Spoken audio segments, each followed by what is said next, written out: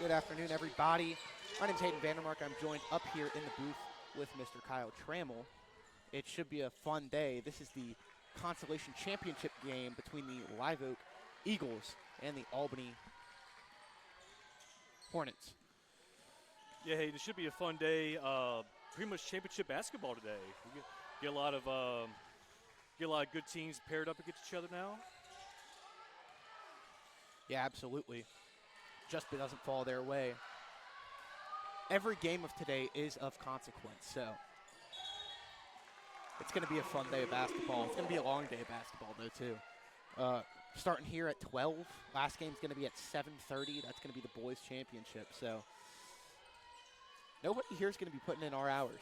From what I've learned all week, these games move so fast. Like, you look up and it's already halftime. So these games are very fast-paced. They play at a high level.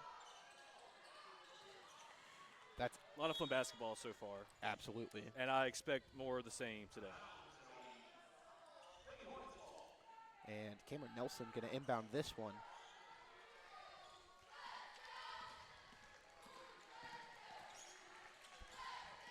Drives in Foster. Finds Castell, gets it down low, dishes it out. Mid-range, just short. Bailey Ratcliffe going to hold on to that one. It's going to be a jump ball pointed towards the Hornets. Yeah, hey, we've seen both of these teams play throughout the week. Both had good wins. Good to see Live Oak, Lady Eagles play on the Saturday. They were able to win their last game against, who was it? Was it French Settlement? I'm not sure. I think Holden, yeah, maybe Holden. Well, regardless, they won the last game to get it to today. So, might have been Springfield. Well, regardless, whomever it was, Hayden, Live Oak has advanced. So, is this correct? Sorry, Hayden. Is this the Doyle? Okay. So it was Doyle. So eventually we got to the right team. We went through the Rolodex of teams, and we eventually landed on something. Yeah. A big thing for Live Oak, they're going to have to shut down Fuller if they want a chance in this game. And if they can do that, I feel like it's going to be a not easy game. Taylor Barclay from short range, that one falls as Live Oak takes the lead. Nice easy shot for Taylor. She just hey, I'm wide open. I'm just going to hit a little jump shot from 5 feet away. Take it where you can. Fuller double teamed. Yeah, Taylor almost looked surprised how wide open she was near the basket. She was like, okay, I'll take. She's used to passing the ball. She's usually the distributor of the ball. That time she found herself wide open and was able to find the net. If you're going to give it to me, I'll take it. Oh, that's a great play there. For three. Naiwan. Yeah, Riley Foster, what a great defensive play. And then backs it up with the offensive play for three. Up and in. Lele Williams goes coast to coast for the layup. So far, good basketball, Hayden. We're kind of seeing it all here. Absolutely. Odd man rush here. Gets it down low, off the hands and out. Pass behind her and a little too much on it. Hayden, hopefully I'm better with names today. Last night, this wasn't my night. I'm sure Joel maybe briefed you on that a little bit, so you may have to correct me a few times. So you're pulling double duty here. Up and just a little to the right. Williams can't get that one to fall. Fuller gets it to Castier. Castier goes back to Fuller. Back to Castier. Down low. Up. And it falls. A fadeaway from Dooney. That's a great shot right there. I mean, theoretically, it's not a great shot. That's actually a pretty poor shot to take, is double team hitting a fadeaway. But it falls. They all count the same, Hayden. They all count the same. It's like a kicker and field goal. If it hits off the upright and goes through, it's still 3 points. Yeah. So far we've seen a lot of back and forth. Maybe it's kind of a premonition how this game's going to go. Impressive shot's a better word for it. Taylor loses the grip on the ball, and Albany takes over. Fuller cuts in, kicks it out. Down low, wide open, up and in. Caitlin Dooney.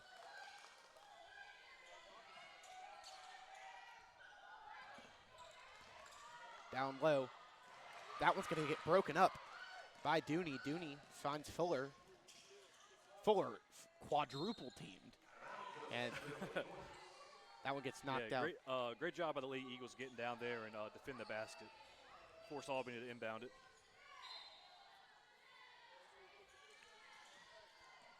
Inbounds, finds Dooney. Dooney pulls up, shoots, count it.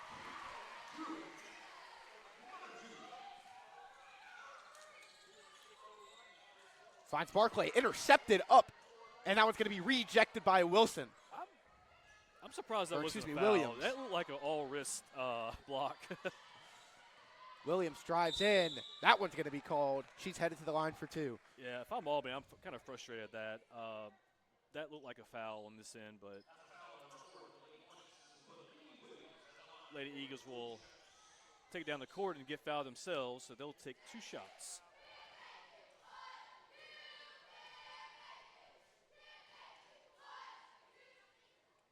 And the first one falls. Albany in their home whites, Frere White falling home. Lady Eagles are in their road blacks. Hey, what you think about the road blacks? They look very nice. They look very nice. They're kind of hard to see the numbers. And yeah, that's what I was thinking. The name across maybe the chest. Gold and a blue outline might be better. I agree. Oh. Up. Can't get that one to fall. She gets the rebound. She's headed to the line for 2.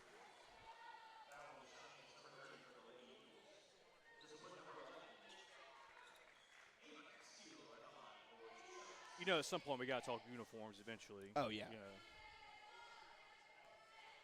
You know, one thing I will say, and this applies to both the teams, and it's not exclusive to them. The, arrows and, sharp edges, I'm not a fan of it.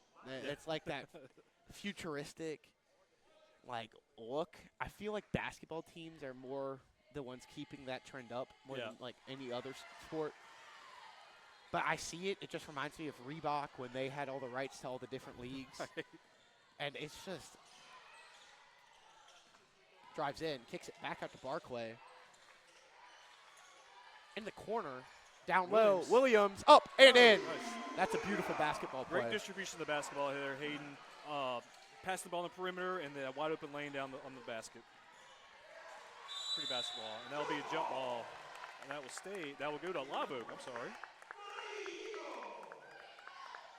And going back to the uniform talk, it's done better now than the blockiness of Reebok. For 3, count it.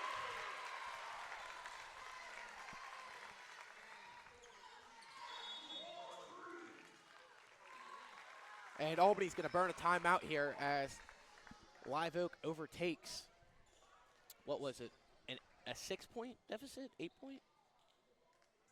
It was a lot.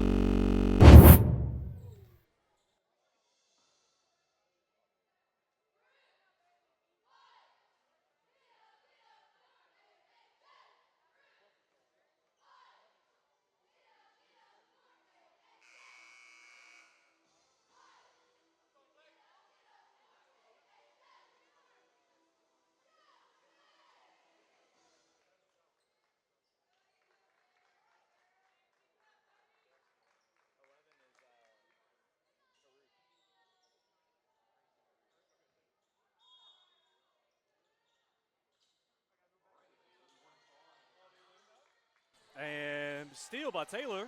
Grip on that. And Albany gets back to possession of the ball. Also down. They kick it back out. Drives in. Up. Can't get that one to fall. They get their own rebound again. They get a hand on that one, though. Yeah, Barclay dishes this one out. For 3. Just off. Was that over the back? They call that no? I don't know about that one. Yep.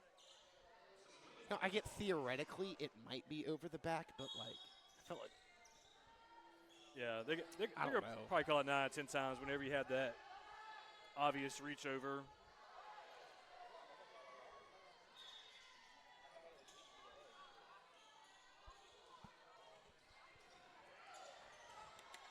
Taylor giving Albany chase. drives up, pulls back, tries to find a teammate. That one goes Yeah. out of bounds. It's like we said, these are games of consequence, you know, and in games of consequence, maybe you want that call to not be called both ways. Yeah. Albany's possessions are kind of funny. It's either they score a bucket or they turn it over. And it's Yeah. kind of they're alternating that. It's like they score, turnover, score, turnover. So kind of a chaotic offense, but Far pass, open lane, drives in, up, over. Live gets the rebound. The putback falls.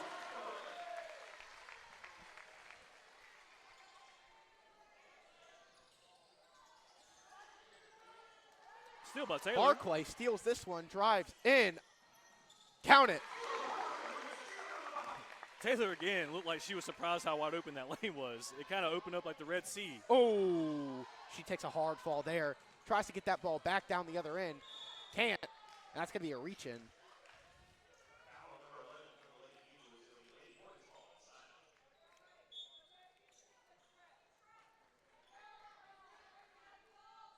.138 here to go in the first.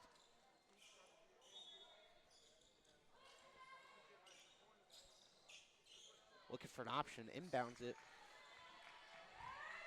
Live Oak full court press here. Behind the back, nice move, gets a little separation. Still looking for a teammate, finally finds one. Open teammate Foster takes it, passes it out. for three. Short on that one. They get the rebound up and over. That one's going to be out on Live Oak. Hornets ball. Yeah, Lady Eagles, they're making it a point to defend that paint. Well, there is no paint, but normally there would be. Yeah, it's the theoretical paint. Yeah. It's a lighter shade. It's a lot of shit. You're right. That one doesn't fall, though. More of a stain than a paint. Yeah, a but- stain. But then again, stain doesn't have the same ring as paint. Gets it down low, wide open.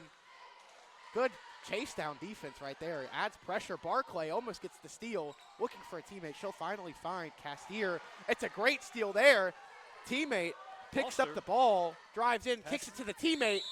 She's headed to the line for two. Hard foul. Hayden, a lot of very physical games so far. They are bumping into each other. Bumping into each other on the ground, rolling around. It is a fight out there. A legal fight for those listening at home. Yeah. Actually, both the benches Yeah. are clearing as we speak, so. Yeah, they might have to get the mops out because there's a lot of sweat on that floor because there's been a lot of bodies on that floor so far. Team got mad at me whenever I said it was a beatdown.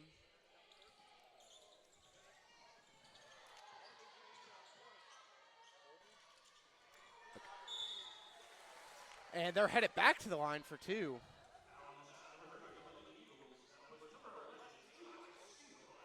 That would be a foul on Kate Hawkins. That would be her second foul.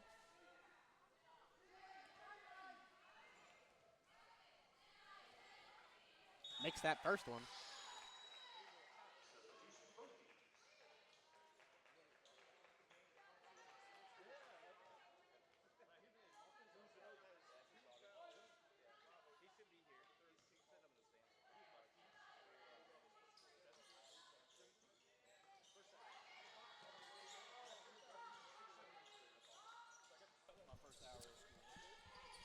That one won't fall.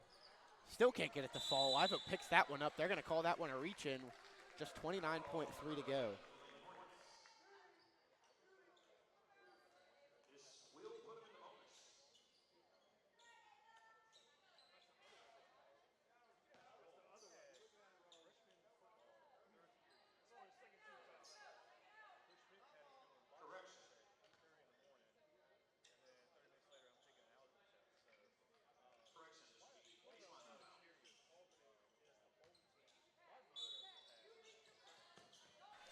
Barclay inbounds this one, gets it back to her, finally dishes this one out to Williams. Williams with the step.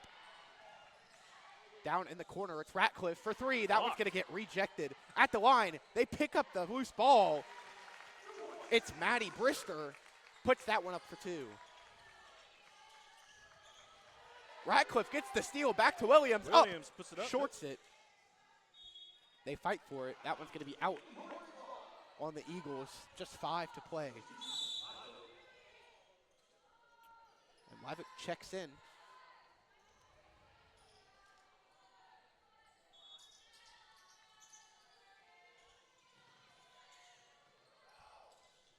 Gets it down low. They get a little bit of separation. Clock not running, so they have time. Up and in. It's an and one.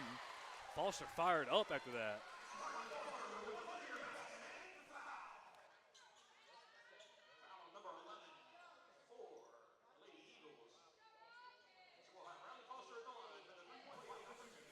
Three-point play here. It's Foster at the line. Up and in. She completes the three-point play. And struggles on the inbound. Yeah, Hayden, I didn't notice the clock didn't run. Yeah, it did not. On that. For, like 3 seconds. If I'm the coaches, maybe I have to be a little bit more vigilant and look at the clock, because if that was correct, Hayden, then that bucket may have not accounted. My eyes deceive me a lot. Yeah. Really struggle with the numbers sometimes. Not that I time, didn't see it either. Now, the clock doesn't run until a player touches it. I'm sure you know that, too. Yeah, but she was at half court. Clock still wasn't on. Yeah.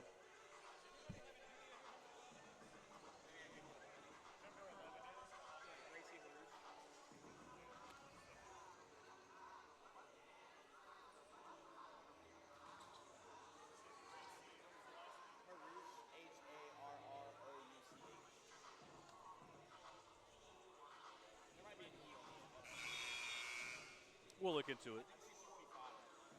And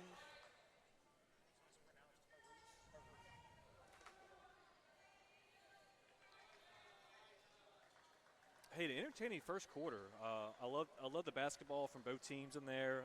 We saw some three-point shots, some blocks, a lot of shoulders and stiff arms. yeah, just flipping through the program of the past winners. Walker must have been a wagon for those years. For almost 10 years straight, 9 straight seasons, they won the Livingston Parish tournament. That is insane. It basically turned into the Walker Invitational. Yeah. That one's going to be dished out. Gets it back to Ratcliffe. Ratcliffe gets a screen, finds Williams. Williams drives in off a foot and out. Kicked off her foot. I would say Albany forced a turnover, but, they didn't allow an easy bucket.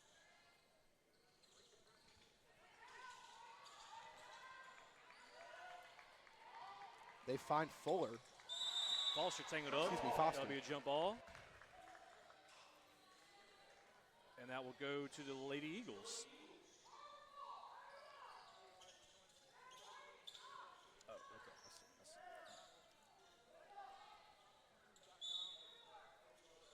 Barclay looking for an inbound. Finds Williams.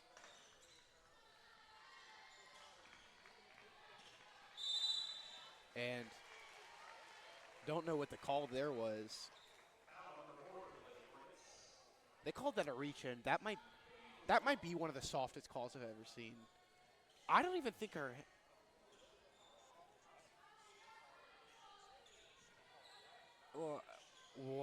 I don't even. Williams drives it hard, up and out. Tough basket, can't get that one to fall. Williams, the good steal there. Pulls up for three, just off. Williams just took it from her.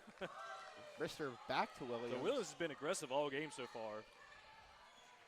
Absolutely. Oh, yeah. Yeah, Williams is definitely a key player in this Lady Eagles team. Absolutely. Gets that one to Brister. Brister finds Barclay. Barclay gets a screen, drives in, kicks it back out. Williams sizes her up. Fast break inside. Back to Barclay. Barclay kicks it out. She drives in, pulls up, and a costly turnover right there. Fuller drives down hard.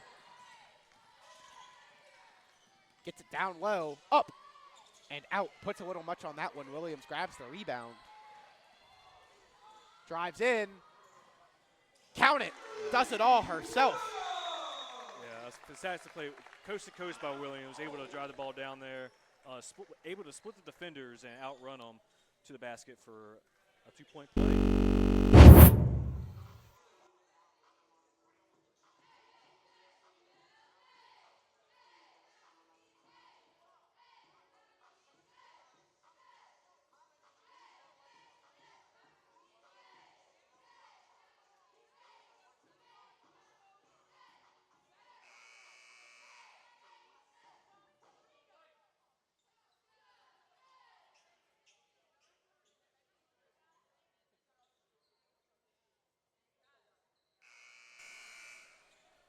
And 6:02 here to play in the second period. Albany trails by 3.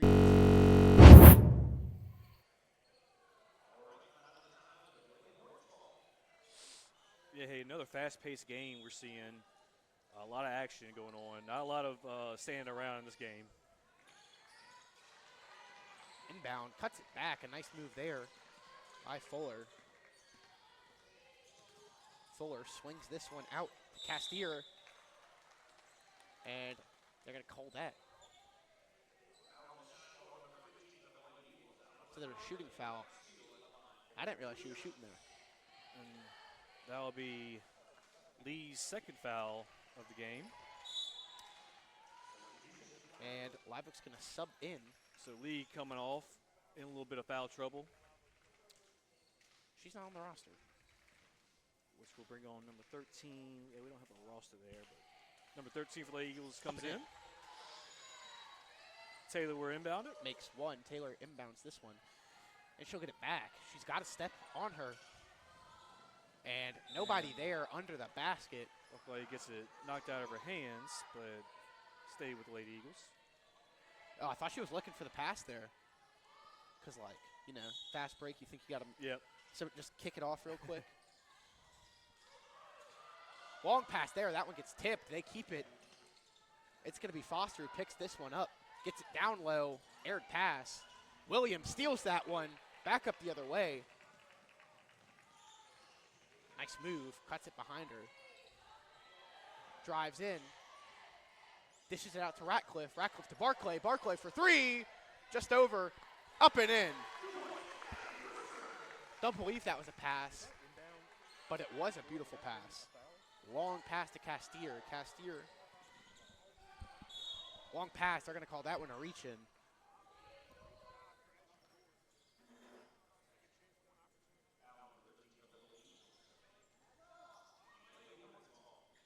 And Hornets.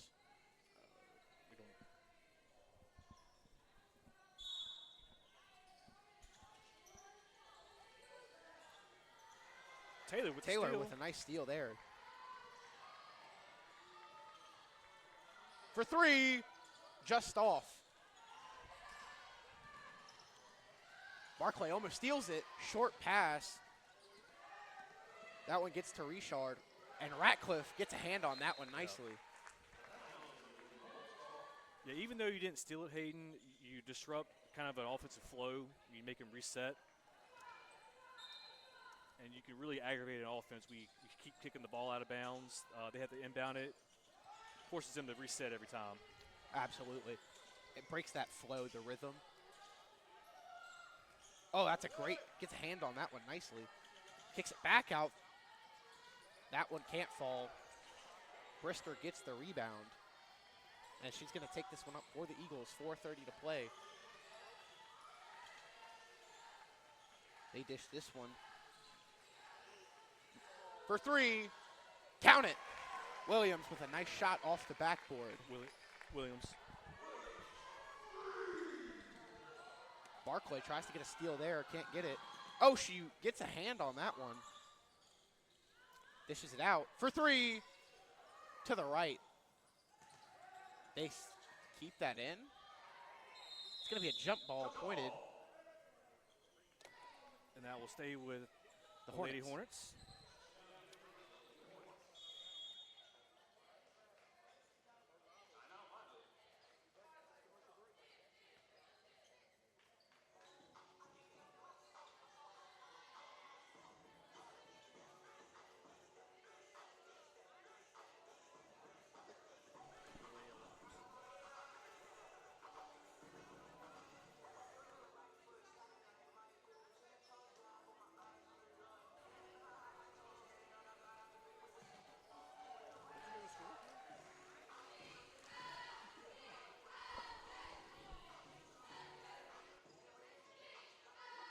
It's a big score, right?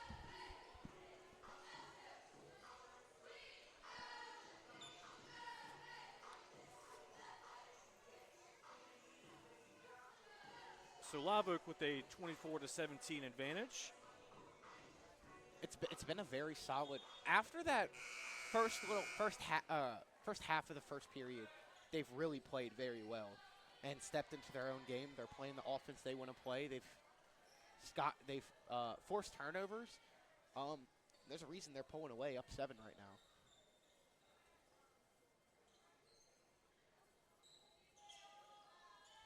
Yeah, Taylor and Williams have been out there pretty much all game, so I wonder when we're going to see any subs for there.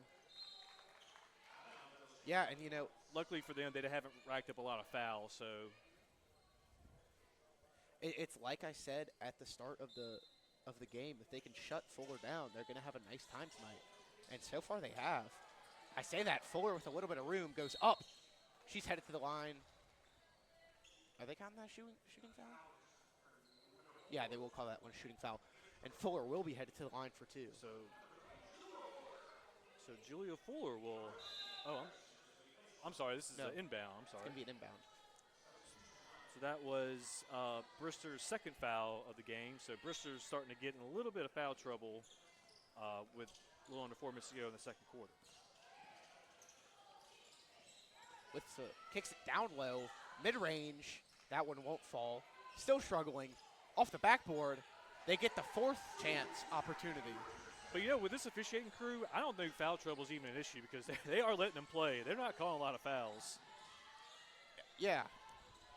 Williams dishes this one to Ratcliffe. Ratcliffe gives it to Lee. Lee to Robertson. 13, Robertson. Robertson to Ratcliffe. Ratcliffe kicks it out to the corner. A little That too one's high. over.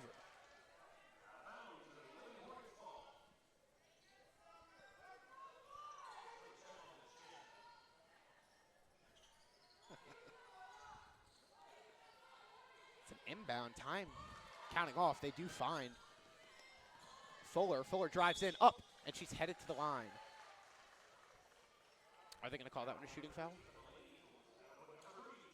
And I think Okay. that's Robertson's second foul. I thought that was the exact Yeah. same play as the last one, but that one's a shooting foul. I agree.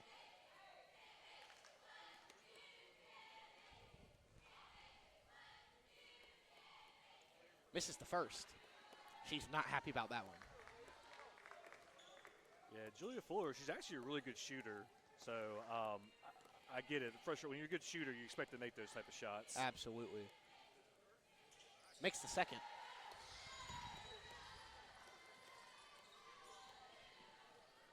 You know, I don't mean to relate everything to golf, but one of my pet peeves is when I'm unhappy with a shot and then somebody's like, dude, it was still a good shot. And I'm like, yeah, just hooked it 20 yards to the right. I don't really care. As Barclay gets that one at the top. Makes a nice move with space. Up. That one won't fall, but she's headed to the line for 2. Yeah, Taylor Barclay is going to use some ice after this game. She is she has been on the floor scraping and clawing all game.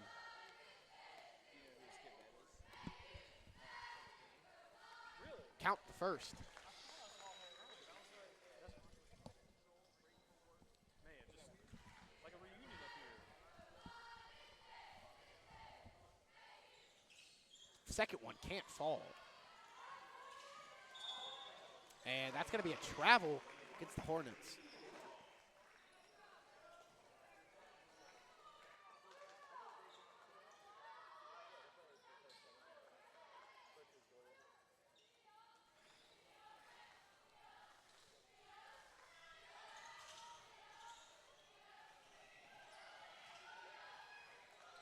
Williams has it at the top.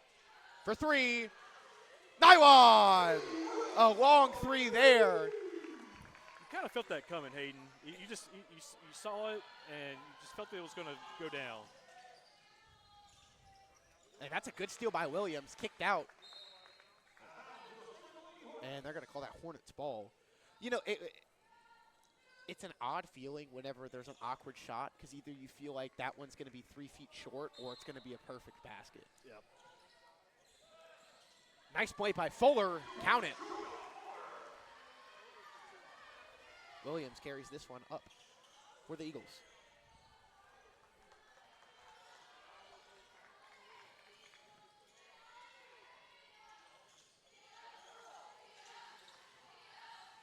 Barclay swings this one out. Distributing the ball a bit.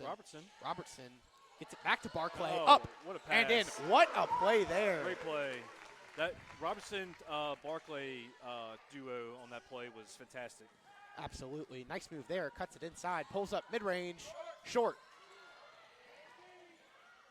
Ratcliffe able to get that one off to Barclay. 1:30 to play here in the first half.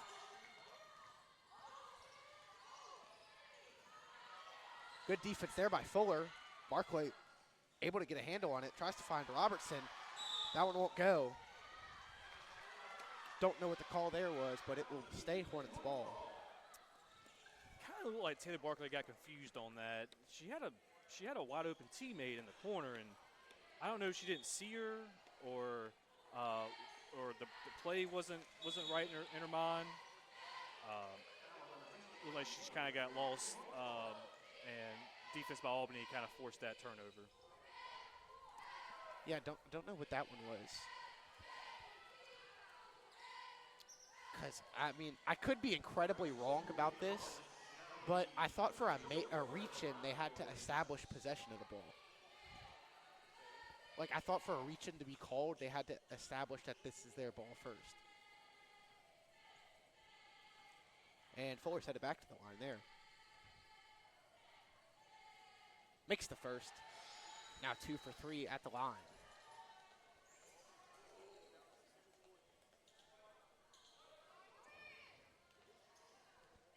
Whoa, stood up a little fast there. Make it 3 for 4. Barclay drives down quickly. Kicks it back out to Ratcliffe for 3. Just over. Richard picks that rebound up. Tries to find her teammate. Williams steals that one. Won't pass it to the open teammate. Instead, she looks back. Finds Ratcliffe. Ratcliffe drives in. Up and over. This one gets dished out to Castier. Castier back. Up. And in. That one falls. 40 seconds here in the first half. Albany trails by just 4. If I'm Live Oak here, Hayden, I'm kind of not all the way down, but I'm making sure Albany doesn't have much time left to go to get a last shot in. Out to Barclay. Barclay drives in. Yeah, that's going to be a travel. And looked like she kind of lost grip of the basketball and took one too many steps. So if you're Live Oak, you would like to see more time tick off the clock before that. Absolutely. 15 seconds here to go. Fuller drives in hard. They called that a reach-in foul.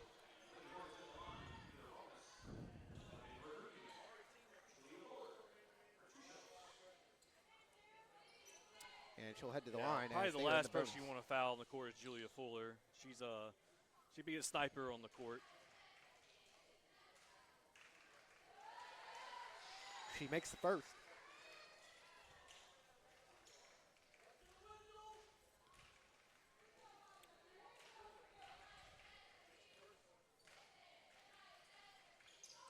Misses that one. They get the rebound, though. Goes over. They get the, and that's going to be a reach-in. They're headed back to the line.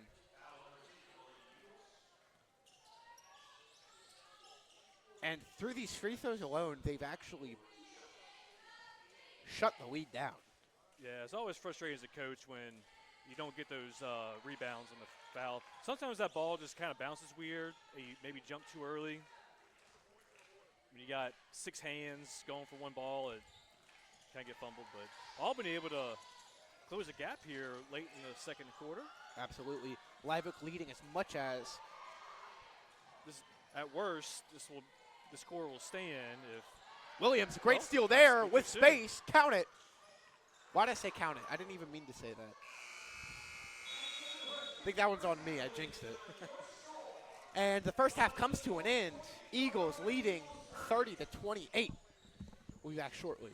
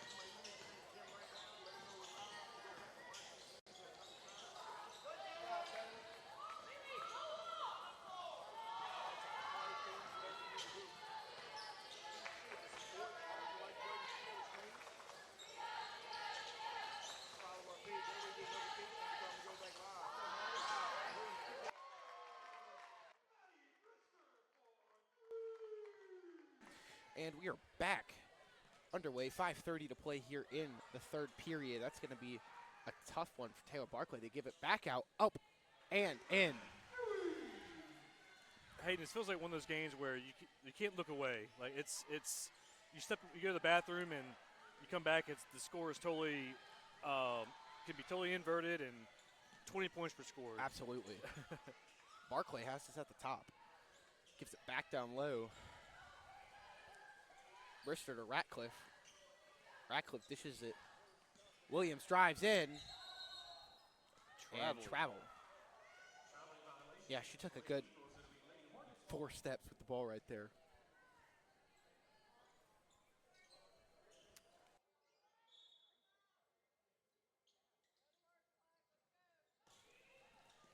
And they're going to full court press. It's Fuller with the ball. It kind of looked like her foot slid a little bit, and that may have yeah. What a bucket from Fuller. It looked like it was kind of hard to see with the ref in front of me, but yeah. If it was a slight. It wasn't very much. Yeah. Williams was able to save it. Up and out. That one won't fall. And that will stay with Lavo. Tried to draw the foul there.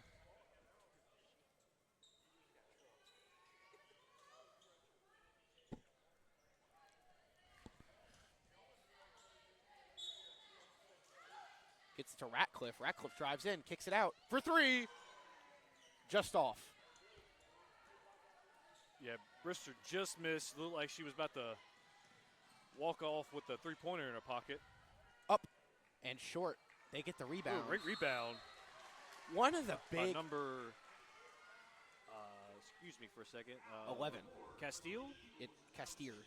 Sorry, my handwriting's terrible. That was a great rebound by number 11. She one-handed, one back, and fought off 2 Eagles. I mean, this Eagles team has played great this far, but they get no rebounds. They rarely grab a rebound. Yeah. They've got to improve there. Albany does have a little size advantage on their side. You can see Live Oak subbing out a few players, get a little more height underneath the basket. But Albany does have some length on their side. Taylor Barclay will inbound it. Passes to Williams. Williams will take it. Drives up, cuts back. Nice move right there. Drives in, up. Nope. It's Foster. Foster. Oh, slips on it. Gets that one to Barclay, though. To Ratcliffe for 3. Just off to the right. Man, hey, it looked That's good a good from steal here. there. It did. Drives in, up, and short. Parish can't get that one to fall. Williams for 3. Short. Williams picks her own rebound up. Mid-range. Count it. Yeah, Williams needed that. She was on a little cold streak there for a little while. Good to see Williams kind of get the rebound and able to get that 10-foot jumper in.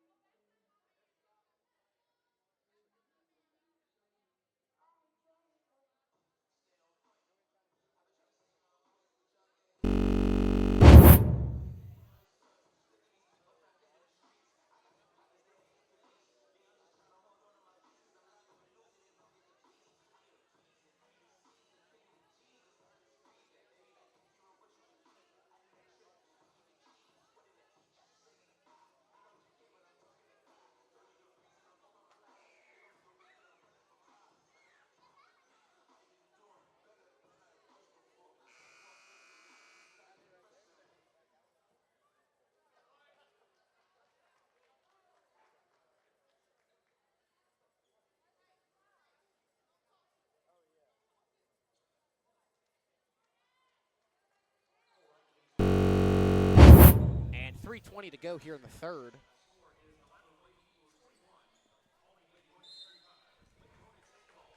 And Hornets inbound this one. It's going to be Riley Foster who takes this one up for them.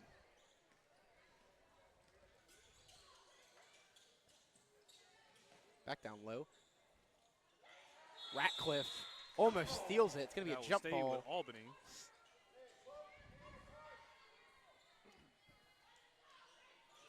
Some extracurriculars after the whistle right there.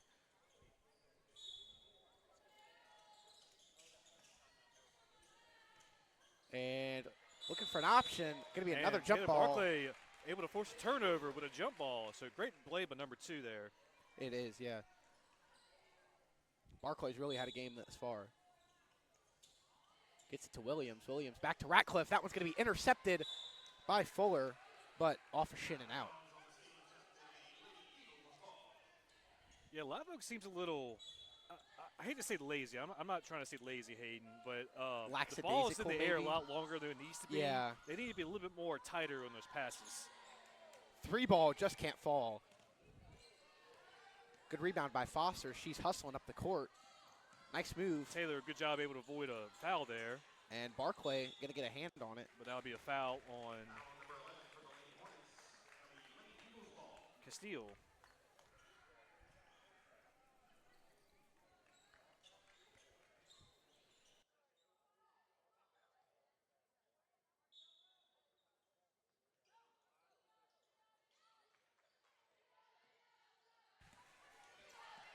Ratcliffe gets it down low, up, just short. No worries, Hayden. My penmanship isn't nothing to write home about.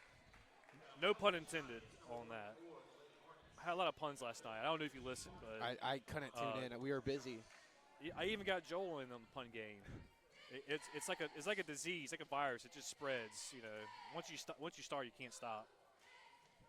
And she makes the first.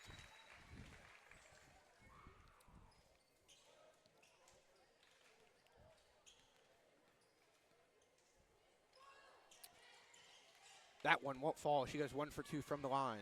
Nice move there. Nelson dishes it to Fuller. Excuse me. No, Foster. I had it right the first time. Rebound. Count it.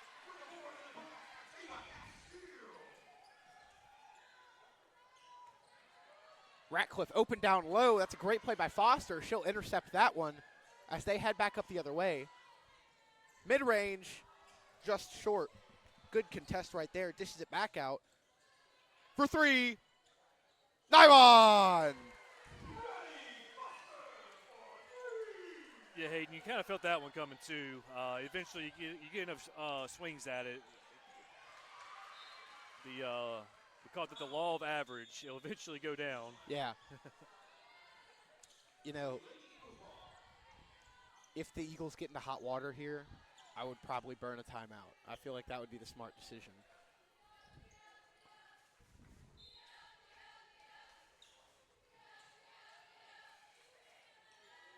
And that's a great pass there. Tarusha douches it down low. Ratcliffe for 3. Just short. They get the rebound. Kicks it back out. Barclay wide open. Williams for 3. Off. And that's going to be a good rebound there by Castile. Gets it down low. Up. And out. Will be Hornets ball. 1:26 to go here in the third. Good job by the Lady Eagles to get down there and not allow an easy basket. Kicks it. Back down low for 3. Short. Eagles get the rebound. Ratcliffe turns around just in time. Looking for a teammate. She finds her. Ratcliffe to Williams. Williams sizes her up. Makes a nice move. Up. And just a little too much on that one. 1:58 to go. Up. And 1.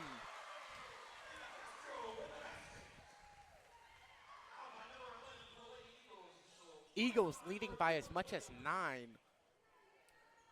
Lead cut down to 0 with a chance for Albany to take the lead late in the third.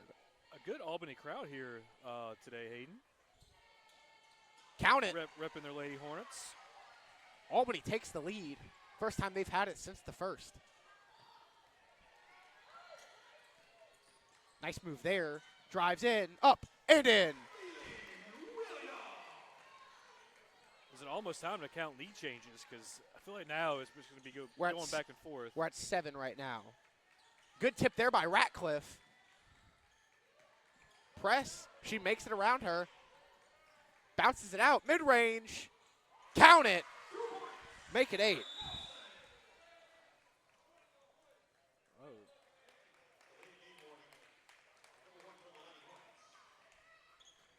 So delay of game, probably a jersey tug or through the ball. Yeah, that'll play for a delay of game. Williams drives in hard. Nice cutback. Drives in. Up. That one won't fall. Ratcliffe gets a hand on it. Can't keep it in bounds. It's going to be Hornets ball with 8.6 in the third.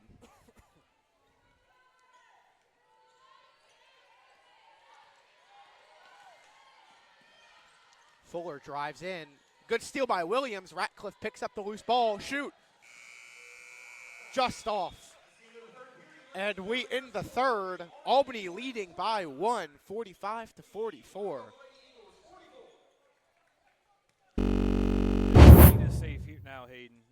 Lady Eagles had a 7-point lead late in that third quarter, and Albany storms back to take the lead right before the quarter ends. So we kind of expected this game, though. I think both teams are evenly matched as far as physicality and height. I didn't want to say it before, but I'm going to say it. This game feels like overtime. Feels like it's going to go overtime. And, you don't want to start pointing fingers because normally when you point fingers, you lose. However, I think you got to call a timeout sooner as a coach. They called one when they scored that first bucket, but you come out, they cut the lead down to 2. I think you burn one there too. Regroup the team, get them on the same page, maybe design something for them to come out and be successful. But and as a coach and players, you kind of go off how the crew's calling this game too. The crew's letting them play for the most part. So I think both teams are putting that consideration when they're drawing up plays of how these refs are calling the game. Sometimes you get refs that blow the whistle pretty routinely, and sometimes they let them play. I think they're letting them play tonight. I like to see that. I like to see players play. So I wonder how much that will. Absolutely. And Fuller will get this inbound.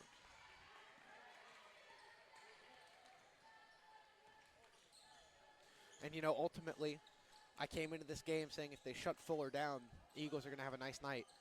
And that's been true for the most part. For 3, count it. It's Riley Foster. But being proven right there, it's her teammates that are picking up the slack where she has been shut down.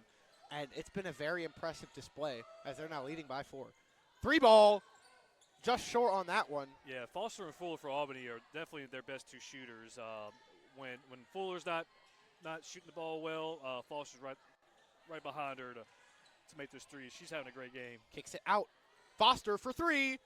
Nylon! And right on cue with Foster. She is carrying this team so far. That is back-to-back threes for number 5.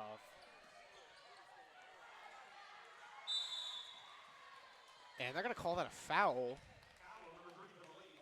for pushing. Be a foul on Fuller. That would be her second foul of the game. Inbound to Williams. So Barclay will take it out to Williams. Williams takes up the court.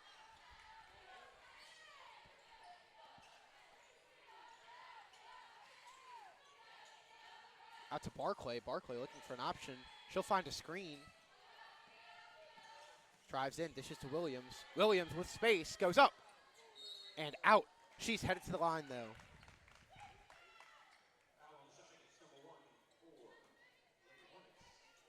I didn't see a lot of contact there, Hayden. Williams will take it for sure.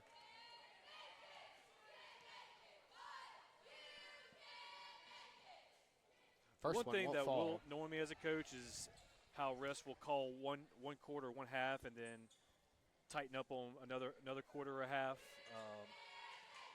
We just ask for consistency. That's all we want, Hayden. Absolutely.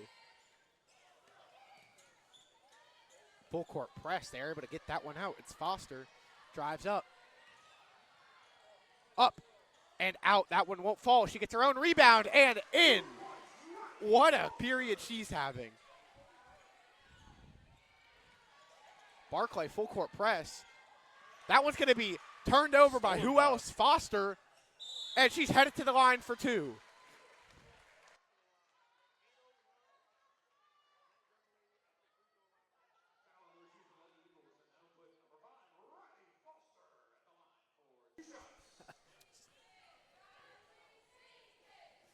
Foster, who has, I believe, 9 points in this period alone, make it 10. Yeah, we talk about Fuller being a great shooter, and she absolutely is. But Foster has certainly made a case for Absolutely. For being another great shooter. 1A, 1B. Yeah, I couldn't tell you who's 1A or 1B. Yeah, at this point. That one just can't fall. They get the rebound. Williams carries this one up. 6 minutes to play here in the fourth. Drives in hard. So Live Oak finds themselves down quickly, 10 points. So they need to get something going on here offense. Drives in. And heads up play. I'd keep telling Williams to keep attacking. Just unfortunately, those shots aren't falling, but she's getting some shots. She is. Keep going. Ratcliffe is also getting some three-point shots as well. Long pass. That one's caught. Dishes it out for three. Just to the right. Williams can't get that one. Back up the other way. It's Foster. Looks for an option. Finds one. Kicks it. Fuller has it now. Back to Foster. Good play by Williams. Gets a hand on that pass. Out to the corner. Can't get the pass corralled. And that one's going to be out. Lady Eagles ball. Yeah, Hayden, if this was NBA Jams, for this older crowd, Foster would be on fire. She has got that hot hand.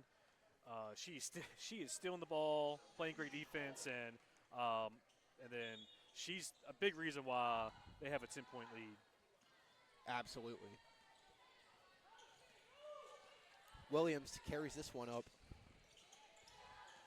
Hawkins gives this one to Robertson. Robertson to Harush. Harush back to Williams. At the logo now. 5 minutes to play here in the fourth. Drives in, up, and short. Steals it.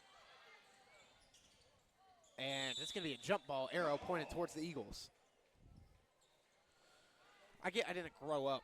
Well, I mean, I did grow up with the original Xbox, so even though it wasn't my era. Yeah. But NBA Jam Volume 2 and that EA Sports Big at the start, I know ball for something old. You know video game ball and real life ball. You know. Williams is playing tough. She's been getting her own rebounds all day, just unable to get those baskets to go through the net. I mean, the ball go through the net. That's not the shot you want to see. Baskets through the net. That's a new one. That's a new saying for me.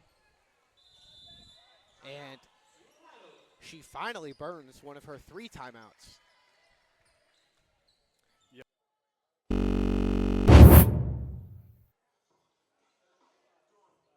Quickly, so it's very important to kind of huddle up and get a game plan the rest of the way. Who do you want to get the ball to? How you want to attack defensively? It's easy for me for Live Oak on defense. You got to stop number 5, and then you got to stop number 3. So those are two. Now, unfortunately, with no shot clock and being down double points, you got to worry about Albany hoarding the ball a little bit, kind of playing keep away for the rest of the game. Absolutely.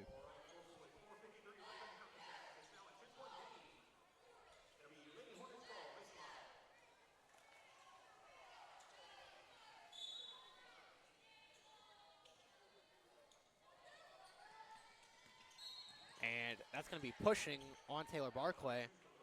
I believe that's going to be her fourth foul of the night, and she's at risk of fouling out here. I am correct.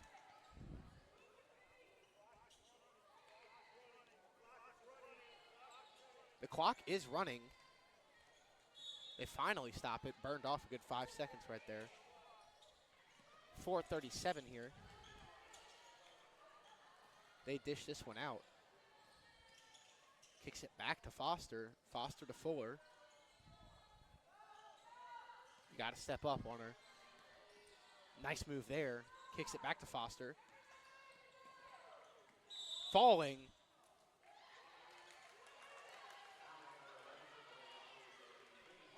That was a horrible call, if I'm being frank. That was a bad call. Yeah. The Live Oak coach probably agrees with you, Hayden. And that's going to be knocked down. A good play right there. Really quick steal by the Lady Eagles. Barkley passes to Williams. To Ratcliffe. And for three. Just off. And that'll be out of bounds. Listen, I obviously understand why that pole is there because they retract the goals. But considering the only function of these hoops is basketball, that seems like an awful spot to put it because it's hit off that multiple times. Yeah. Hustling back up the other way, drives in, up, and in. A great bucket by Dooney right there. And that's going to be a reach-in right there. Did they call that push-off or pushing? Yeah, it looked like a kind of a bump on there.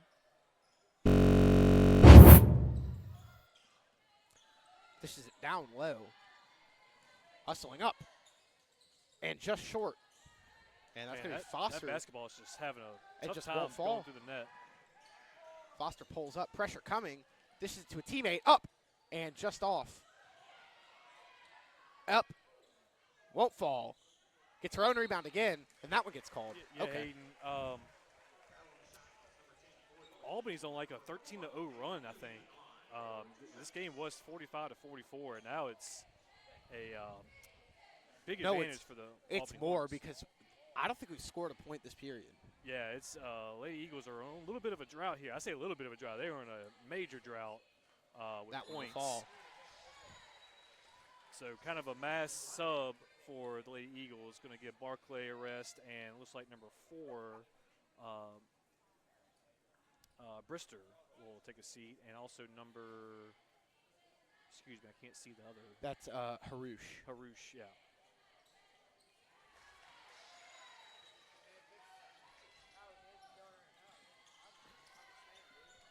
And Williams takes this one down, driving in, pulls up, dishes it to a teammate, mid-range, just off. That one won't fall. As Foster's going to take this one up. Nice move, cuts back with space. Fuller gets this one. Slow pass, nice move right there. And not going to call a double dribble right there.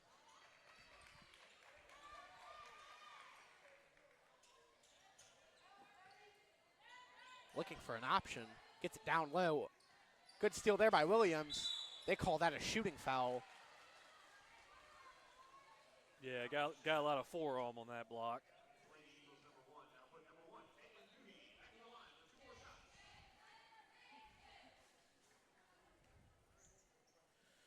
And, you know, I try to not talk too much about the refs because they do a job nobody wants to do, and they don't do it for much money. Yeah. And we need them. I think for the most part they've been pretty accurate with their calls. They let them play. There's a few they missed, few they didn't. They could have let go, but I completely agree. I don't think they've called something that hasn't been, or but they're calling it for one team is the issue. I mean, the same play can happen, but depending on what colors you're wearing, it's not being called. yeah. Man, they called that a travel.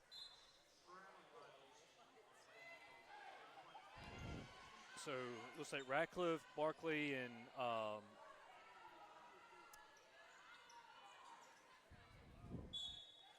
Harouche will sub back in. And man, Hayden, Lady Eagles just can't buy a basket right now. Albany has swallowed them defensively, and you're right. I think they're pitching a shutout in this fourth quarter.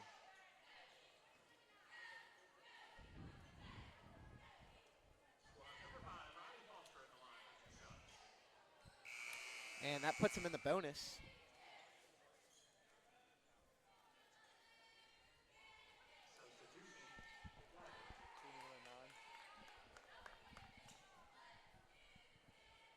Hey, Albany has a 21-9 foul advantage, so more than double the amount of fouls for Live Oak. So this game quickly got away from Lady Eagles. Give credit to Albany though. Foster at the line, she has had a masterclass of a game. Yeah, I mean Albany's definitely taken advantage of the, in quotes, foul trouble Live Oak has had. Gets it down low, and that's going to be a jump ball. You know, we'll put it in quotes and put an asterisk by it.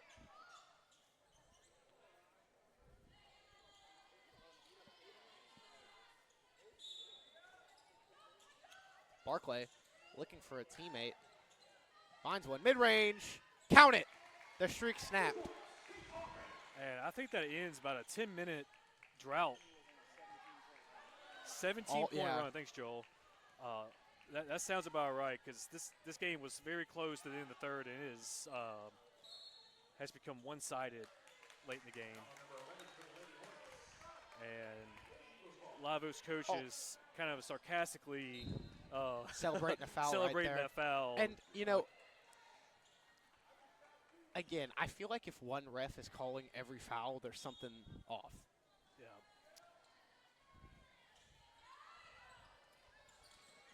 Nice move there. Spinning. And that's going to be somehow called a travel.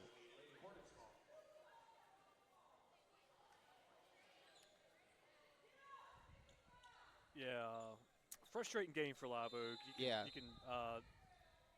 can definitely notice the frustration coming out. So timeout on and the it will court. be a timeout.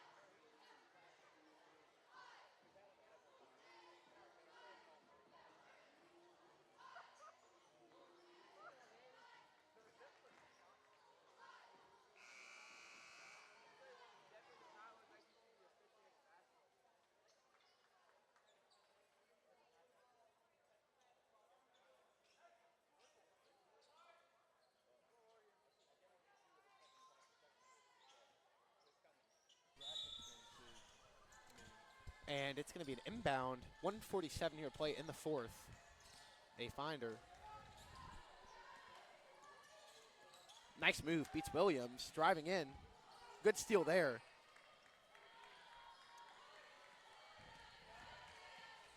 Barclay. Nice fake. Drives in. Up. No.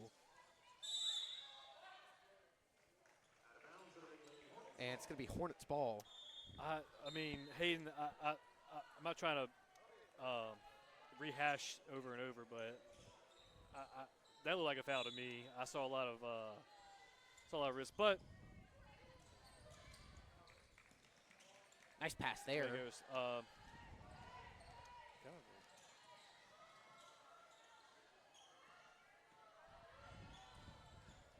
Yeah, Albany's going to play probably a little bit of keep away here for the last minutes and change. And they're going to call that one.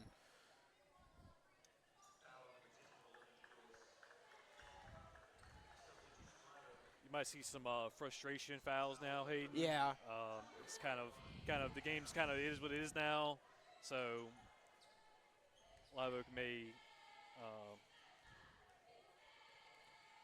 kind of release some frustration, but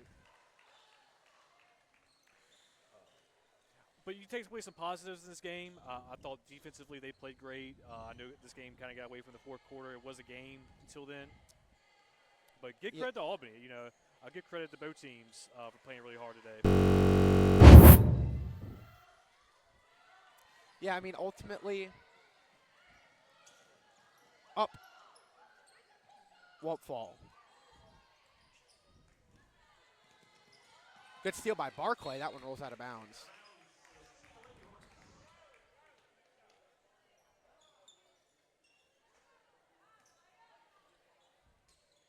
That one's in. It's Dak down low. Wide open in the corner. She won't shoot. 50 to play. Works around. Yeah. Hey, if you would have told Live Oak that you held Fuller to kind of her, probably her season low in average points, you feel pretty good. But unfortunately for Live Oak, Foster had one of her best games probably of the tournament. Williams gets that one to fall.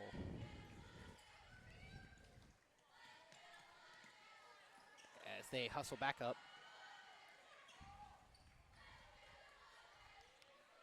And that'll do it. Live Oak falls 63 to 48, where they will claim 6th place.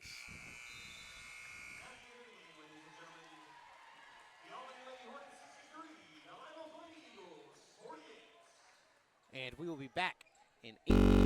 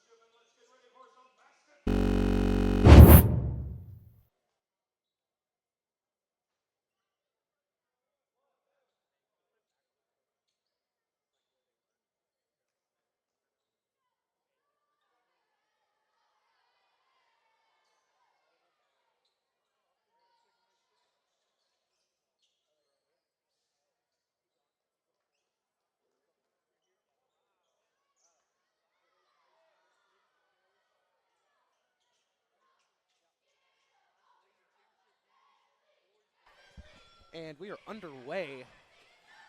It's the consolation game for the boys bracket. We have St. Francis,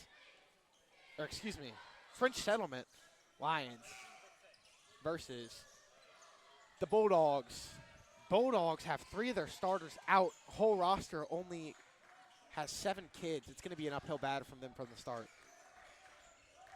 Yeah, but luckily a few of the stars like Patea. I don't see Davis out there. I do see Davis. He's here. Okay. They do got a couple guys that can lift up this team a little bit. Yeah, but missing Chase Birch's number 24 is definitely a big hit for the Springfield Bulldogs. French Settlement gets the rebound.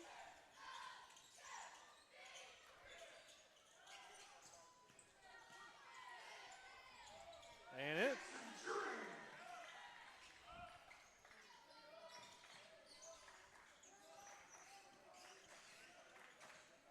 So Davis will take up the court.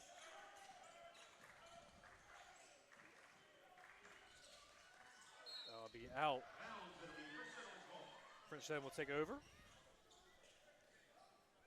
That'll be Reed Murphy bringing in to number 3, Bo Mathern. Bo Mathern patches to Parish. Parish takes it up. Loses grip. Murphy. And it's good. Tuning with the 3-pointer. Patea takes it up. Passes it to Norman. Steal by Parish. And no good. And that'll be out on Springfield, so it'll stay with the Lions.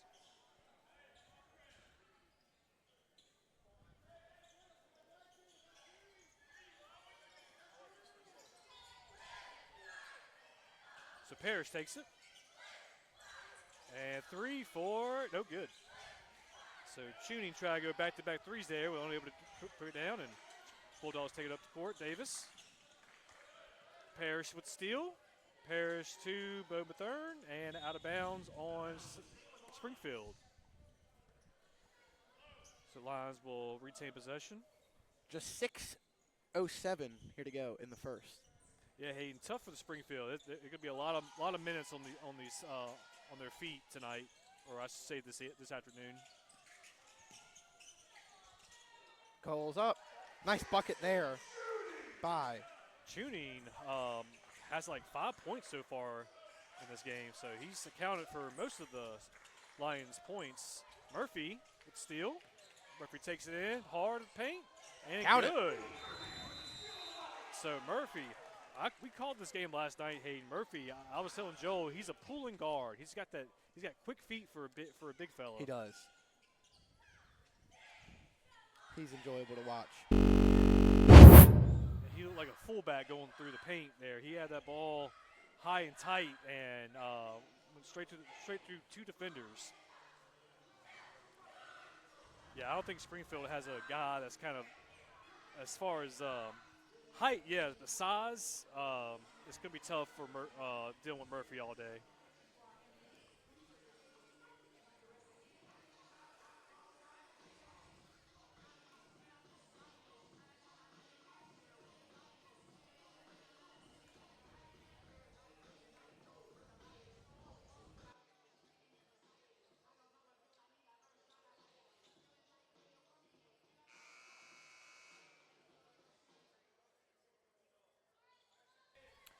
And the teams are going to reconvene on the court. Lions lead 9-2 here early in the first. Yeah, Springfield apparently has been battling some sort of sickness through the team. Hopefully those players recover pretty quickly. Davis. Just Davis over. again. Put back, nice.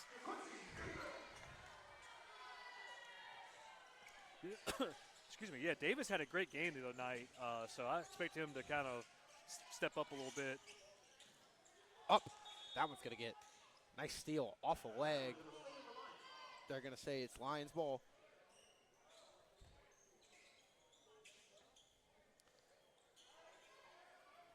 So Mathern will take it, inbound it, For an option. and he'll pass it to Stretch ball. Murphy. Excuse me. Back to Mathern. Sizes him up. Tries to get this one down low. It's a nice steal there. For three. Nylon. It's Drake Parish. Yeah, Drake Parish again. He had a great night last night as well.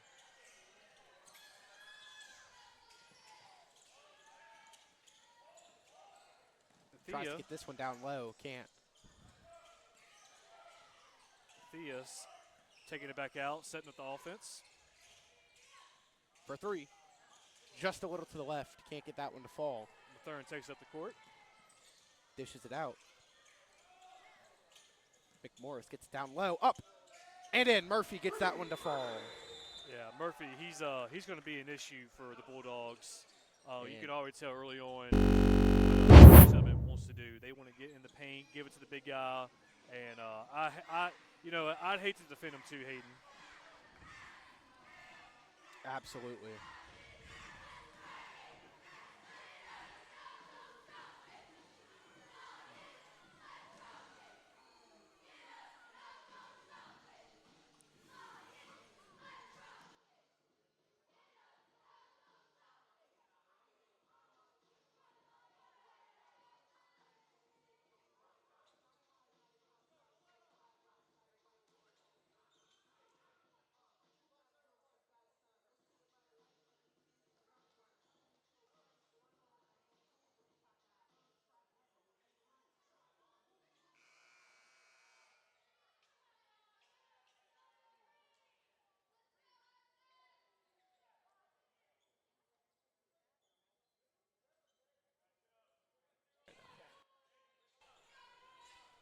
It's going to be Bulldogs ball.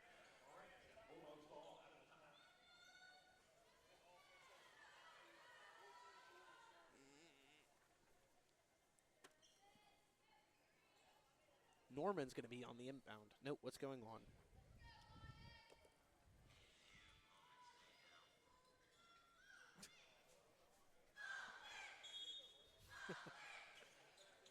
Norman. Just laughing at our sound guy. Davis trapped by Double team. two Lions. Thea takes it up. Finally gets able to escape.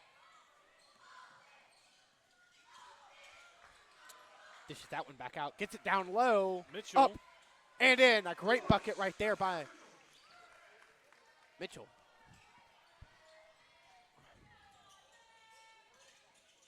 Loses his footing. Able to get a nice pass out, though. Gets it down low. Drives in. Up. And out. It's Davis. Drives in. Up. And in. Count it. It's Nazir Mitchell. So Mitchell kind of helping the Bulldogs get back into it. Three ball. Nylon! It's Jackson Chooney for three. Yeah, Hayden tuning is tuning up the Springfield. Oh, absolutely defense. leaves him on his butt for three. Just short. Almost a highlight play right there. Loose ball. Bulldogs keep it in. Almost intercepted right there. It's going to be a nice crossover by Davis. He beats three guys. Up. Rejected. I felt like that was a shooting foul, but, you know. He's got a better view on that one than I do. I'll say that. I feel like he got mauled right there. Long pass. That one finds Martin. Martin gives this one back to Norman. Norman to Betha. Betha back to Martin. Martin drives in. He'll pull back. Gives this one over to Norman. Norman crosses over. Dishes it back out. Davis. 2:30 to play here in the first. Yeah, Davis with Springfield, he's definitely the straw that stirs their drink with their offense. It goes through them.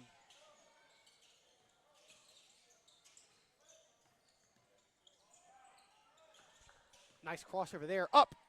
Tries to find a pass. Can't find it.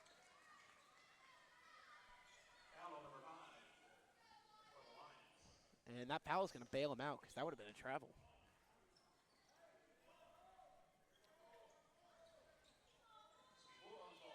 So that'll be Chuning's first foul. Up. Reverse And layup won't that'll be 2 fall, shots. but he's headed to the line for 2. So Norman's doing a good job getting to the basket. He's got a couple layups and now at the free throw line. If you're Springfield, you need him to continue doing that, continue getting to the basket and forcing those fouls. That one falls.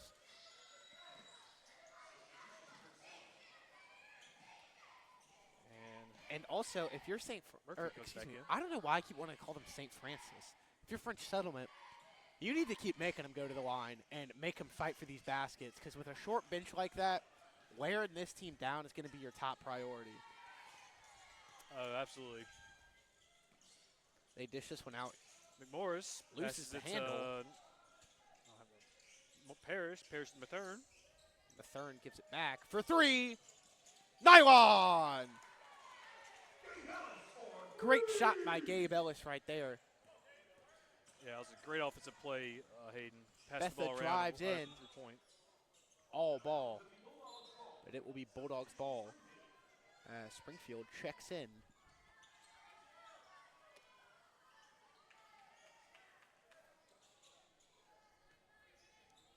Wyatt Lee.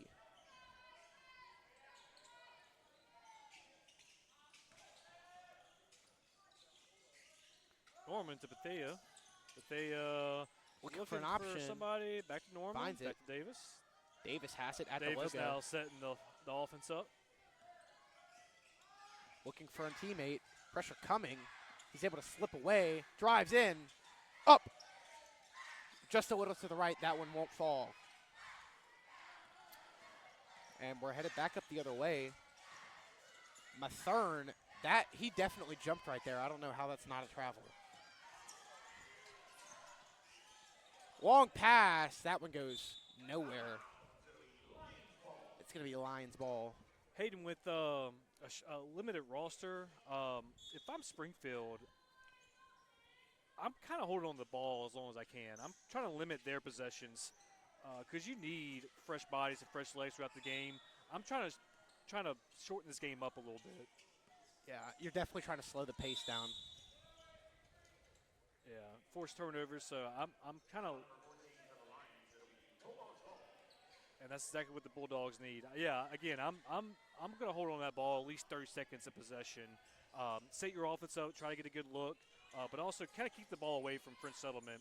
As you can see, they can score in bunches. Absolutely. Nice move, cuts it back, looking for an option. He finds one. Norman tries to drive in, loses a handle. It's Davis who picks it up, dishes it back, up and in. Yeah. Good bucket by Nazir Mitchell.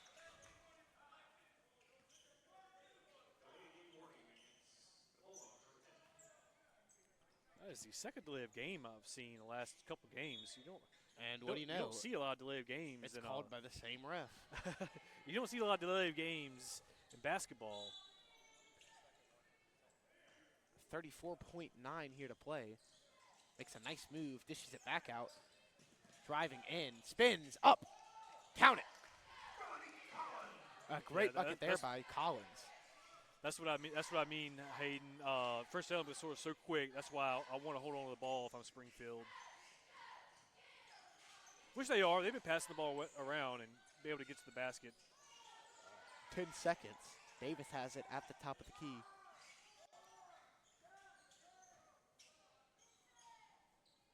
Insane shot to end off this period. Into the first, 22-11. French Settlement leads.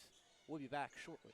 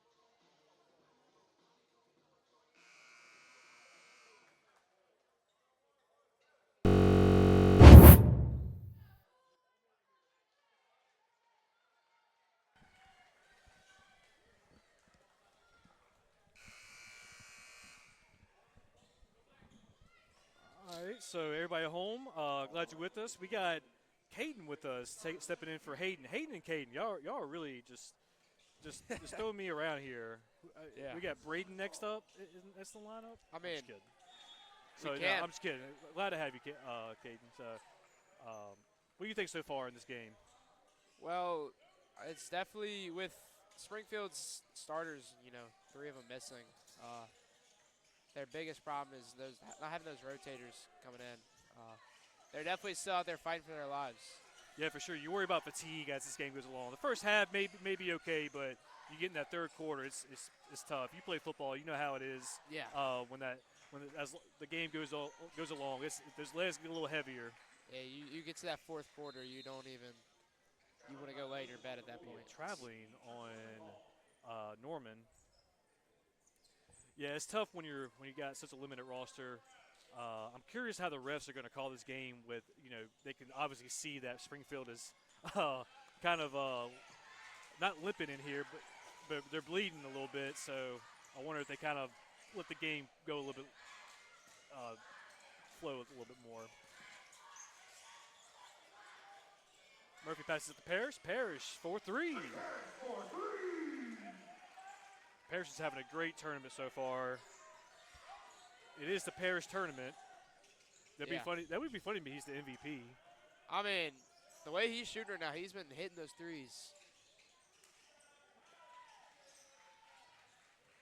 Murphy passes it to, we got Morris. Parish again. Tell you what, Reed Murphy down low is a problem for Springfield. That's a big fella down there. I'll tell you what. I'd hate to guard him. Yeah. Mike. Yeah. Yeah, okay, in the scouting report on number 14 of the Lions, he's a 3-level player.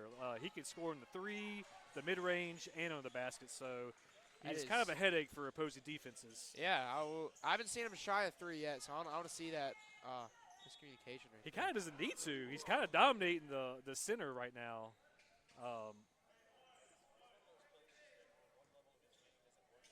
Yeah.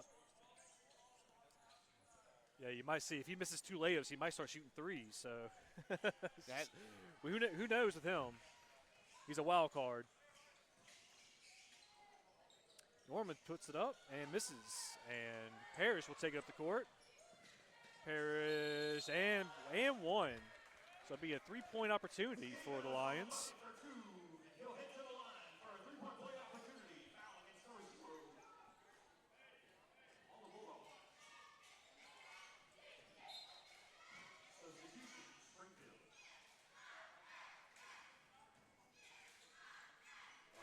I couldn't do that again if I tried. Went right to the page. Let's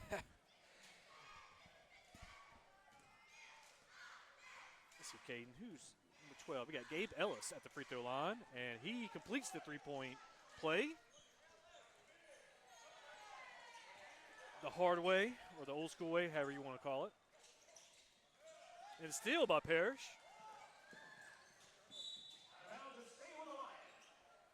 We watched Parish the other night. He is a 5-tool player. He steals, layup, plays defense.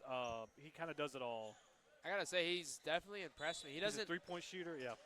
From first looks, he doesn't look like he'd be a crazy good basketball player, but he is. Is it the shaved head? It's gotta be the shaved head. I think that's what it is. Yeah. I get scared when I see basketball players with a kind of almost a buzz cut. You know he's going to be a psychopath on the court in a good way. In a good way. I don't mean in a bad way. Yeah, yeah.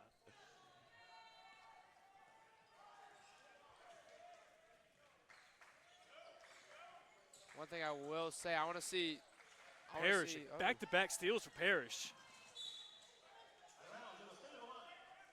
I want to see Springfield start trying a little bit more threes here. Yeah. They might, when teams kind of get behind, they say that 3 points is a great equalizer. Unfortunately, if you keep missing them, this score can really, really get out of hand. Yeah, I think Springfield, one of their players that are out today, is one of the better 3-point shooters. So Davis will take it. He'll set up the offense, guarding his Parish. Man, Parish is making life difficult for Davis today. He is on the ground. He'll be picked up.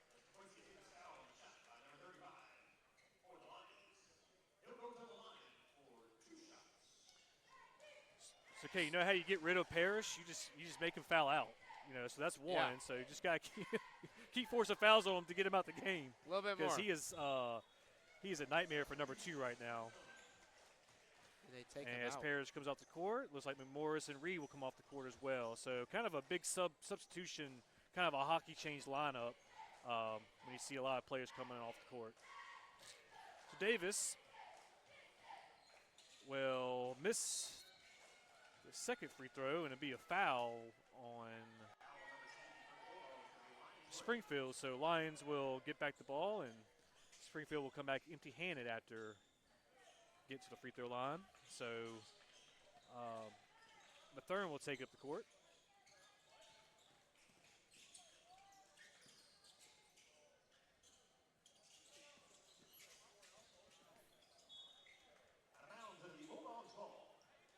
So Springfield will take over.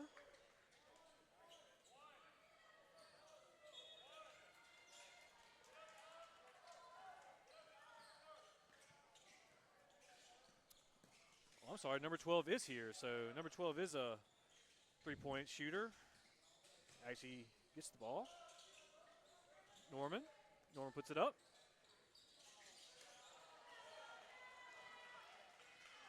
Yeah, Caden, kind of tough day for the Bulldogs so far. Shooting the ball is you know been kind of a struggle for them. French Settlement's not making any easy on them, as Definitely not. French Settlement puts in another basket. One thing I will say is I feel as if French Settlement right here is like just physically outmatching Springfield, just size-wise and speed-wise. Yeah, you could definitely tell even with the substitutions for French Settlement, they're a lot more fresher.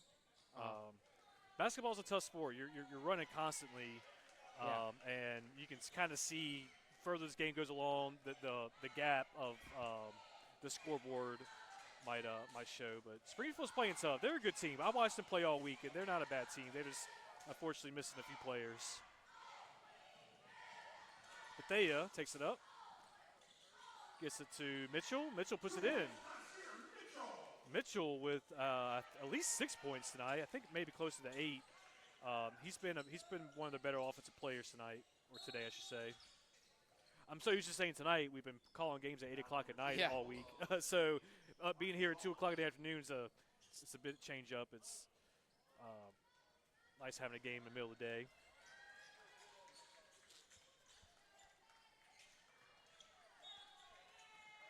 So Mathern will take it.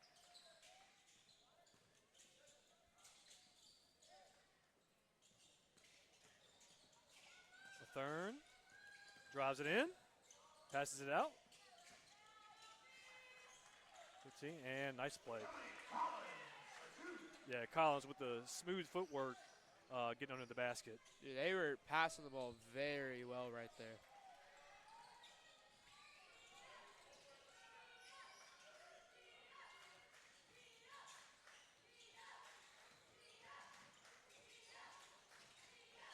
Davis puts it up, and that'll be no good, but French Settlement able to get the rebound. Mathern takes it up.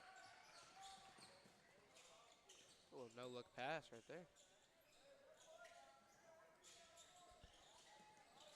Rebound by Ellis, and puts up by Chuny and misses. And looks like Norman will take it. Norman will Martin, I'm sorry, excuse me, Martin, Nick Martin with the and one.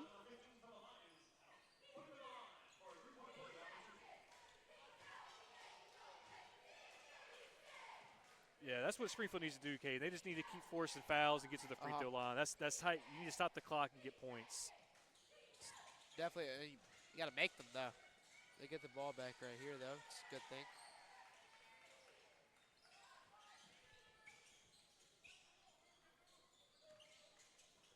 Bethea takes it, drives it in, loses the grip, and Mathern's able to lose the grip too.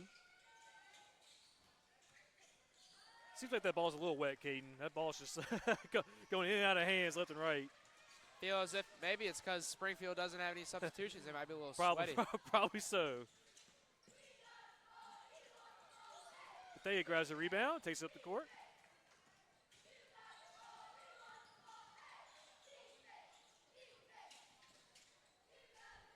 Mitchell takes it, and no good.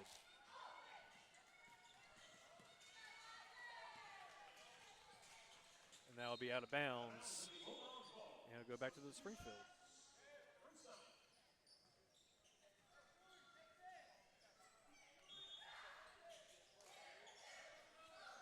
Minute 7 left, 67 seconds left to go in the first half. First Southern with a 17-point lead. I would credit Springfield though. They're out there. They're competing, and with against great odds. They're playing the best they can. And that'll be out of bounds. They a little miscommunication there. So Lions take up the court. Mathern kind of slowly dribble there, let the offense kind of get situated on the other side of the court. Passes to Murphy.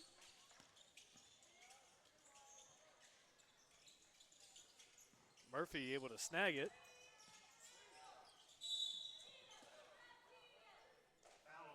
For a big guy, he's pretty sure-handed. I mean, Murphy makes he definitely makes his presence known very quickly. You know, he just subbed in, and now he's back at the line.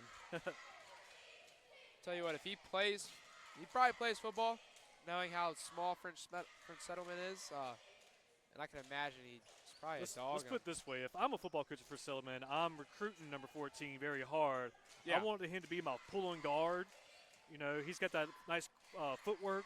I want him to move around a lot. Maybe put him at some fullback a little bit. And he's aggressive in the paint, too. Like, he's bowing people up. Well, First Settlement doesn't have football, so well, I can see wrestling. 100% can see that.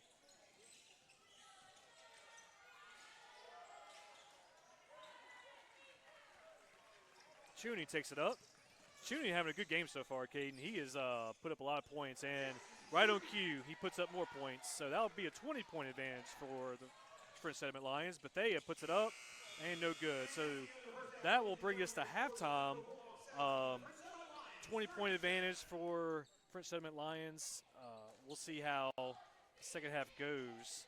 Kate, any thoughts on the first half? You just got to go in there. I'd say Springfield, they got to get the offense going. You know, it's been on and off.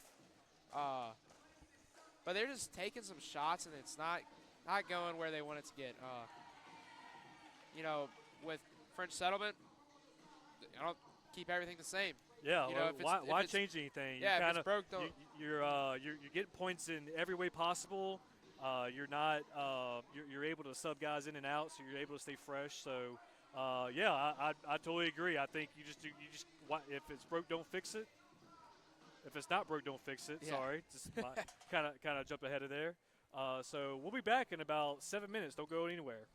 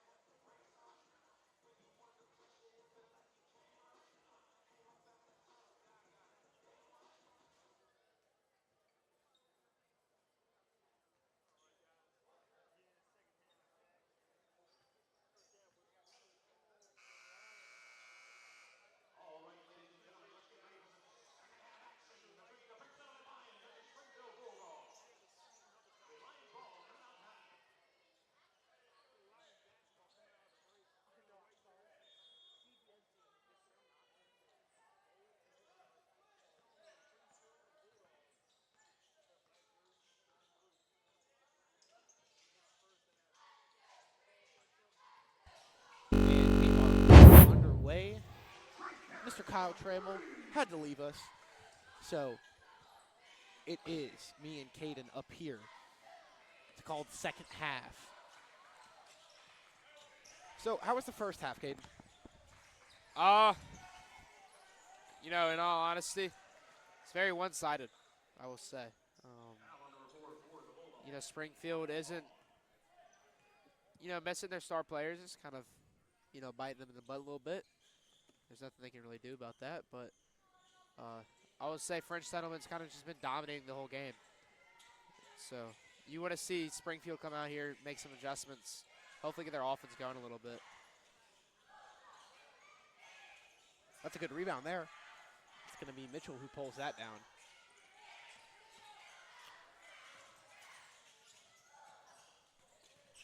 Loose ball. Swatted away. Davis sends this one to Betha. Pulls back. Spin move. That one can't fall. Ooh. And it's going to be out. Stays with the Bulldogs.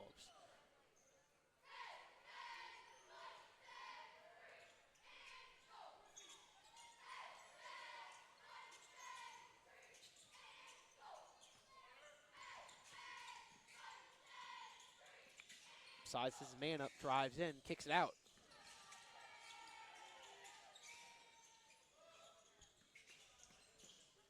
Pulls up, shoots wide. And it's going to be Bo Mathern pulling this one up. Drives in, up, just rolls off.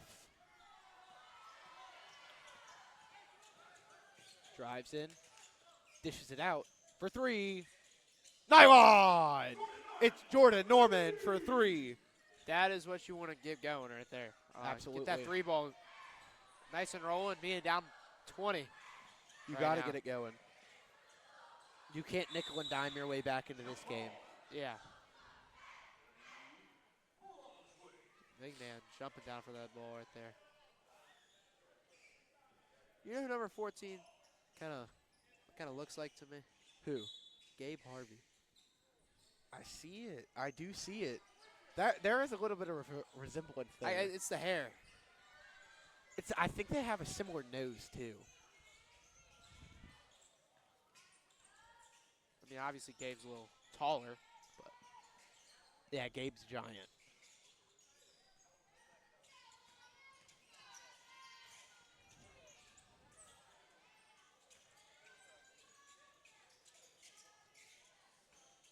Just off. Three ball won't fall. Good move there. Drake Parish. For three, Murphy. Count it.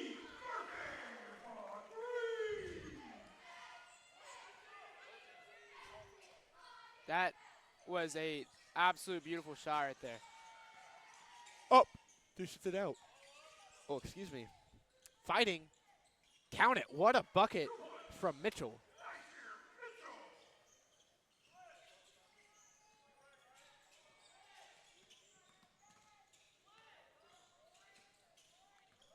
Mathern makes a move, looking for a teammate. Can't find one.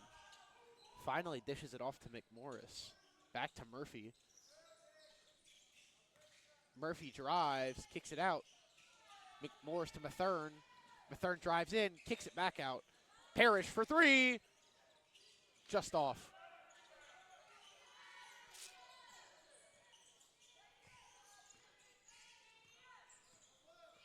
Betha pulls up, kicks it out.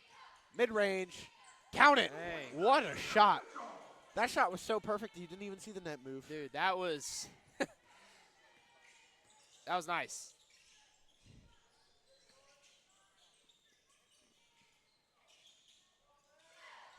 Parish has it down low. It's going to be a jump ball. Arrow points to the Lions.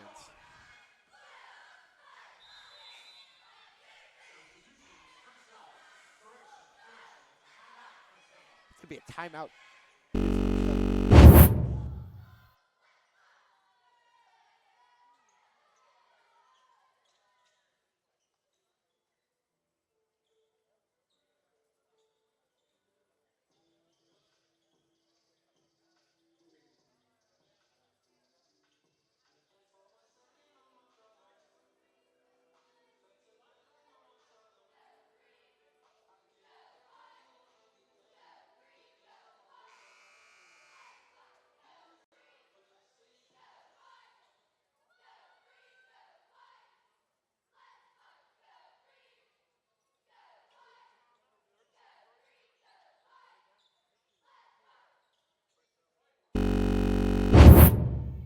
And with 4:01 here to go in the third,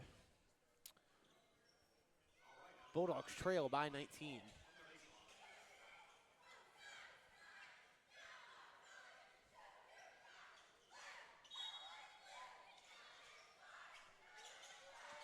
Murphy gets it down low. They say stepped out of bounds. Huh. I didn't even see it.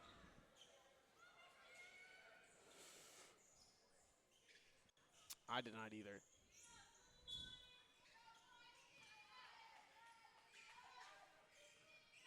So, Army-Navy game today, Caden. Who do you got? Ooh, I forgot that was today. Honestly, I think I have Navy taking this one. So you got the upset. Yeah. Navy's the underdog in this?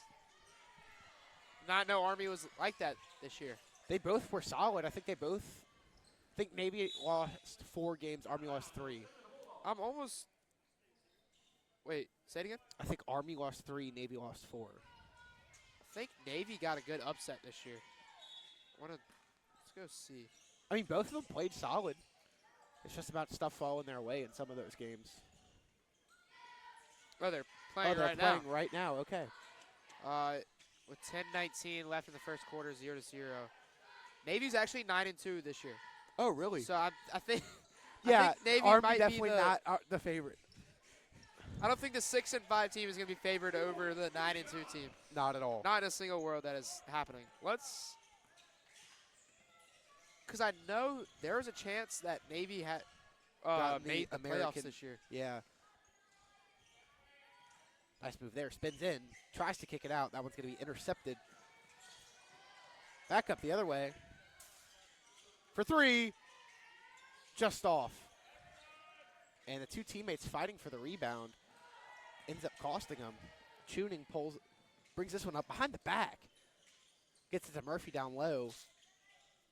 And that's going to be a shooting foul. He's headed to the line for 2. So the kind of upsets for Navy this year was Memphis and South Florida. Remember whenever South Florida was actually cooking at the beginning of the season, dude, with their win over Florida. That Yeah. was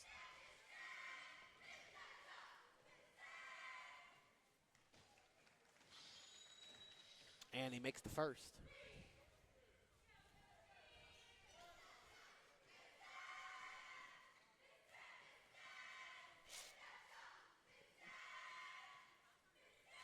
Makes the second. Murphy goes 2 for 2 on the line.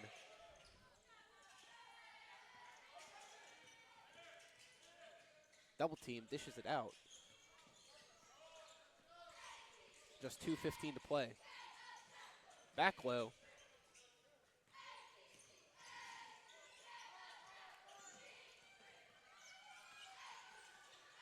Pulls up, shoots, short. I don't think that was a shot you wanted to take right there. No, not necessarily. One thing I will say, seeing a little bit of a resemblance with, with Springfield and Live Oak, the passing isn't really There, yeah. It's For 3, off.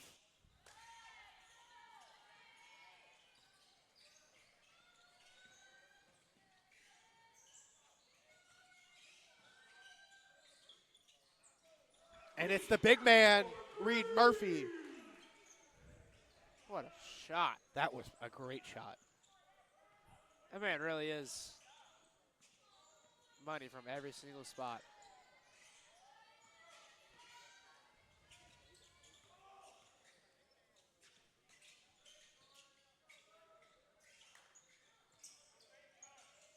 Drives in. Kicks it out for 3. Naiwan!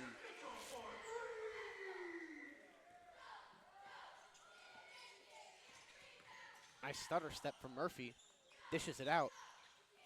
For 3. Just off to the right.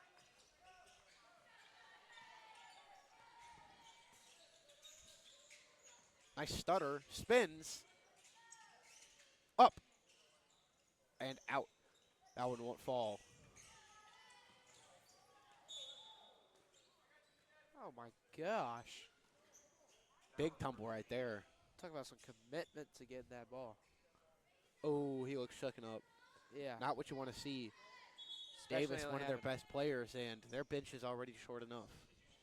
7 players here today. Speaking of which, have they subbed in 1 or 12? Yeah, they really started subbing in the second period there. But it seems that they got all their starters out right now.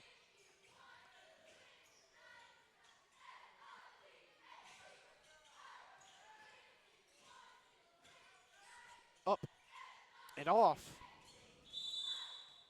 It's going to be a jump ball, arrow points to the Bulldogs.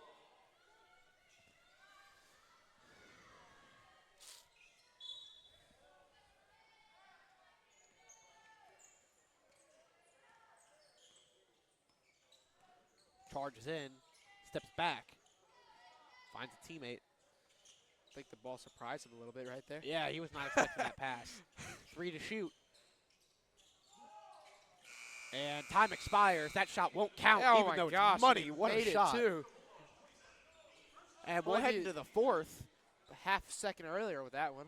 Lions lead 52 to 27 in the 5th place game.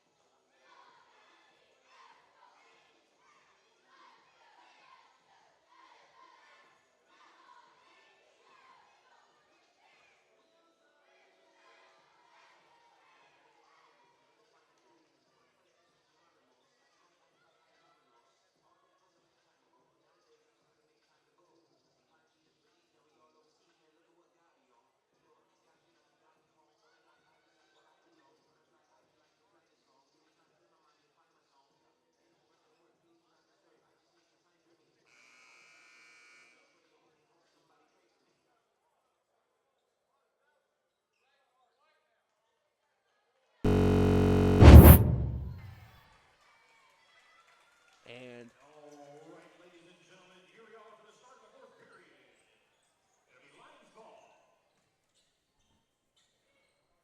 Lions start this period off with the ball.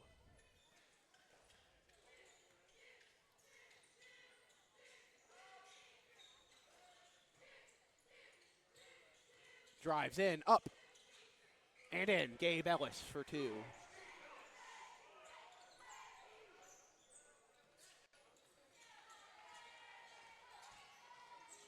Nice behind the back, pulls up mid-range, just off.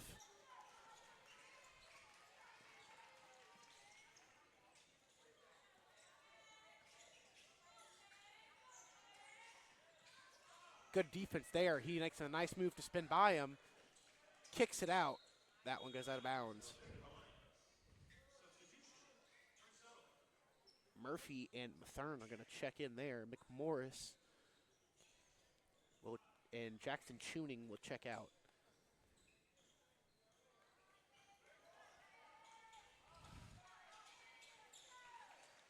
Parish to Mathern to Murphy. Murphy to Parish. Parish gets it down. Up and out, but he's headed to the line for 2. 7:04 here to go in the 4th.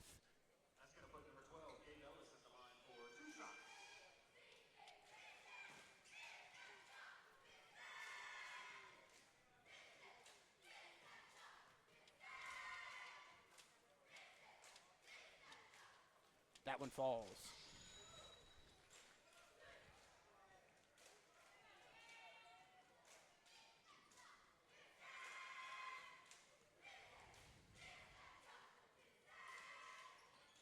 That one won't.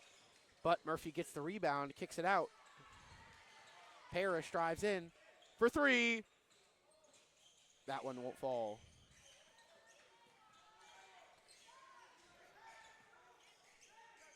Didn't realize, but they did make substitutions here going on at that timeout. Spins. And he eats it hard.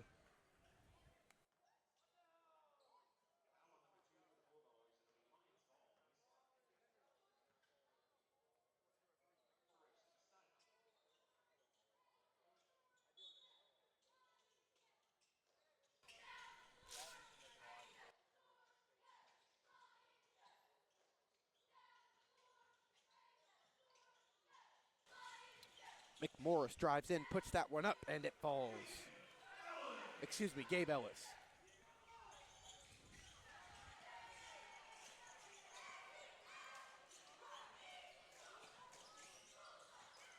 Dishes it out for three. Just off. Lions hustling back up the other way. Martin kicks it out for three. Just off.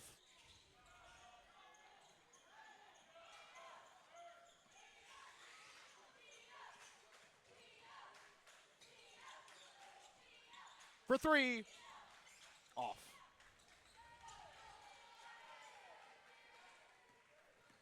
Drives in, and that's going to be a travel.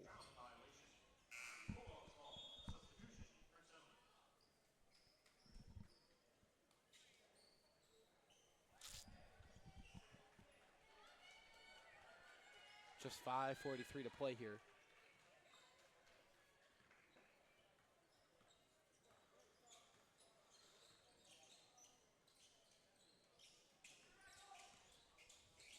Dishes it back out. Drives in, kicks it down low, and he's headed to the line.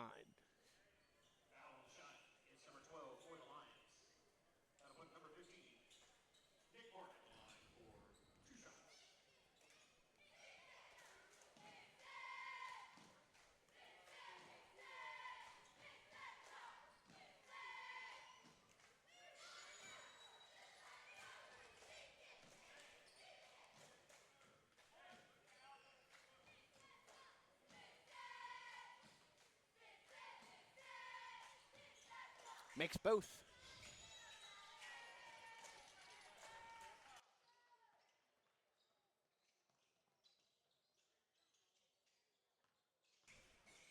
Murphy goes up and in.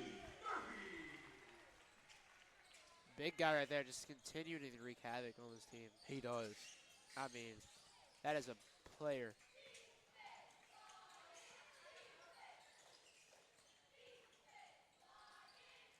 Long pass out.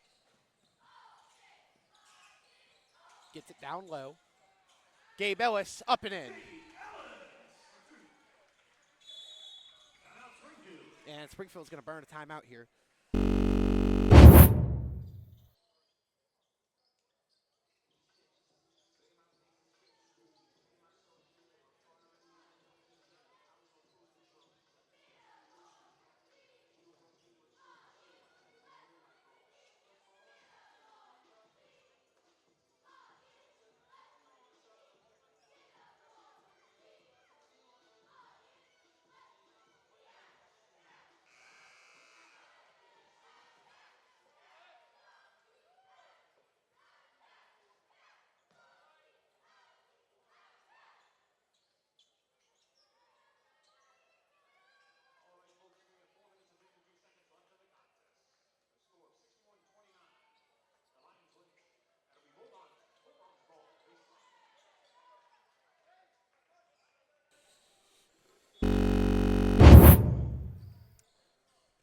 And it's going to be Betha takes this one up, sizes him up for three, just off. That one's going to be out. Lions ball. Notice how high his shot got up there? Yeah, I was thinking Dude, that was a high 3-point.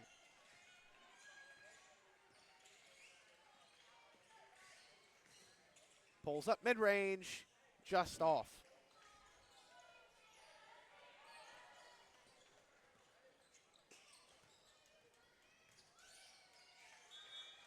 You know, obviously a little bit of old news now, but how do you feel about the Lane Kiffin hire?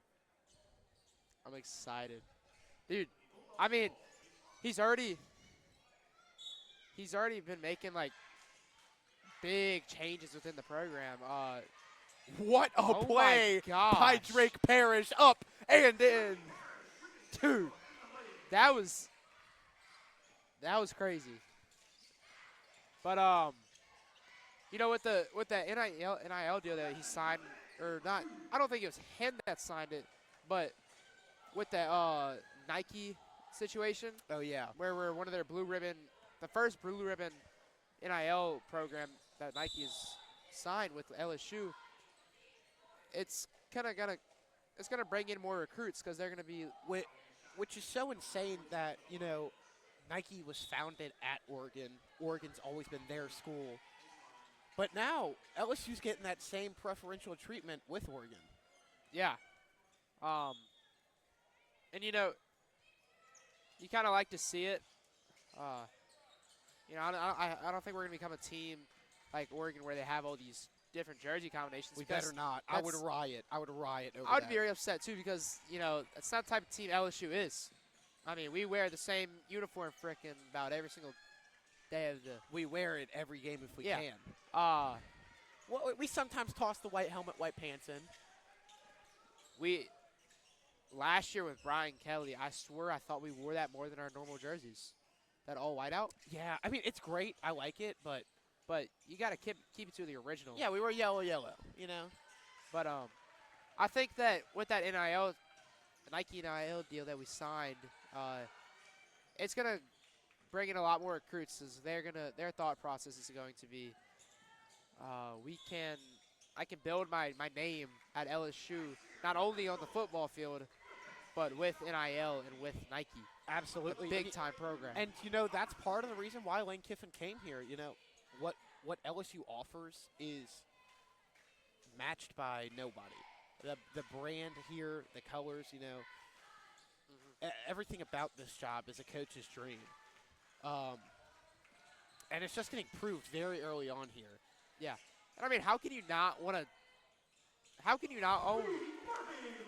this guy is money. They got to start giving this guy more chances to shoot. If he gets the chance, that thing goes in so perfectly. This guy that's just a big athletic fella right there. Got to get that guy to college. But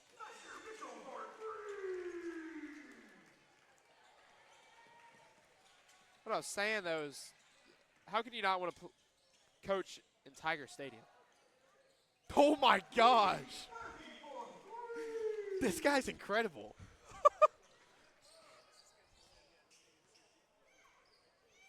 Dude, I don't think he shot a single three in the first half. Yo, get the ball into Murphy's hands. Let's Throw it to cut him. the passing out. Let him shoot it.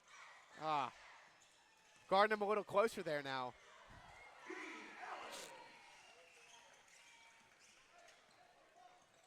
But I don't think he shot a single three in the first half. I don't think so. And then he comes out here in the second half, and he just shows he wants to shoot every single three he can get now. In a few years, he's graduated college. He joins that local rec league. He's going to tear it up. Yeah. It's gonna be the little sleeper pick whenever they're picking teams, dude. Tell you what, they're gonna see the big guy. They're gonna be like, oh, he can't play basketball. He's gonna go out there and just knock threes down the entire time.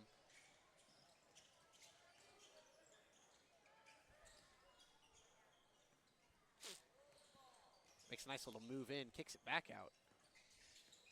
1 minute to play here.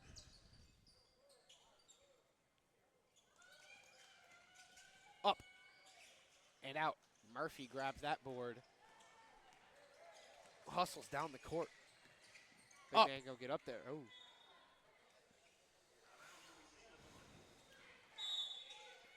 Ultimately, I think that'll do it here for Springfield.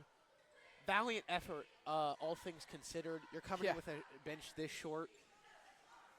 Their team went out there, they played whistle to whistle, and definitely played a full, complete game. Just didn't come their way this time. Yeah, there's not much you can do about that. I mean, look at here. This game's over. 20 seconds left. They're still out here stealing balls and driving down the court, and you got to respect that.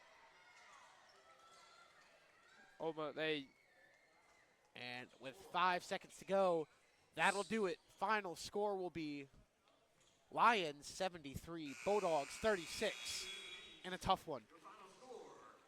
More than double their points. Highlight of the game, Murphy knocking those threes down. That kid can play. And we'll be back shortly with Walker versus Springfield.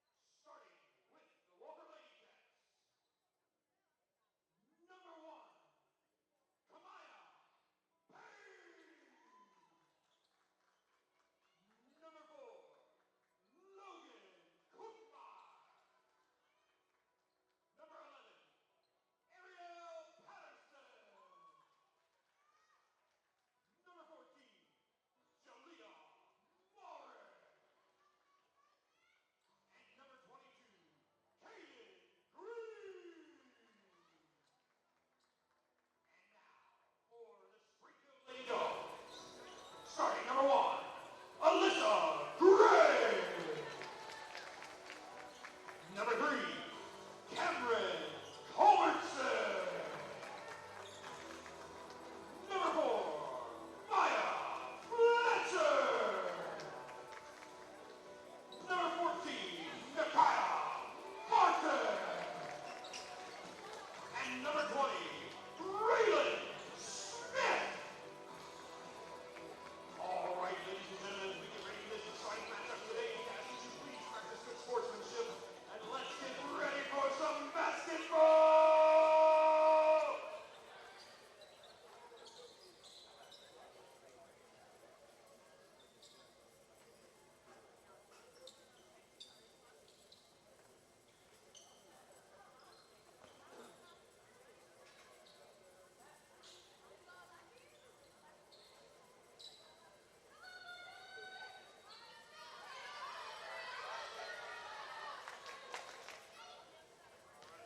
Mic check.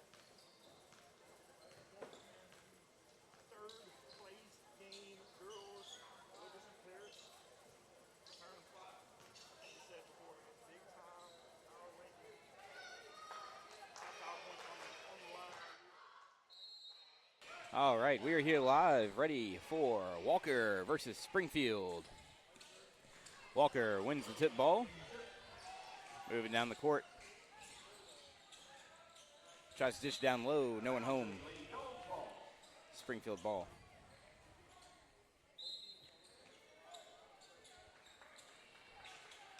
Seen some close matches here at the Springfield team. They lost a close one the other night. I'm going to see what they can do here against Walker. Shooting for 3. No good. Walker with the rebound, dribbling back up the court. It's number 14, Morris, with the handles. Picks it back over to 4, Klickemeyer.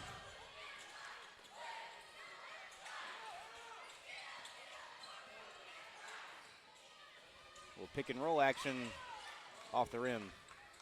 Springfield with the rebound. Pushes it down the court, and no one home there.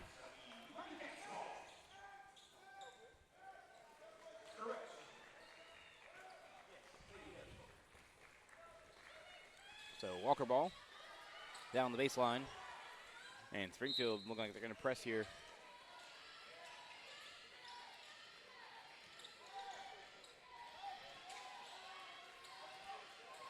Walker trying to get down low quickly and fouled. That'll bring Morris to the free throw line for 2 shots.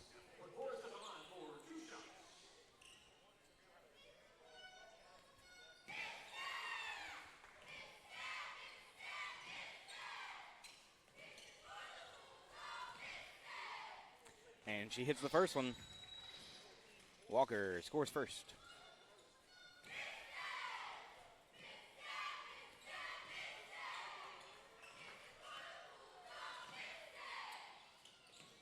And the second one will bounce in. Walker takes a 2-0 lead. Springfield looking to get up the court.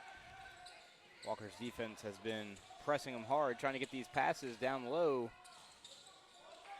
Shot in and out. Walker ball. Just down low. And Morris able to finish for 2. Springfield trying to get quickly down the court here. Crashing in. Will get a foul on number 11. Springfield ball.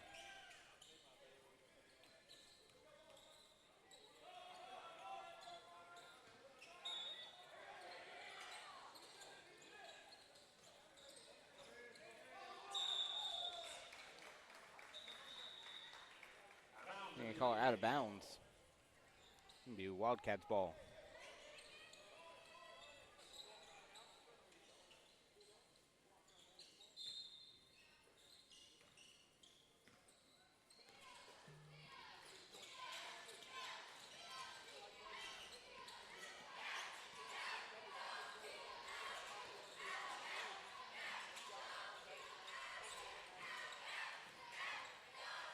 Driving in, fouled, going to the basket. And 22,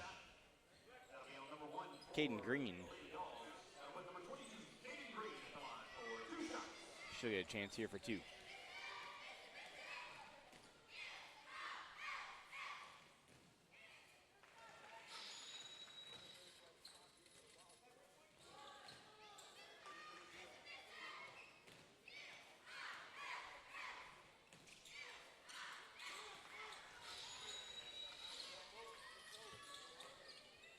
She sinks both.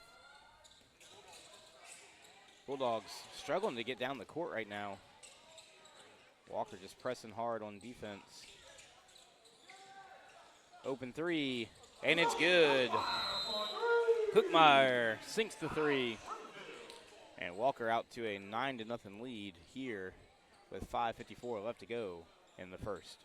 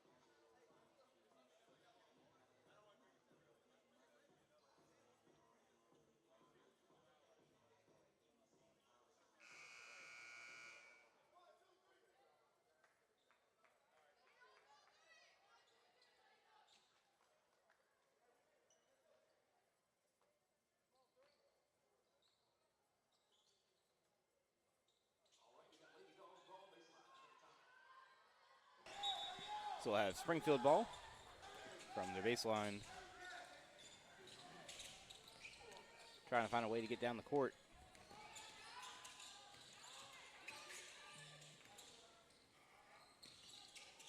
Yeah, 3-point attempt, just off. And Walker with the rebound. Stolen by Springfield with the layup. Ooh, no good. Walker coming back the other way. Finds an open player for 3, no good. And it'll be Springfield ball.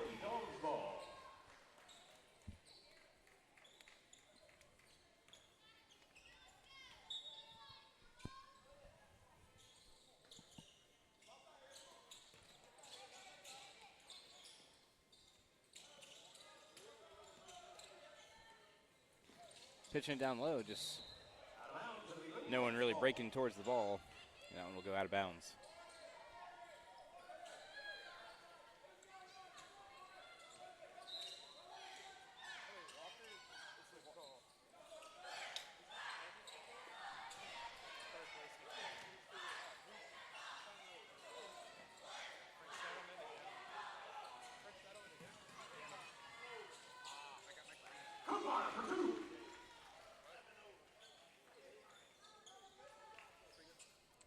Cookmeyer scores that one. Springfield looking for open space, just trying to kind of throw the ball into an area where one of their players can go up and get it. Another turnover here. This Walker defense just being oppressive right now. Not giving them anything.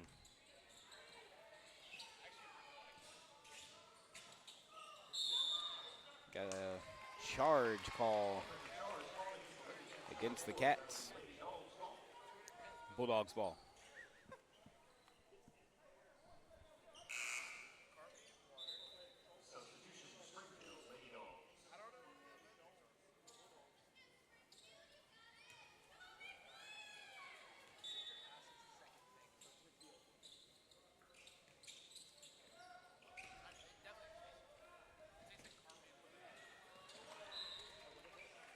Walker with another defensive play, knocking that one out of bounds.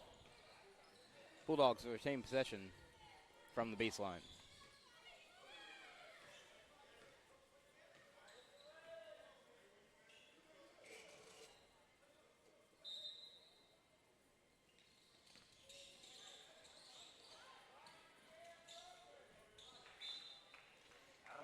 Out of bounds. Wildcat ball.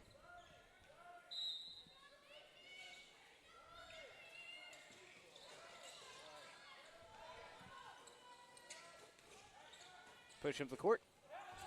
Find someone down low. Doesn't get it to fall. Rebound by number 11. She'll get fouled. And it'll stay with the Wildcats.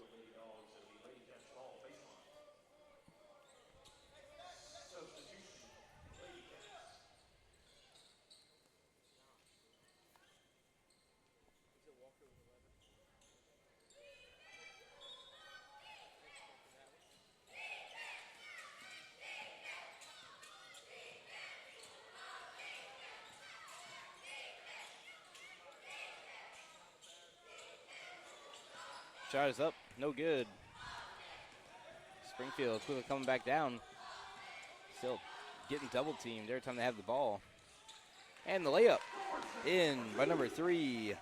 Culbertson gets the Bulldogs on the board.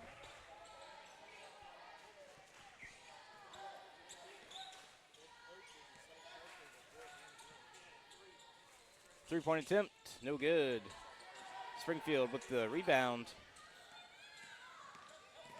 Walker defense staying with him. Tries to sneak it down underneath the rim. Knocked out of bounds. Bulldog ball.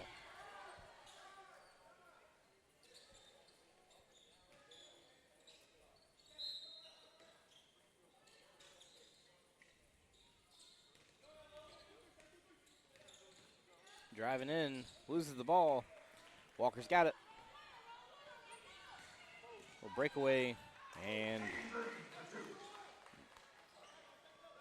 that is Green for 2. Ball's back on the ground. Walker gets it.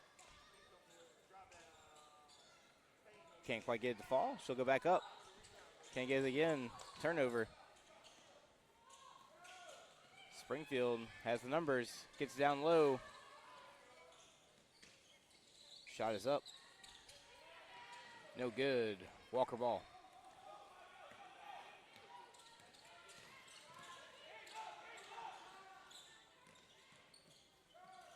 Ball is blocked. And stolen. With the layup. And it's good. Micaiah Martin for 2. Saw some real athletic plays out of Martin the last time we saw her out here. She's definitely one of the game changers here, and she gets another steal. Can't quite retain possession. That'll be a Walker ball.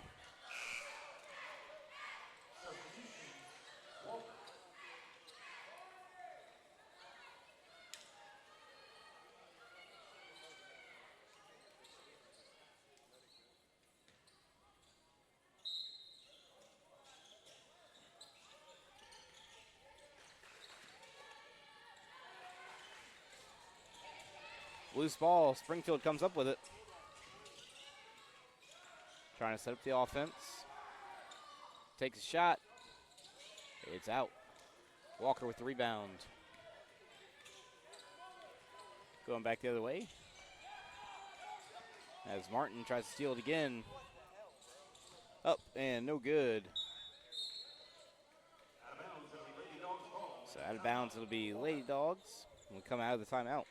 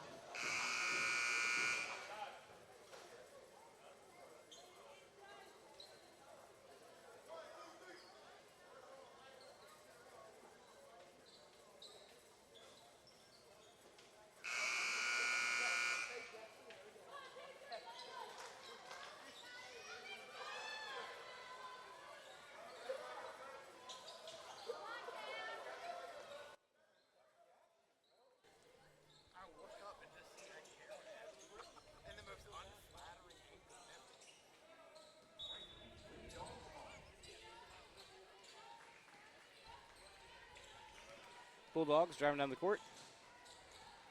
She needs some help. They'll end up calling a foul on number 15.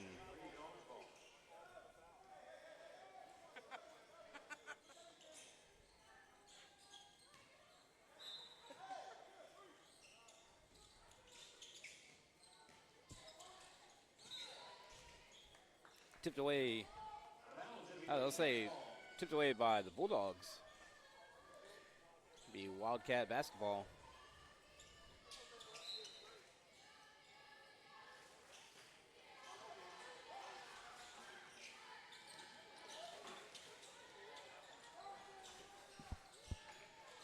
This one tipped away off the pass. Walker retains possession. No one can hold on to it. Trying to go up. Gets the rebounds. Springfield going back the other way.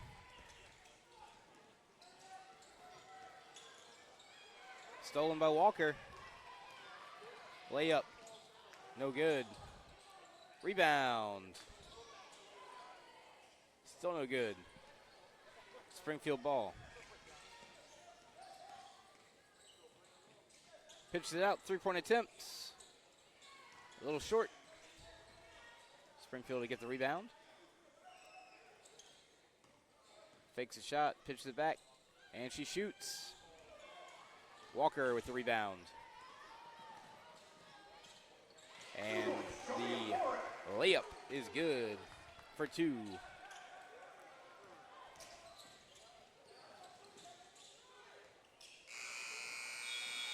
And that'll do it for the first period. Walker leads 15, Springfield 4.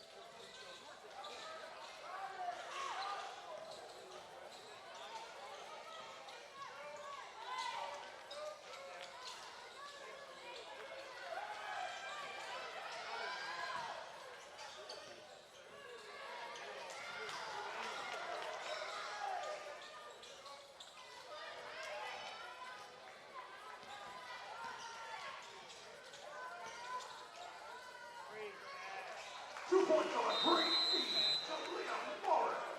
Timeout, Springfield.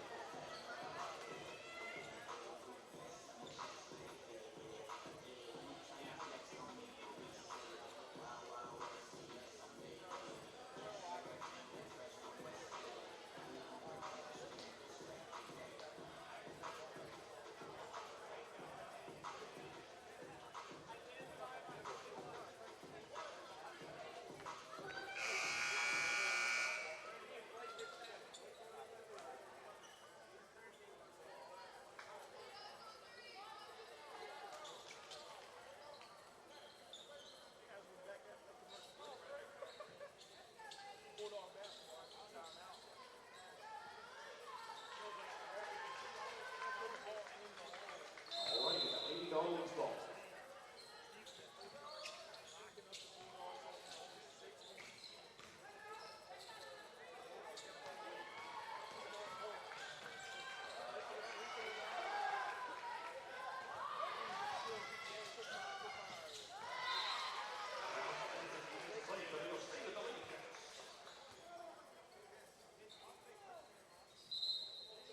Substitution Walker.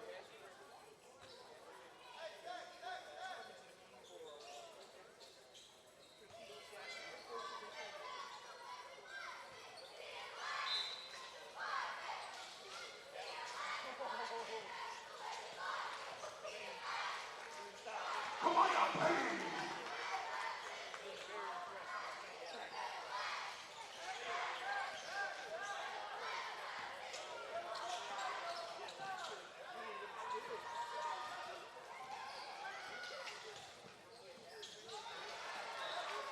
Around to the state of the Lady Cats.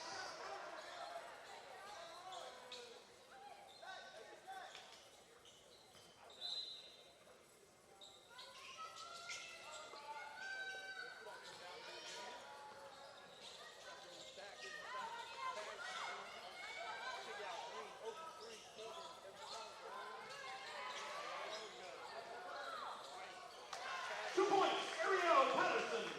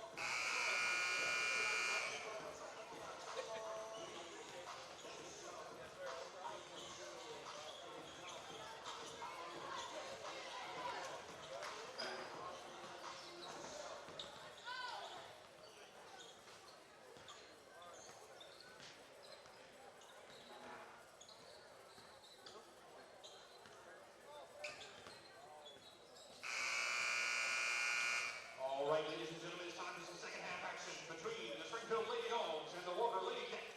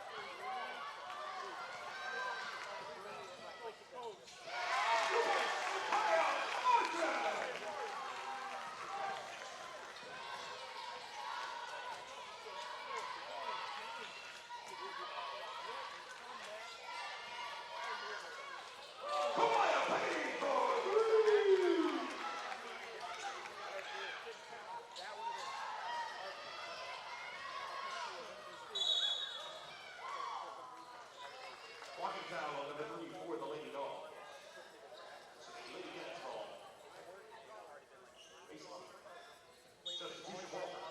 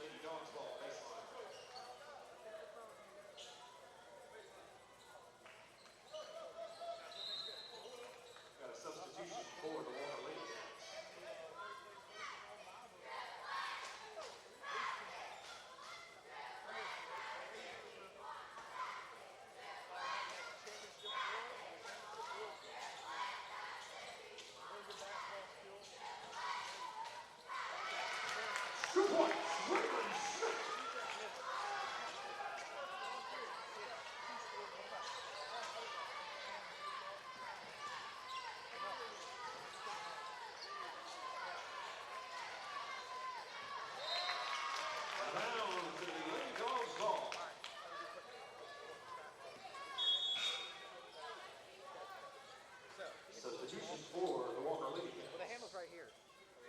See, literally, point the camera like this, right? There's all speed. Right? So the ball, just go. Right? And now it's going the other way and you go. Right? And then if there's a timeout, you just point it at a team like that. At a team? Yeah. So like there's going to be timeout and they're going to be at their bench. So you point it at a little trick, just make sure you can see that blue one or that blue one. You see the border around it. Just make sure you see it on both sides, and that's how you know you're in a good spot or the field. Alright, so when you walk that way, just take it. We only film our Oh yeah, we just use the huddle.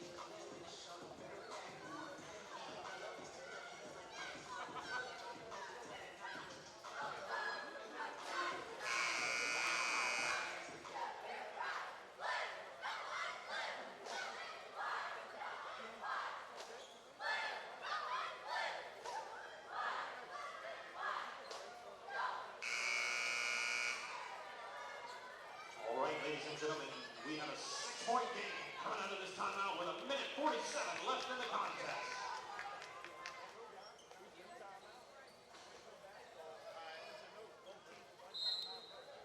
Lady Dogs ball.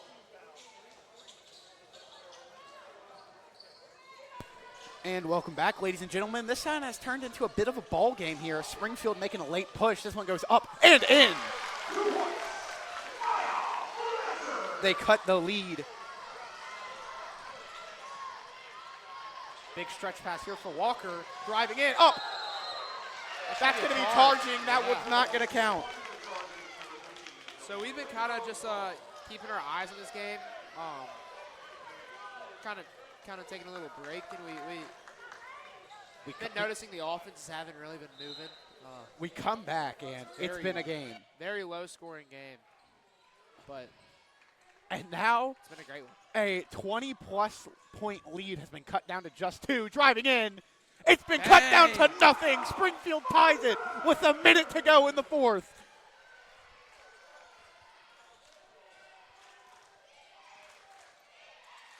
Dishes it down. Tries to get it out. That one's going to be intercepted. Walker able to reclaim it. They're going to call that one a reach-in.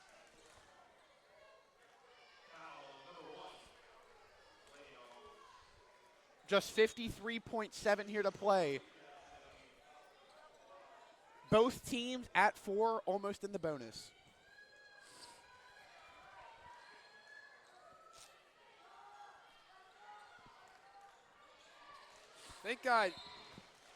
Honestly, I can see this one going in OT.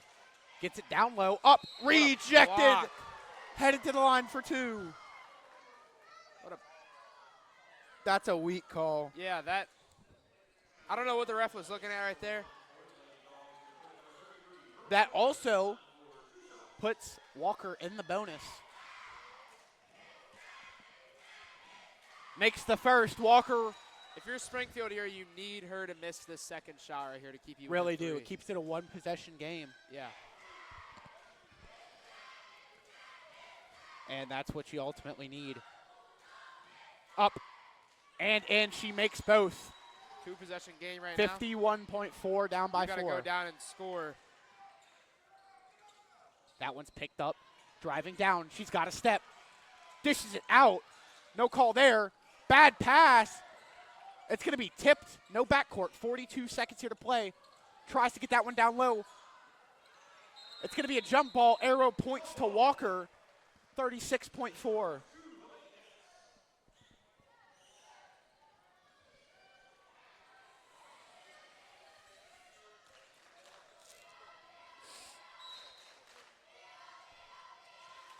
Gets it down low.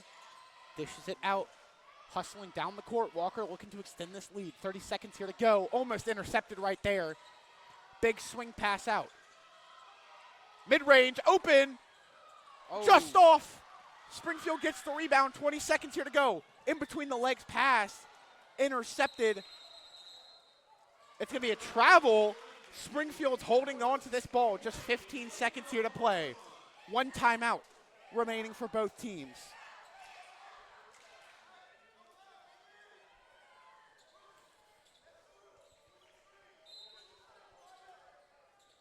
Looking at inbound. Big pass over. It's caught.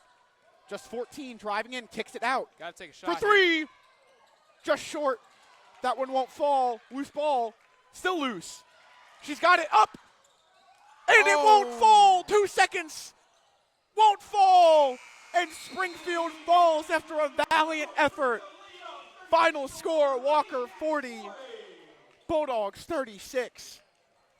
You know, I got to say that was What a fight they just put up.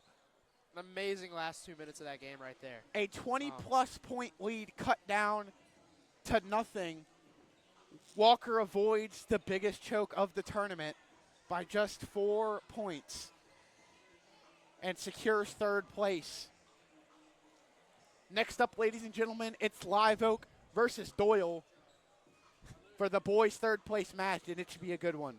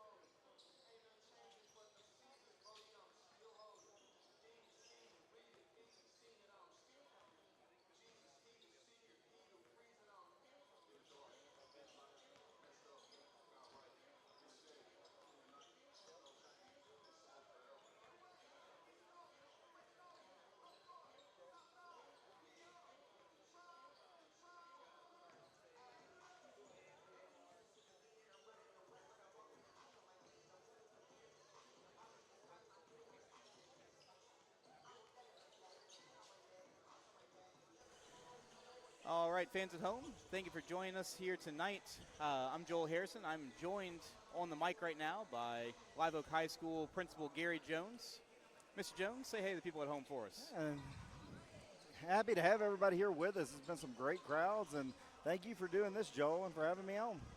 Yeah, we've been having a lot of fun here. We're on day 6. It's hard to believe it's already been 6 days of this. On day 1, it felt like, I don't know if this is ever going to end, and here we are. Yeah, we're about to have our third place game, followed up by the championship games, and it's a really cool thing. You and I were talking about this before, that Live Oak gets to host the Parish tournament. Tell me what that means to you, getting to be the principal at Live Oak High, kind of pulling this thing together. You know, it's an exciting time. It really is. We have a parish that's really rich in basketball tradition. You go back at just about every school in this parish, and you're going to find some kind of rich tradition that revolves around basketball. And I mean, that's going all the way back to the 30s and 40s, if we're being honest. So the opportunity to host the tournament's always an exciting event. You're right; it's a lot of work. We were talking. We said there's 24 total games, and in a lot of cases in a season you play 27, 30. So when we think about we're covering 24 games, it's almost like an entire season in a week. Yeah, I hadn't really thought of it like that, but that's fair. It is. It's a lot, but it's everybody really pulls together. You know, you really see what kind of support you have, and I couldn't be more proud of our coaching staff and our administration and our teachers and so much of our support staff that they're the reason this comes off like it does, because they take care of everything. They're here even when they're told they don't have to be. They show up night in, night out. I think if we ever host this again, we might just need to go ahead and bring us in some trailers to spend the night, because that's about what it felt like a lot of times. Yeah, for sure. It's been a long week. It's been a lot of fun. Tell me, what does it mean to you to get to to show off the campus, show off some of the things that we're doing here at Live Oak High School to some of the other schools in the parish? Well, you never have to work hard to get me to brag on this place, and it has nothing to do with anything at the top. It's all about the people underneath. It's about the community, the students, the parents, the alumni, the teachers, everything that goes into it. So, we know how great everything is here. It's awesome to be able to open the doors and let other people in just to see what we have going on here. And honestly, just to be able to bring the entire parish in, because if we're being honest, this is an awesome parish. We've got some phenomenal schools. So for us to just be able to work together like we do, be able to help each other out, it's an awesome experience. Yeah, and it's a lot of fun to get to see our neighbors over in the east. We don't get to see them very often, especially during other sports. So getting to open our doors and see them, it's a ton of fun. And it's been some awesome basketball. I mean, you think a lot of times people think, oh, Class B, Class C. Man, they get out there and scrap with the best of them. I mean, it's some of the best basketball I've ever seen. Yeah, and here we have in our third place game, Doyle and Live Oak, right? So definitely some differences in sizes of school, but as the saying goes, it's not about the size of the dog in the fight, right? Nope, and you get them out there on the court, and you can't see a difference. It's two great basketball teams about to play. I've had a chance to see Doyle a couple of times, and they've been very impressive, so it should be a great matchup. Absolutely. Well, it looks like we're getting ready here to get started. We're about to get our starting lineups announced out here on the court. Mr. Jones, thank you for joining us, and good luck. Have some fun with the rest of this, and let's go Eagles. Thank you, Joe, and I appreciate everything you've done, your crew's done, and, man, wouldn't be able to do it without you, so we appreciate you. I appreciate that. Thank you so much.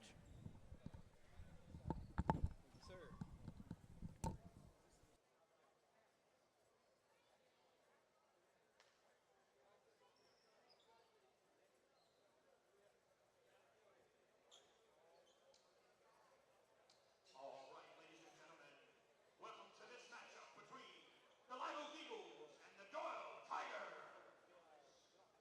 Now for your starting lineup, starting with the Live Oak Eagles, number 13,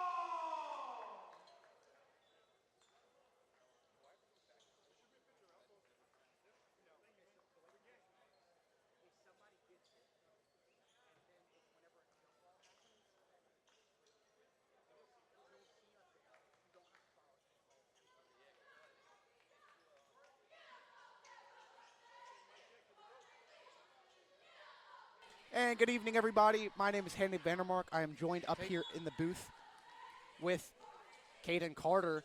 It's the third place game. It's the Live Oak Eagles versus the Doyle Tigers, and it should be a good one. Here, haven't been able to watch Doyle play. Doyle had brought their own guys there as RJ Jackson gets one early. What a shot right there. That was beautiful. That was. As Jordan McGee pulls up, he gets a screen from Cash Davis, looking for an option, gets it to Graham down low. Up. That one won't fall.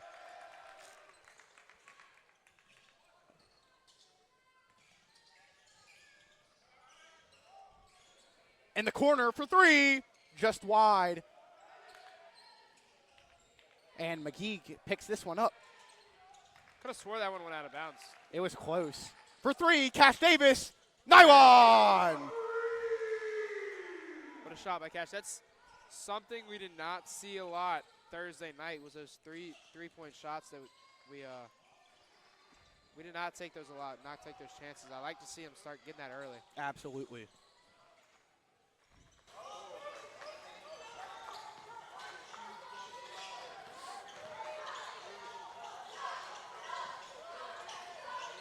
Mid-range, that one won't fall.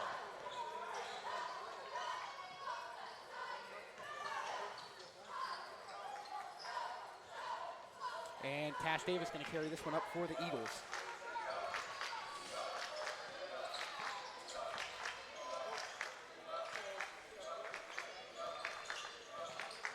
Pulls back, makes a nice move, mid-range. That one won't fall. Doyle picks that board up. Good defense by Cash. Foul on number 3 for the Eagles. It'll be Tigers ball. Side out.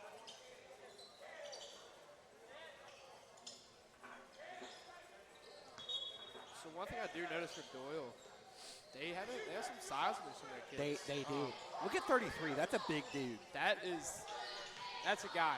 Mason Graham is not a I was about to say, small if you've person. ever stood next to Mason, And he's taller than Mason. Like that. up. He'll head to the line for two. RJ Jackson, that's a big guy.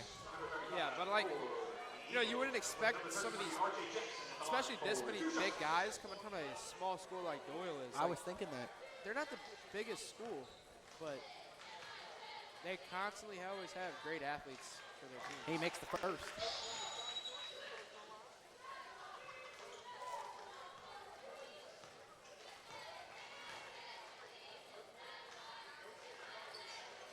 Makes the second. He's perfect from the line starting out.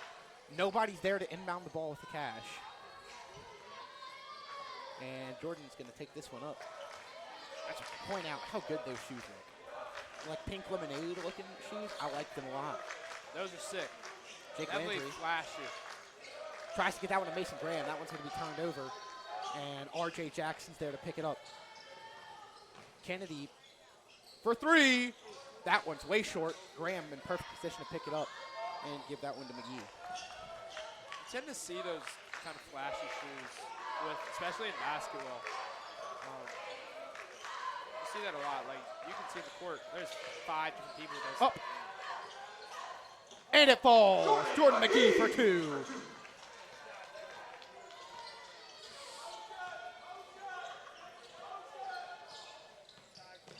Nice behind the back there. Taylor goes up and in. What a play from Parker Taylor.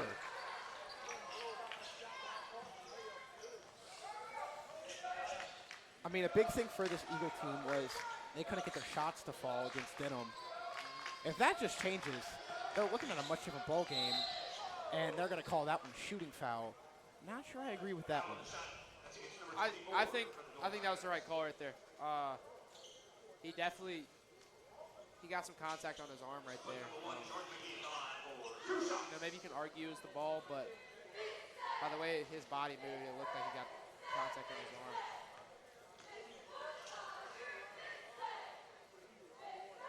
And he's 1 for 1 now.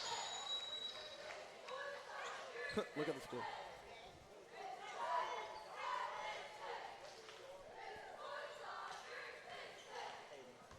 6-7 right now. item. And that one won't fall. It'll stay 6 to 7 longer.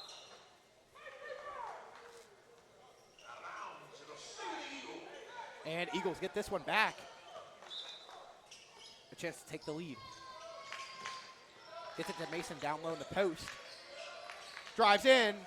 Just a little too much on it. Picks up the rebound to Cash for 3. Nylon! Cash Davis takes the lead. Long pass over to Kennedy. He finds Cooper. Cooper dishes it back out for 3. Nylon! McMorris drains the 3 ball and takes the lead back. Gets a screen, dishes it to Cash. Cash works it around, drives up. That one won't fall. Graham with the rebound, up. And it can't fall again. Horn now with it. And that one's going to get stolen by Kennedy. Parker drives in, dishes it out. Spins. That one won't fall, but they're going to call that a travel. I thought that was a foul. I thought that was going to be a shooting foul. Yeah. May have gotten away with one right there.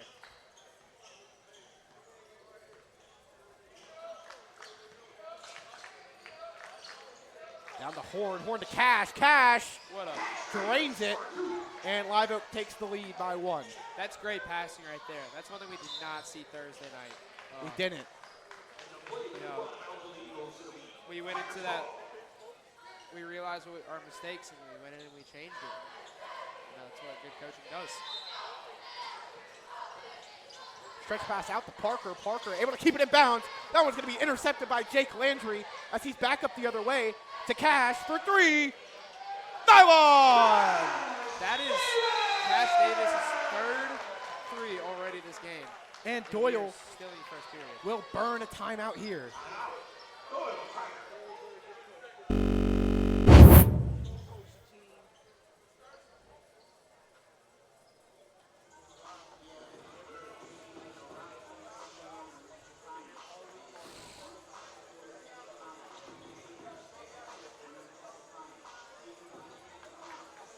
Overall, it's been a very solid game thus far. It's been a great game already. And it's exactly what you want to see out at Live Oak. They're moving the ball around very well. And it's clear they've made those adjustments just like you said. And that's what good coaches do, just like you said.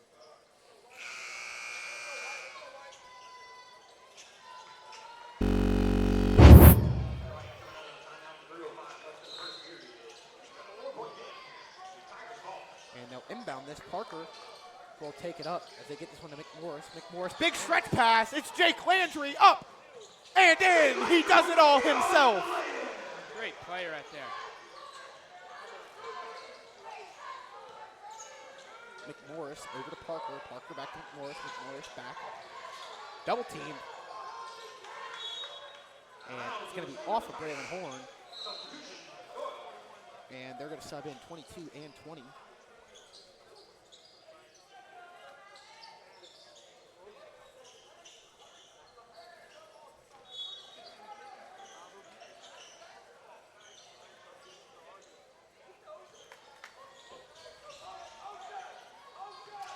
Maddox Corkle with the ball right now. Dishes it back out. Little stutter, looking for an option. Finds one, up. And it won't fall. Braylon Horn grabs that bucket, or excuse me, board. McGee goes up, and it won't fall.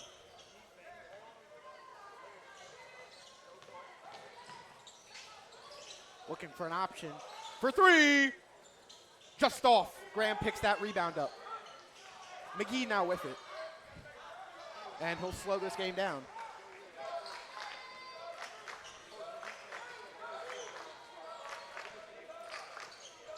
Gets it down low to Cash. Drives in. That's going to be a good steal there by Keene. As Kennedy picks it up. Loose pass. Keene able to pull it in. For 3. Just off. McGee with a good board there. Drives in hard. Dishes it to Horn. Horn up. Can't get it to fall. And Keene grabs that rebound with a nice spin move there. Cuts it back. Up and in. It's R.J. Jackson.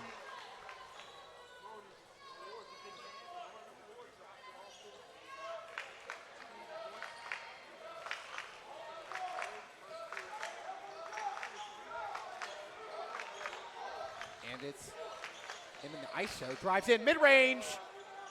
Off. Landry picks that one up.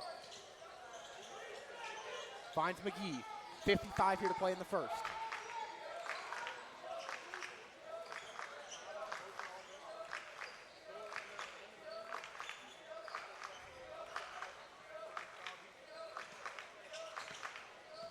Graham thinks about shooting. He'll stop. Finds Cash.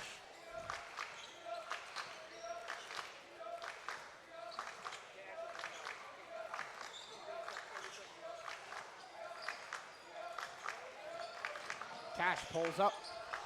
20 to play. Gets it to McGee. 15. McGee's got options. Little switch. Drives in, kicks it out to Landry with 5. Landry loses the handle, goes up, and he's headed to the line for 2. That was some great ball control there. And, getting rid of that clock.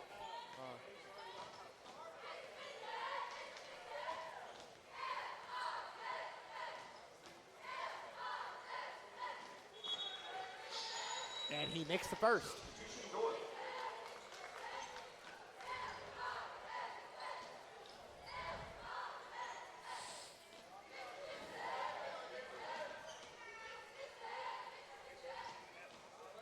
Shorts the second one. But they're going to say they jumped off. And it will be Tigers ball.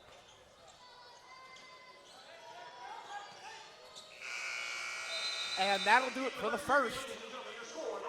Eagles lead 17-12, and a good one.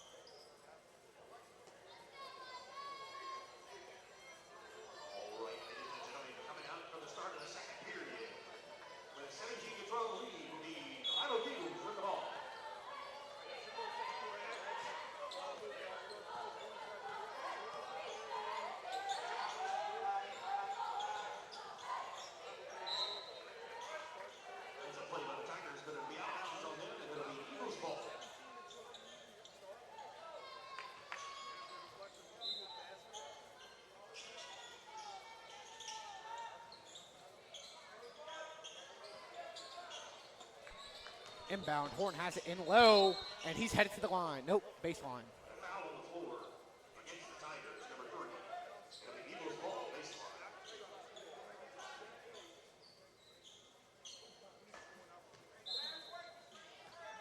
Hey, Hayden. We're missing the scoreboard.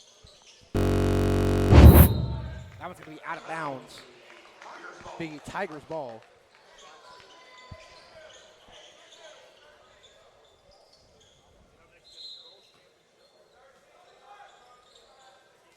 Goes over the head.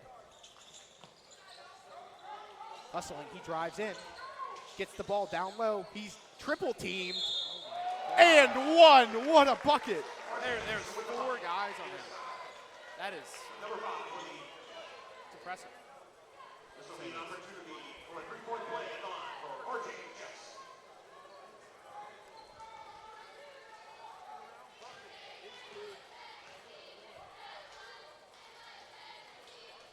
And he makes it. The three-point play is complete.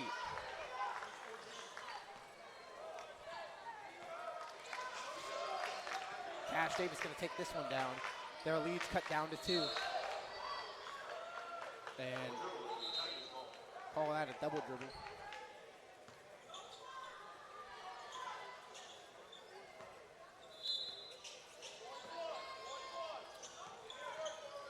Heading back down.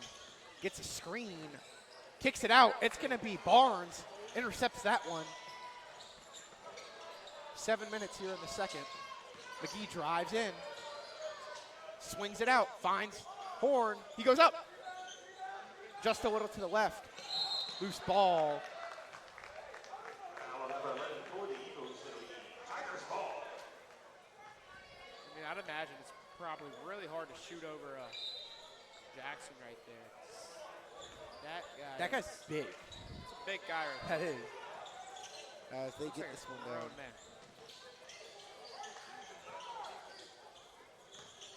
Kicks it out. Mid-range. Count it.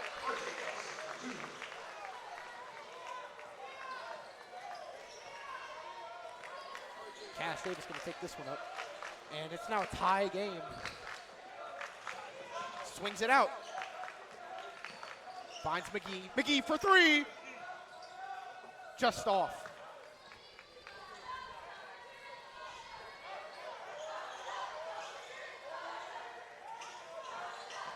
Up.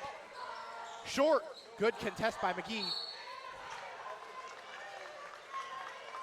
Foul number 5 for the Eagles. This will be a shooting foul. Number 24, Jake Kennedy to the line for 2 shots.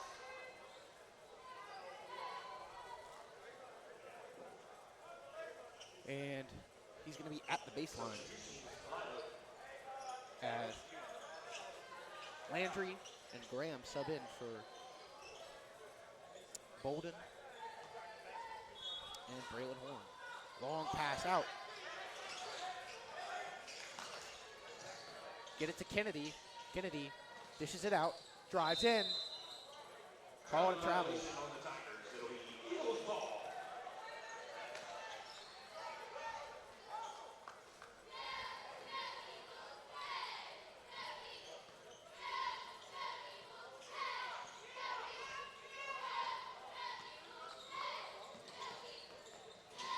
Pass down to Graham. Graham with the reversal. That one won't fall. Good contest right there by R.J. Jackson. Kennedy going to take this one up. Makes a nice move. Cuts towards the basket. Up and in.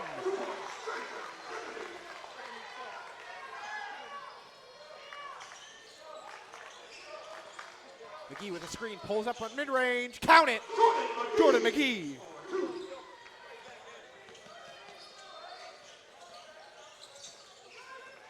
Hustling down. He goes up and in.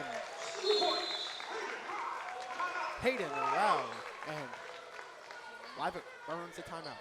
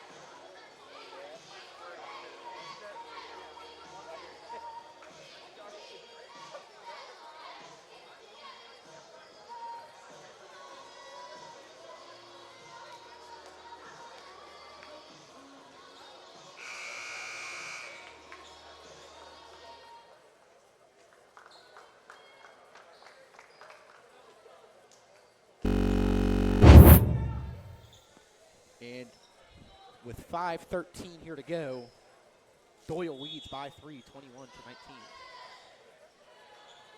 No, by 2, excuse me. So we're leading by 3. They're leading by 2. Cash gets this one down low. Drives in, up, and count it. Tie game. We're tied. It's a good bucket by Barnes. Hustling down, Cash gets a hand on it.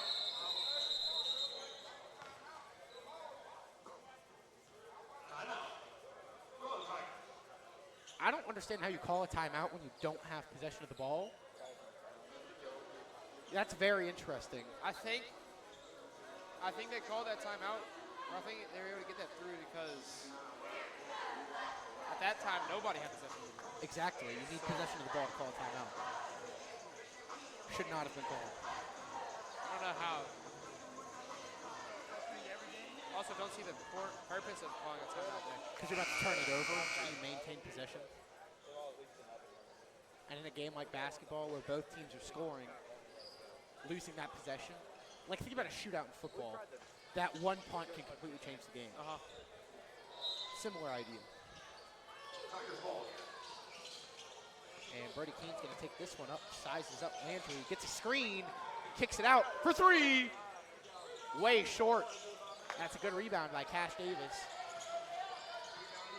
And Bolden, who used the power of friendship to wrangle that one in. Drives in. He gets hit hard, and he's headed to the line for 2. Foul on the shot. Call against number 3. So 2 shots at the line for Cash.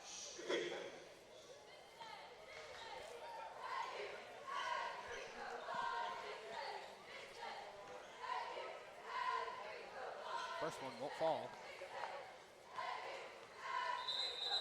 And it's going to be a lot of subs.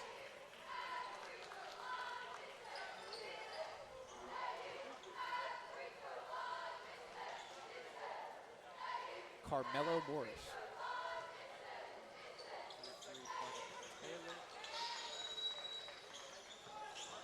And he makes it, which extends that lead out to 1. Dishes it out. Thinks about shooting, gets a screen. He's going to drive in, spins, kicks it out to Kennedy. Kennedy in the corner. Long pass out. It's Kennedy again. Double team, pressure coming, gets it down low to Parker, up and in. Talk about some great passing. That was a great They were play. Getting that thing around the court. Absolutely. With some speed. McGee gets it down with a Graham. Graham back to McGee. Struggles getting the ball there. With the screen. I pass it to Jake right here. Other side of the court. Hustles in. It's going to be a reach in. Foul on number 10 for the Tigers.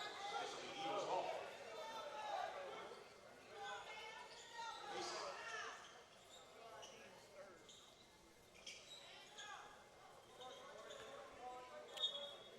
3:40 here to go in the second. Gets it down low. Back to Cash. To Landry. Landry drives in. He goes up. And they're going to call that one a charge. Offensive charge on the Eagles. It'll be Tigers ball. I don't feel like his feet were set.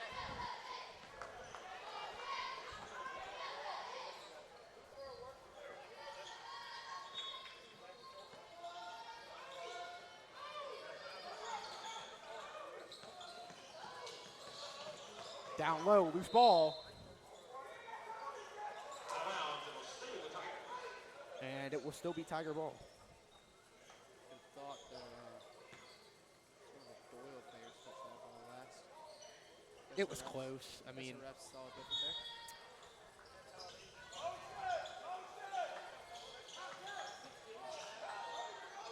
down low. Cooper has it. Tries to get it down low. Graham picks that one up. His legs. Cash is going to slow all this up. 3 minutes to play here. Up. That one's in. They're going to call that a travel. Tigers ball, baseline.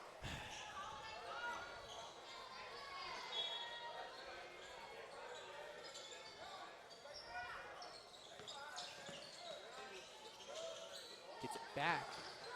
Parker. Long pass out. Almost Landry intercepted. almost intercepts it, but gets that pressure. Driving up, in. And it's going to get hit out of his hands, but will still be Eagle ball. This game continues to shape up to be an absolute great game. Floater up to McGee. McGee drives in hard. Euro up. No.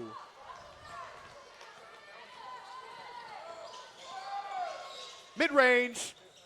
Just off. Graham gives it right back to him.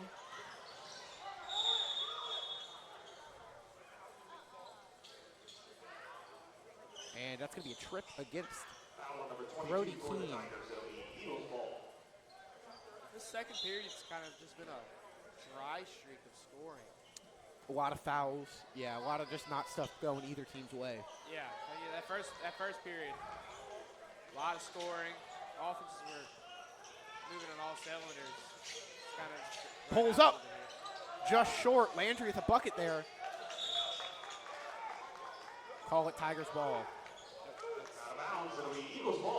No, they're going to call it Eagles ball. Oh, it got hit out of Jake's hands right there. I think everybody in the building but the refs thought that that was Tiger ball.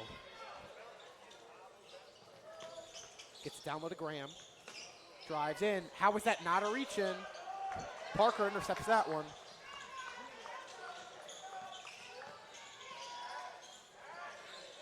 Gets it back over to Kennedy. Takes this one up, sizes Cash up, gets a screen, 3-ball, off. It's a great board there by Bolden. Hit out of his hands, or excuse me, Barnes. Cash drives in, he'll cut back. Tries to find Landry, intercepted by Parker again. He goes up, shorts it. McGee with a nice rebound here. 1:40 in the second. Pulls up, kicks down low to Graham, up. I really would have liked to see us get points on that at that time. They had 2 Doyle players on the other side of the court. It was a 5-3. Really should have gotten points.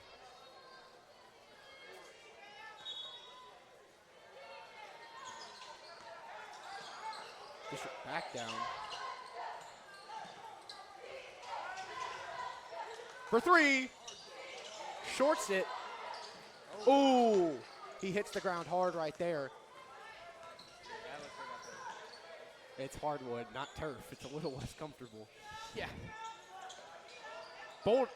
Cash for 3. Way short. Neither of those guys get the ball. It's going to be Parker who picks this one up. McMorris gets this one to Cooper. Cooper back to Parker. In the corner, he steps up. They're going to call that one a travel with 57 to go. Have these two teams scored in the past 4 minutes? No, I don't think they have. I think it's been at this exact same score. It's been a minute. For most of the second period. This is Yeah. not great offense.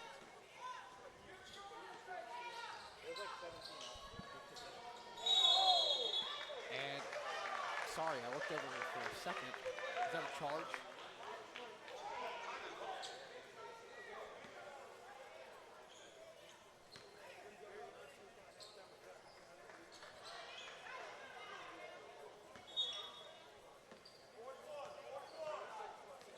.40 to play here in the second.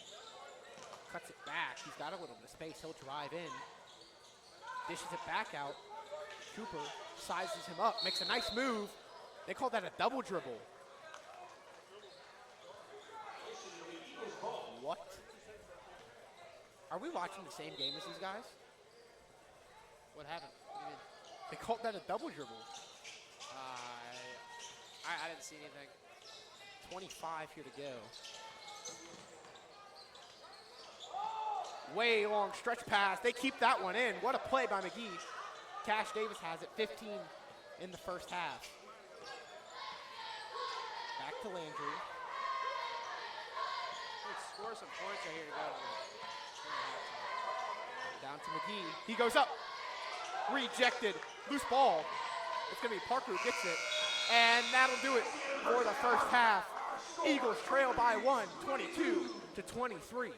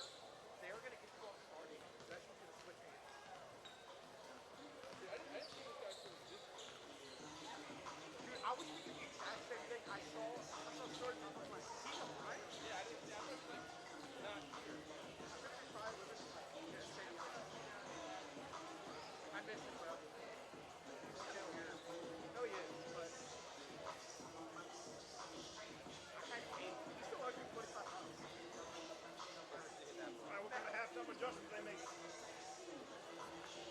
What kind of halftime adjustments?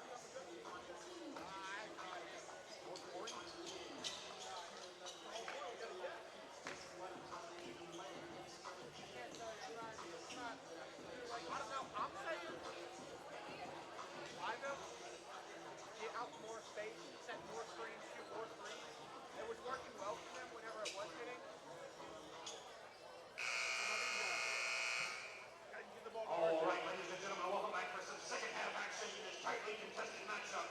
It's a one-point game right now between the Live Oak Eagles and the Doyle Tigers. And we are back, ladies and gentlemen. It is the start of the second half. Live Oak trails by 1.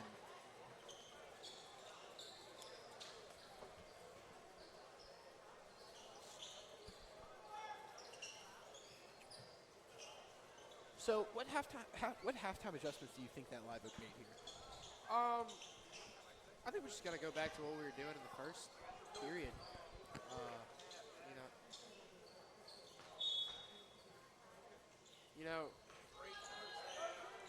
Just get more open shots. Stop trying to make things harder than they really need to be.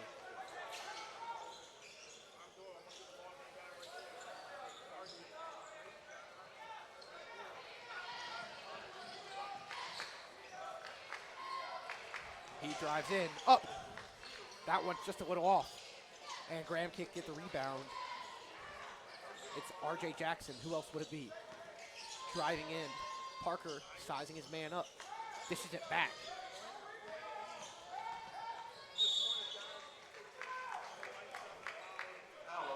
For what?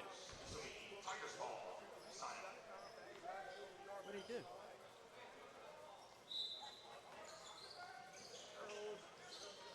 And that's going to be an inbound over to Caden McMorris. He's driving in. Pulls up mid-range. Way short there. Cash Davis gets the rebound. A little stutter step. Drives in hard. Up. Rejected there by Parker. Double team. Horn goes up and in. It's a hard-fought bucket. And Live Oak takes the lead. Up by 1 now. Drives in, kicks this one out to Cooper. Parker now has it. Over, has a screen, a good switch. With space, he gets the screen again, drives in, up, and in. What a bucket from Caden McMorris.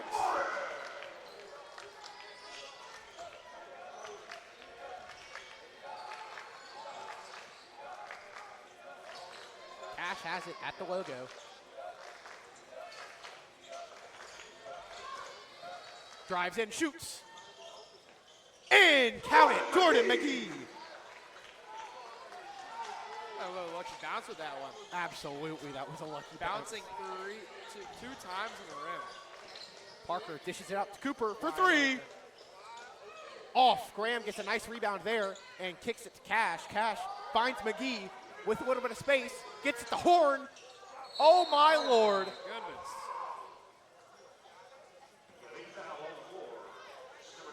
You got to shoot that, though. That gets you to the line. Now you're having to inbound it.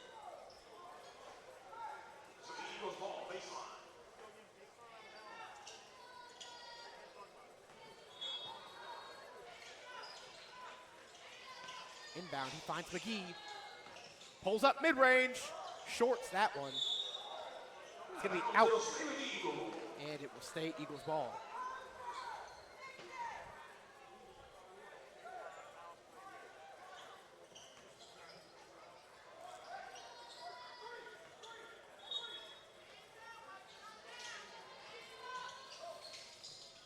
Inbound, they find Cash Davis.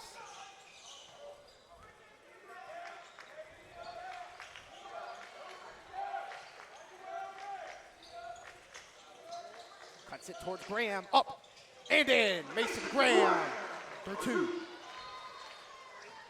And that stretches that Eagle lead out to 3.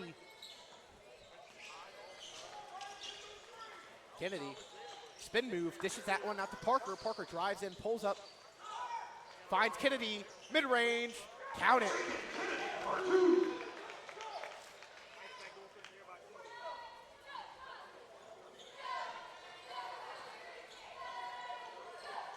Gets a nice screen from Horn, gets it down low to Landry, up, and he's headed to the line for 2.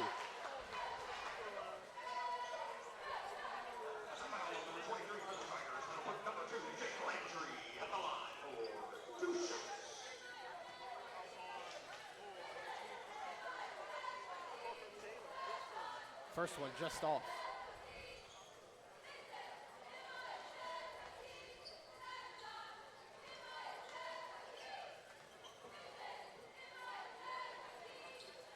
And second one short as well. He goes 0 for 2 at the line, but he gets a steal.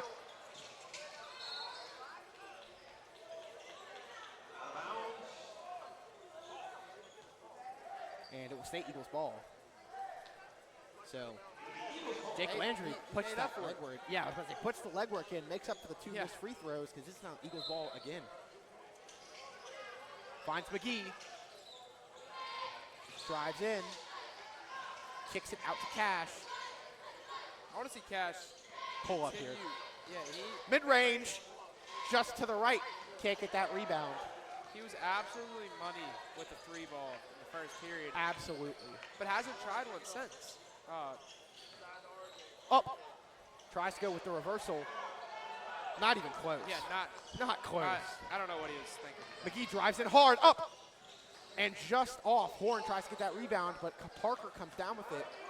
Cooper drives up the court. Drives in. Up and out. He's headed to the line for 2.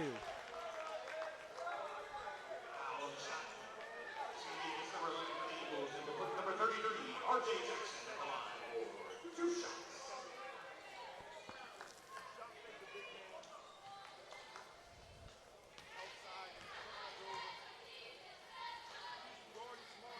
Misses the first.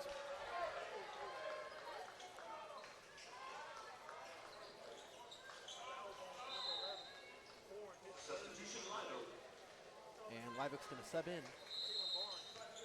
Taylor Barnes, 4. Raylan Horn. Oh, nope, there's an issue. I don't know what the issue was. What's going on here? His shirt wasn't tucked in. It's the Forget little it. things, man. I forget they care about that in basketball. No, they do. Good board from Graham.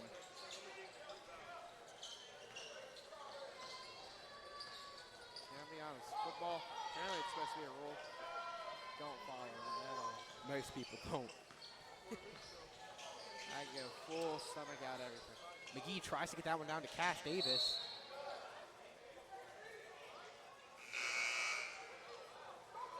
Number 24 for the Tigers. This is the Eagles ball. Can,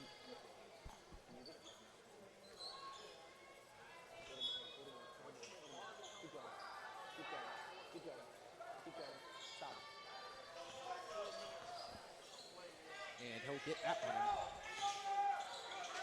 McGee able to regain that control of that one. He's double teamed. Oh my gosh, dude. It's fouled hard right there. It's Cameron Morris from the foul right there. Assaulted him. Just bullied him out. Goodness.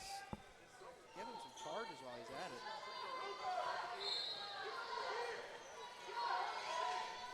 Gets that one down. Back to Cash. Cash drives in. Down low to Graham. Graham fade away. Just, that went in. What a shot. Great shot right there. Oh, it is.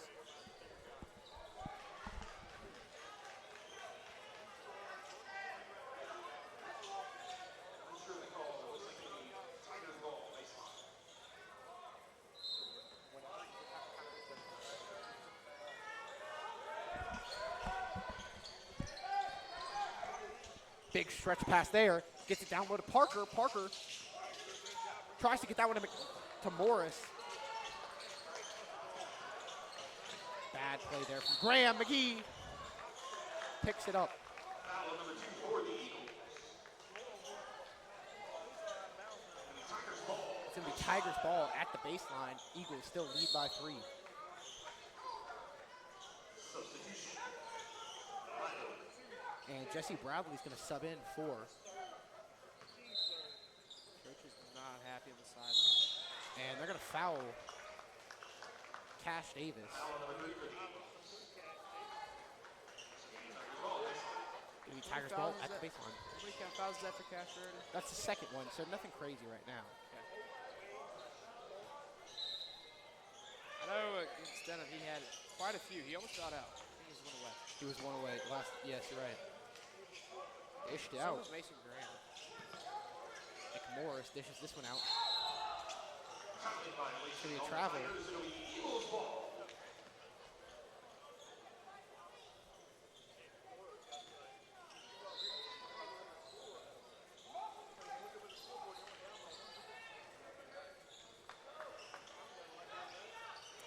McGee drives in.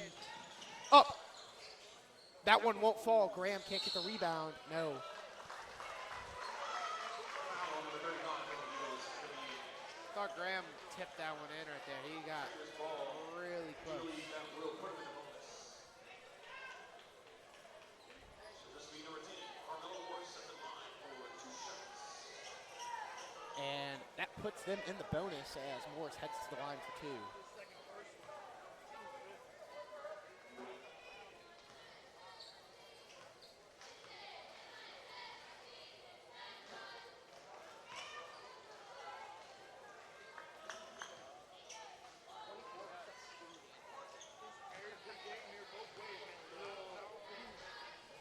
And he makes the second, cuts the lead down to 2.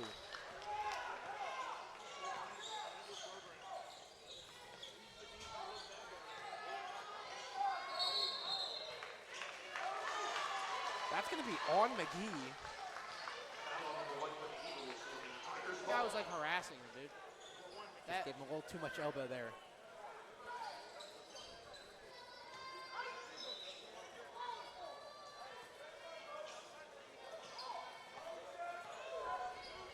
would you like to have your dad as a coach?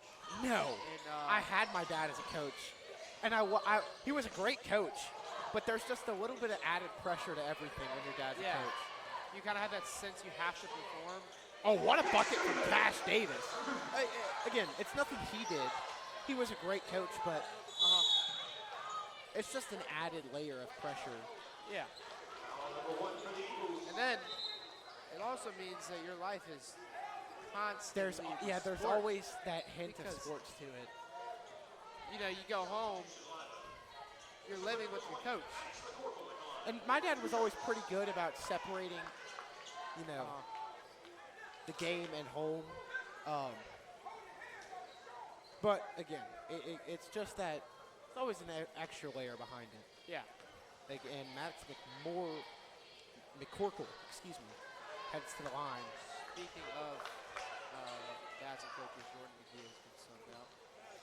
Yeah, but that's because he's had 2 back-to-back fouls. Yeah.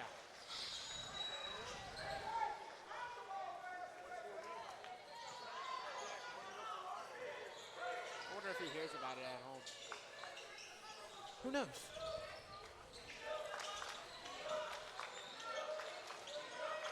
Tries to get that one down low to Landry. It's a good pass. Up and over. Not the shot you want to see right now. Gets it to McCorkle. McCorkle finds Keene. Keene finds McCorkle with speed. Kicks it to the corner. For 3. Just off. Landry picks up that board. Heads down. Gives himself a little bit of space. 1:30 to play here in the third. Runs it around. Finds Cash. Cash with the screen. Steps back. Bad pass there. Cash Davis lucky to pick that one up. Up! And he's headed to the line. And besides the shooting foul, this also puts the Eagles in the bonus. So any more resulting fouls will head to the line for 2.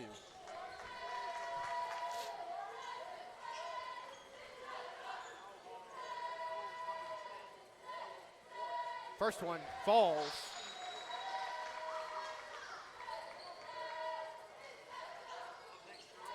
Now a 4-point lead here for the Eagles.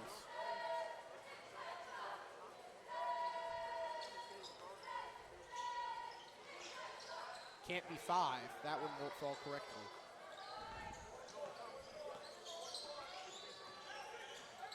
Kennedy finds him, drives in with speed.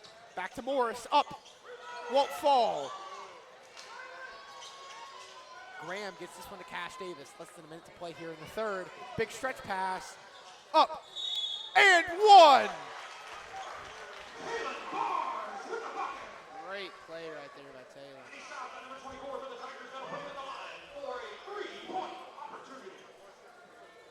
And that's going to be Kennedy's 3rd foul of the game. As Parker and Brody Keene get subbed out right here.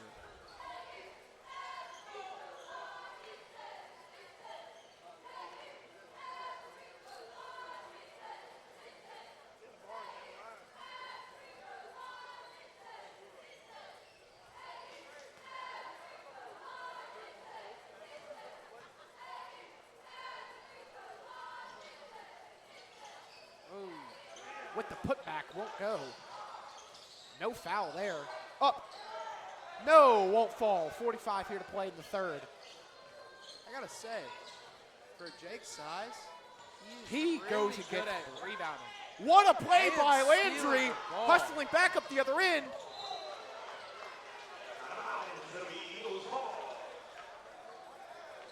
Eagles will hang on to it. Yeah, what?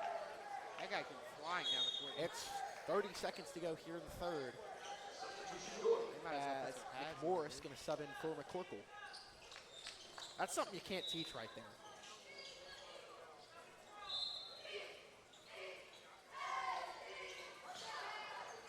Gets it to Cash Davis. He's going to use some time here. They're up by 6. Has a screen, drives in.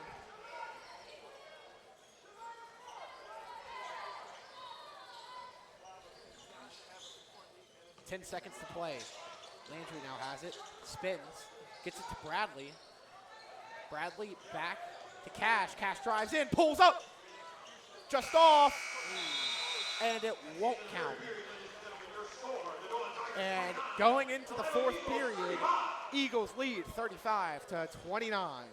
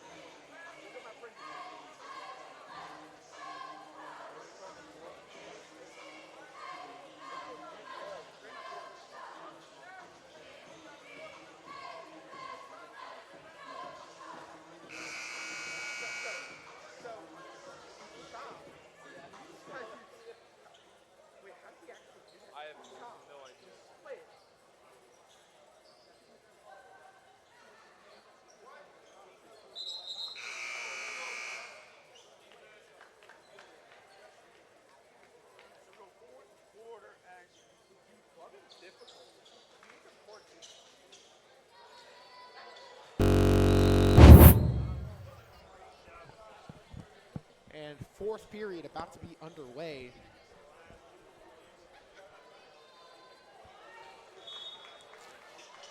Eight minutes remain in the 3rd place game. Swings it back out to Bradley. Bradley with a nice crossover, finds Landry.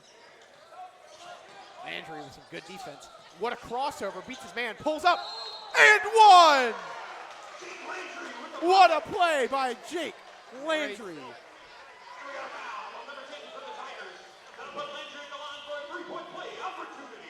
And that's going to be 10's fourth foul. He's at risk of fouling out. That's a really impressive play by Jake right there. Number 10's not a small guy. He just took him on.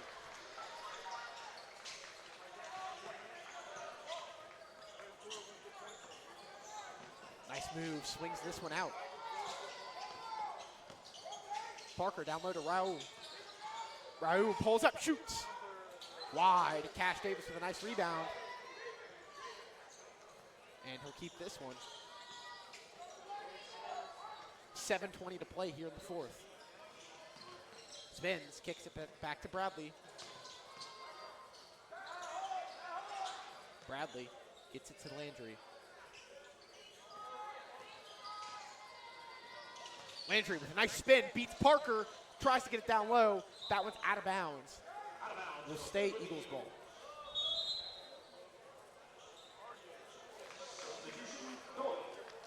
And that will probably do number 10, Carmelo Morris's night.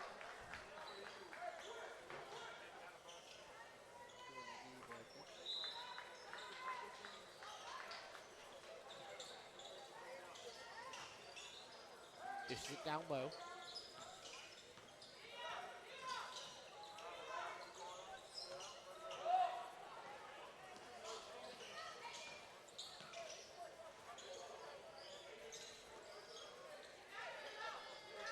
Landry has it at the top. He finds Cash Davis. Eagles up by 9. Drives in. Up. That one won't fall. They get the rebound. He goes up. And he's headed to the line for 2. Yeah, you could iron slap. You heard, yeah, you heard the wrist get slapped right there. If they didn't call that, that would have been.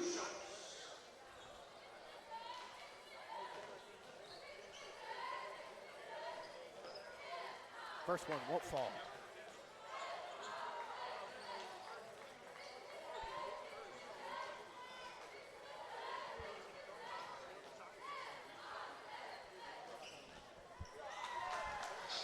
He makes the second there. With 6:30 to go in the fourth, Eagles up now by 10, the largest lead of the night. Hayden dishes it back. It's RJ. Goes up. Reversal, won't fall. Landry gets that one. He finds Cash. Just 6 minutes to play here in the fourth. Pulls up, looking around. He'll spin.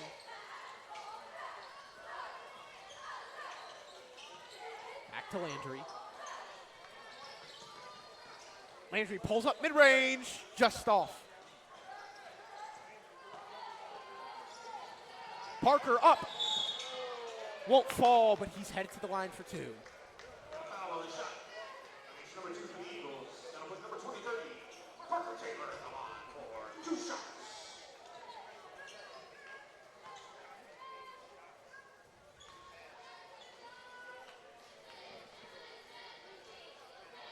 That one will fall, cuts the lead down to 9. Substitutions.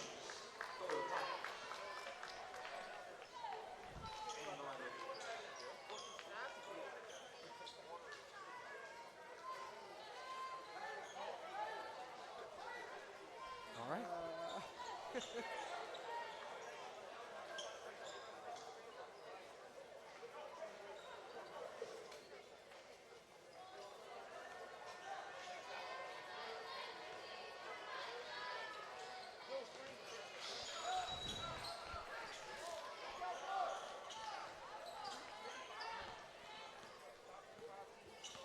Cash Davis going to take this one up. Looking at his options. Drives in hard, cuts back, gets it down low to Horn, up. How is that not a shooting foul? He just full-on grabbed his arm. These refs today have been very. That is a travel and a half. Yeah. But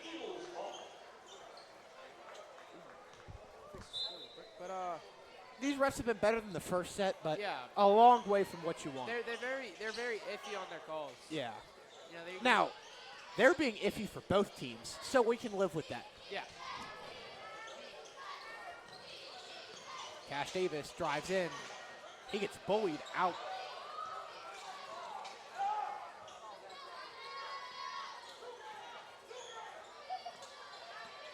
Davis still looking. He'll drive into that corner, gets it down low to McGee. Up!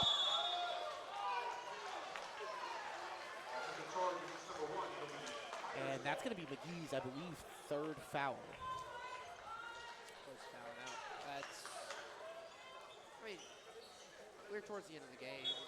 It's not the end of the world, Yeah. but Now, if we were second quarter. now, granted, I mean, we're talking about 3 not great fouls. They're not fouls you want to see. Parker pulls back, or excuse me, Cooper. He's going to give this one off to Keene. Keene with a nice move, pulls back up. Cooper in the corner for 3. Just right. And it's going to be a good board right there by Barnes. Want to know what I noticed yet again? What have you noticed, Katie? So he came out scoring well third period. And he gets in fourth period, and we can't score the ball. And it's going to be a timeout against Live Oak.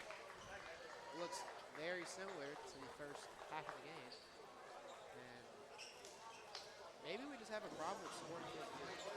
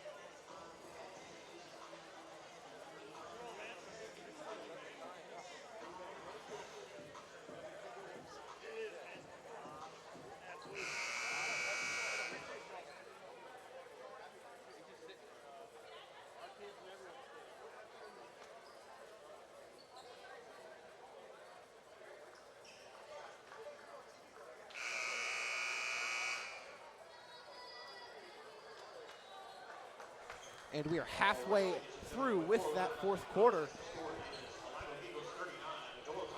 And Live Oak leads by 8, 39-31.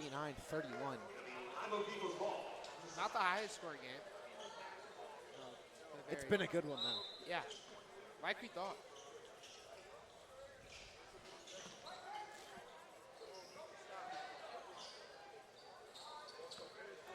Cash Davis is going to take on this one. Driving hard.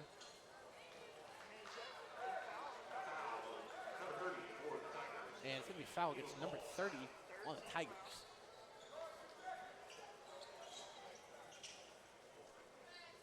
And that's going to be his first foul of the game. He's played a very clean game thus far. Big break out to McGee.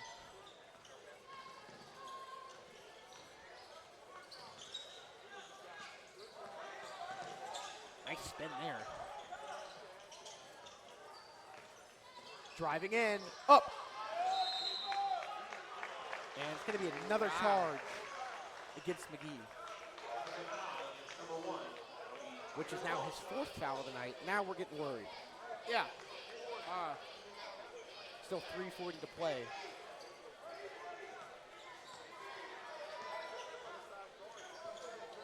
Dishes this one out.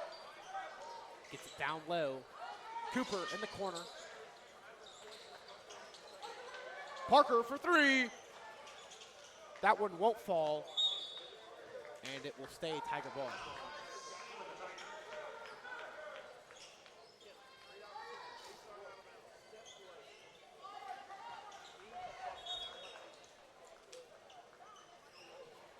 For 3. That one won't fall. Graham picks that rebound up.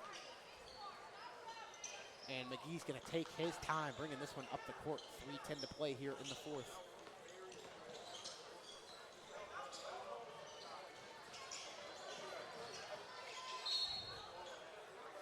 State Eagle ball.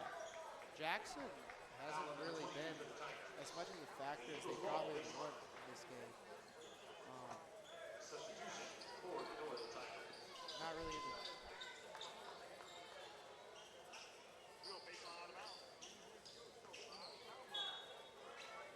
No, absolutely.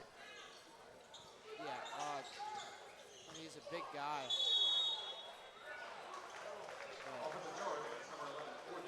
I understand why charging's a rule, but I do not feel like it should be in the way it's implemented. I don't think you should just be able to set your feet in front of the basket and be like, oh, you can't hit me, even though I'm impeding the way. Yeah, kind of adds a little bit of Which level of. is why in college and professional, they have that little semicircle under the hoop. That's the area where there's no charging, if you've ever noticed. Mason Graham with a big bucket right there extends that lead out to 11.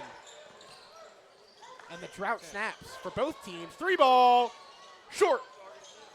And Horn picks that one up. Pass the ball. Finds McGee. It's a 2-on-1. Kicks it to Cash. Cash goes up and just over. Makes a nice move. Loose ball. Cash Davis picks that one up. And I do not know what the call is. They're going to call a foul on number 2. Just 2:10 here to play. And that foul puts the Eagles in the bonus, so they're headed to the line for 2. Already leading by 10, looking to really put this game out of reach. Yeah.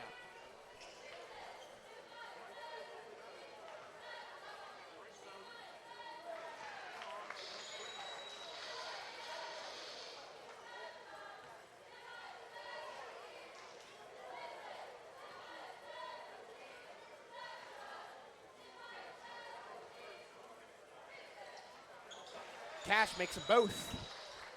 And he sends that lead up to 12. Is that not a backcourt violation? His foot's in front of the line. In the corner, Kennedy for 3. Nylon!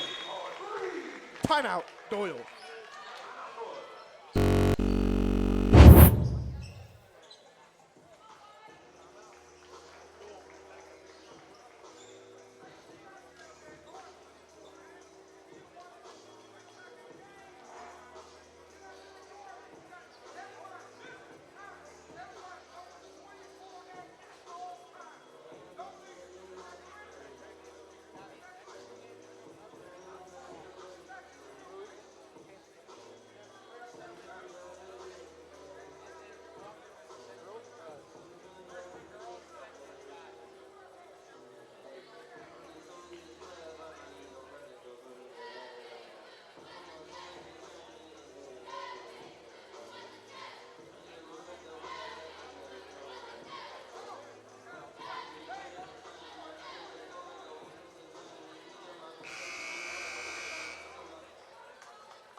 With just 1:56 here to play, Eagles lead 43-34. Eagles now in the bonus though, so any fouls will result in them heading to the line. All right, ladies and gentlemen, with 1:56 left in the contest, we have a 9-point game. Eagles ball, baseline. Eagles have this one at the baseline.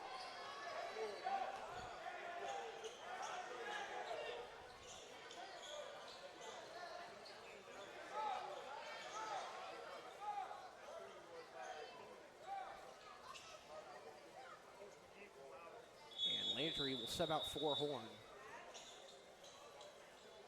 No, he will not.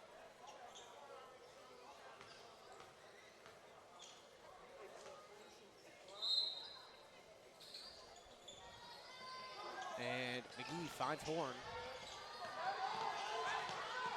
Horn dishes this one to Cash Davis. That one's going to be intercepted by Parker. And it's going to be a kickball.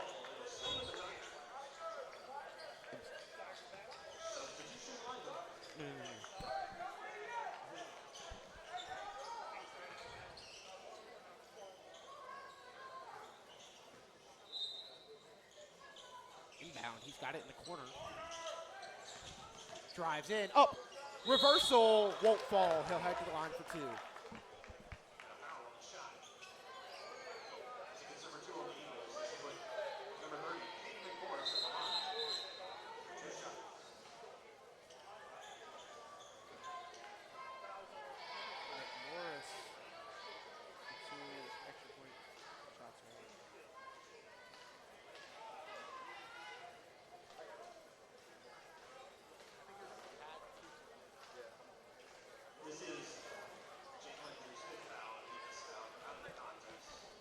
Jake Landry is now fouled out of the rest of the game. Not what you want to see towards the end of this game because he's definitely a key player. Yeah, that type of guy is huge in moments like this. A minute 40, it's going to get scrappy. And he's the type of guy to jump for it, steal it, do whatever it takes. So that is a huge loss. Poke his nose in there. Oh, yeah. Just 140. Eagles still lead by 9.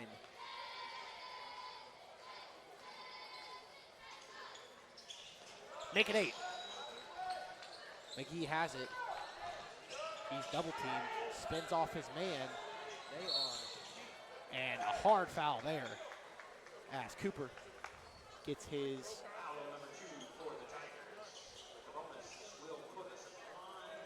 That's his 4th of the night.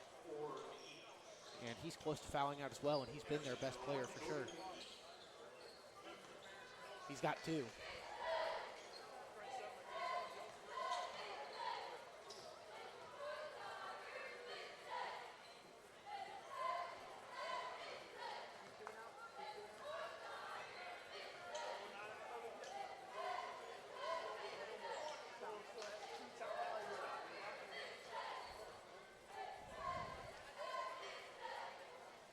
Makes both of them.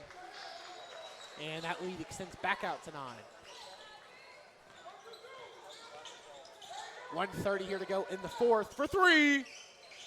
Kennedy can't make that one. Dishes it back out. McCorkle drives in, up, count it. What a bucket from McCorkle. And it's going to be a timeout.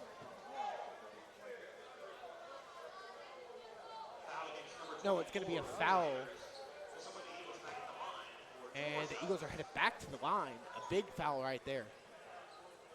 No shots will be taken by number 1, Jordan McGee.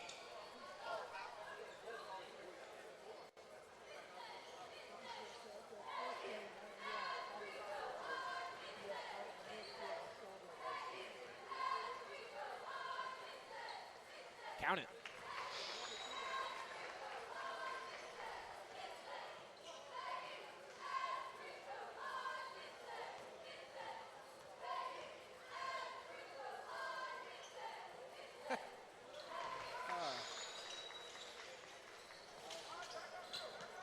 And he's McCorkle driving in hard. Finds him. Kicks it out. Way arid pass for Kennedy. Eagle ball. Just 1:02 here to play. Absolute missile in the pass. He had no chance of that one. Less than a minute here. Time winding down for the Tigers. And he's headed to the line again. Tigers came into this tournament ranked number 1, unbeaten. And wow, what a woe it's been for them. Lose the first game, now you're in the 3rd place game, and it's not looking great for you. No, definitely not. This is, we can finish this one out. This is going to be a great win For the Eagles.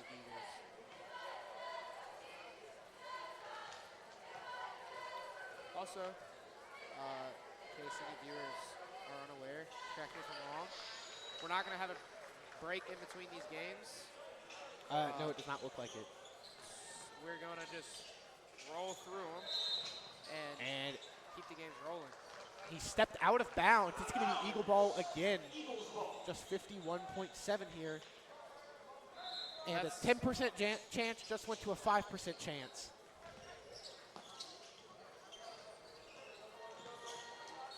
And that's going to be reaching. He's headed back to the line.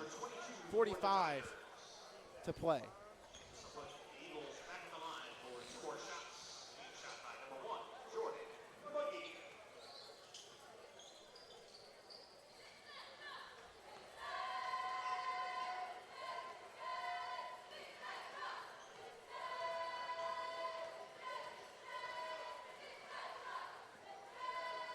Makes the first.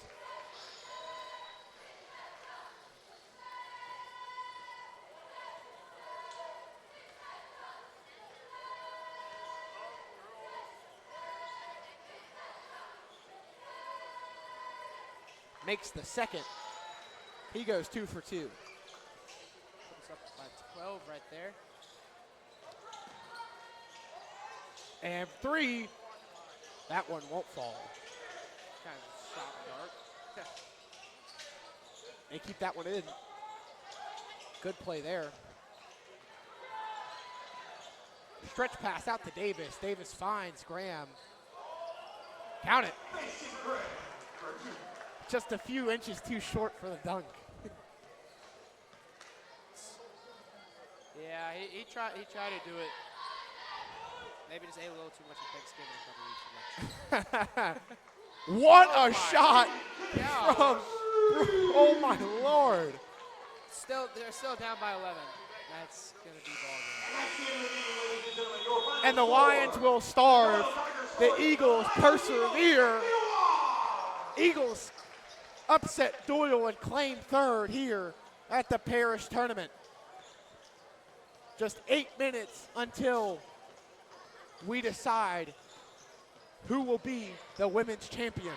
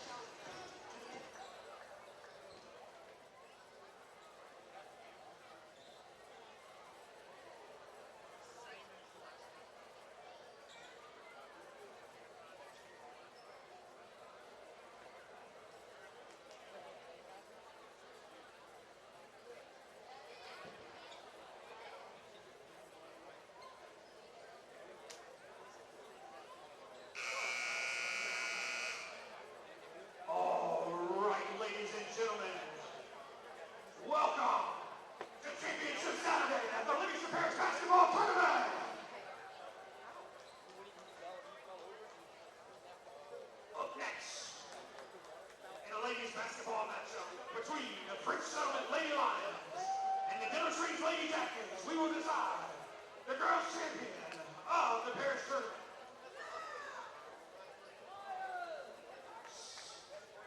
Starting lineups. Starting with the French Settlement Lady Lions. Number 2, Marie Trapon. Number 3, Stella Allison. Number 4, Chloe Parish. And number 12, London Crowder. And last, number 22, Rylan Glover. Now, for the Denham Lady Jackets, starting number 3, Kaliza Henry. Number 5, Zariah Samir. Number 10, Chet Tomplin. Number 14, Kitty Lindsay. And number 23, Brian Nelson. All right, ladies and gentlemen, as we gear up for this amazing matchup for the championship Saturday, we ask that you please practice good sportsmanship. Let's get ready for some basketball! Here we go. Championship on the line. Home team number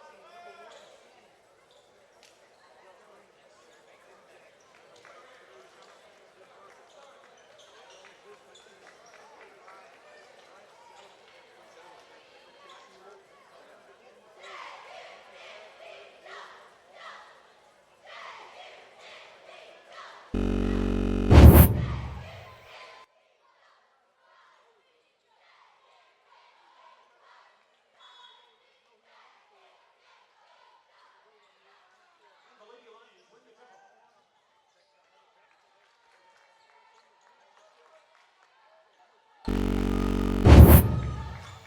And good evening, everybody. We are having some technical difficulties at the moment.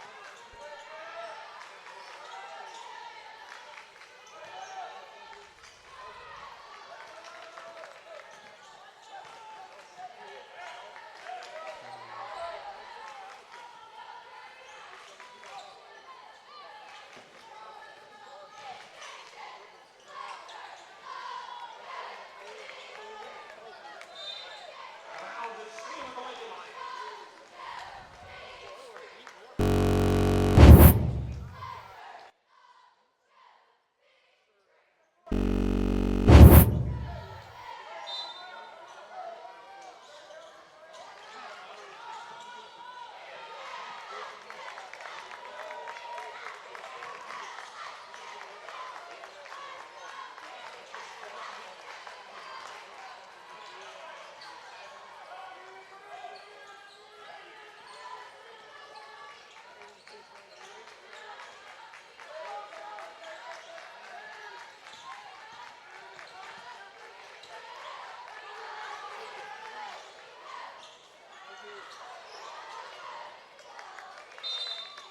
Jump ball. Point to the Lady Jackets.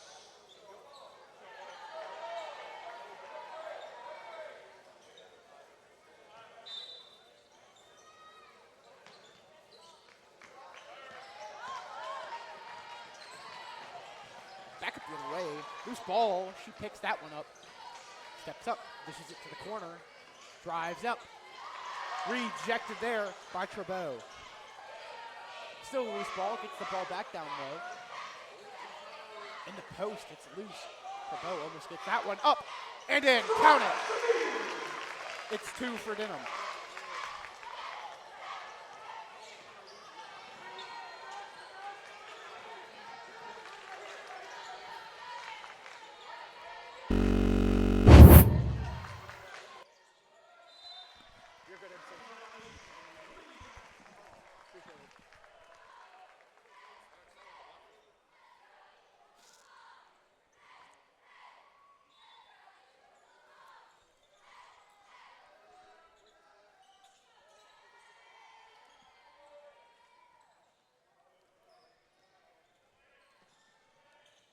Kicks it out to the corner.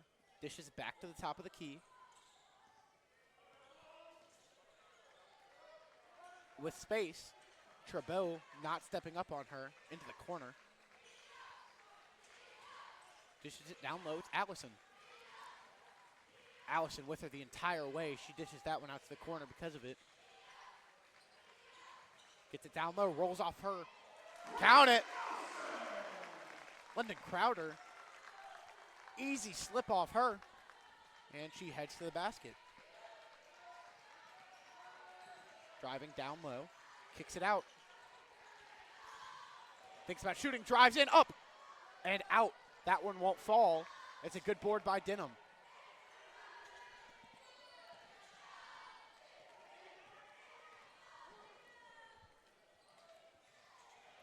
Drives in. Tries to kick it out. She will. Up.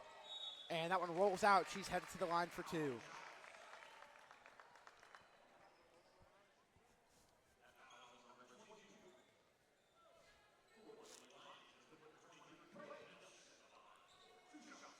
And Nelson's headed to the line for two.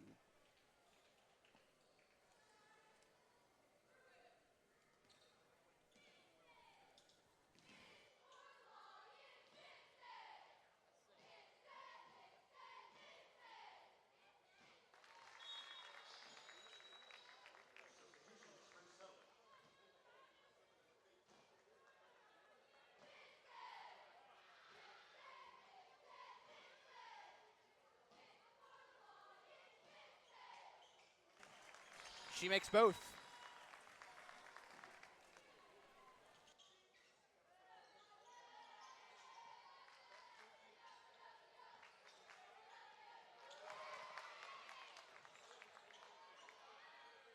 Can you write it down for you, Hayden?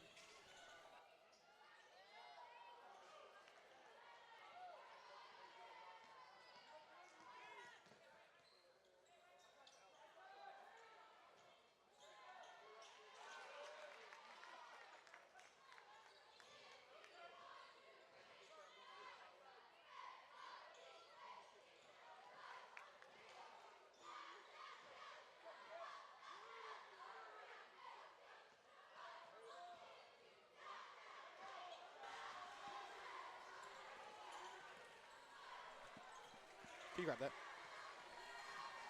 Allison drives in. Up. Short. She's headed to the line, though.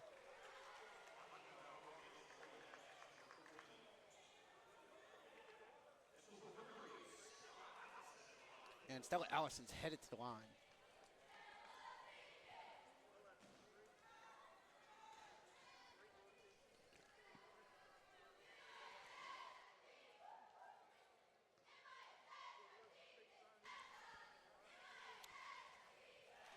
Makes the first. Finally on the board for French settling that. Yeah. Took a little bit, but great way to get started. She makes the second one. And now.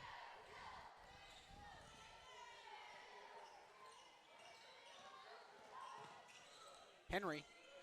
She finds Lindsay. Down low. Finds Henry. Henry dishes it for three. Nylon!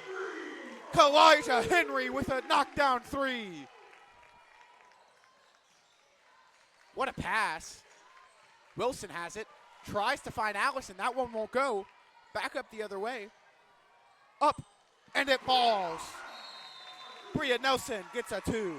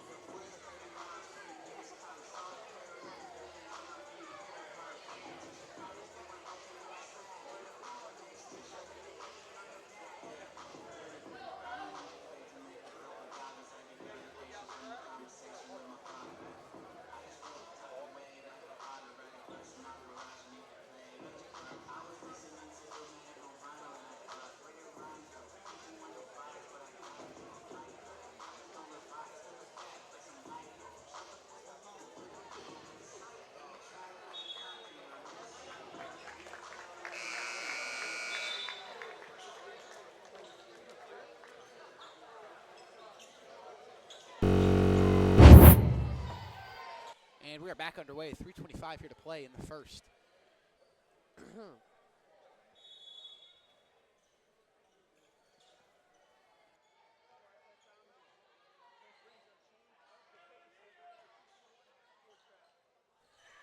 Dishes it down low. Crazy double team. They're Tries to playing get over it there, to dude. Wilson.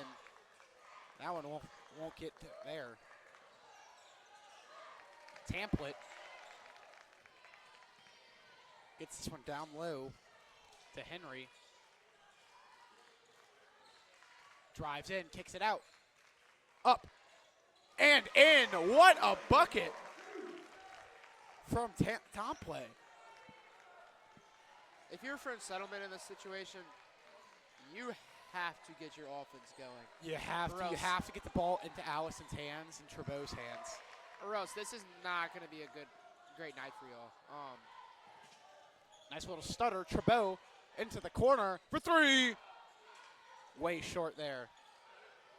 Yeah, like, defense hasn't really exactly been there. Offense has been non-existent. Kicks it out. Drives in. Good steal there by Wilson. Driving in hard. Up. And shooting foul.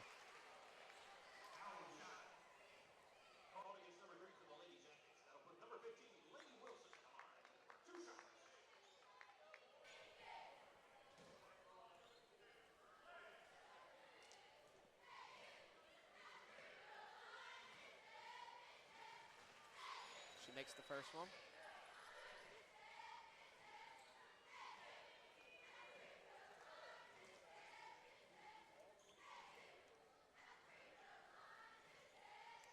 She comes up short in the second.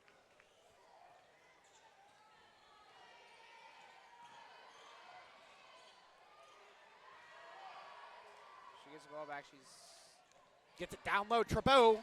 Count it. Excuse me. Stella Allison. getting the offense going a little bit. Which is what you need, obviously. Yeah. Got to score points to win games.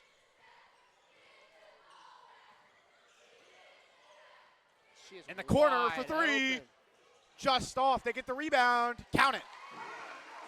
Extends the lead back out to 10.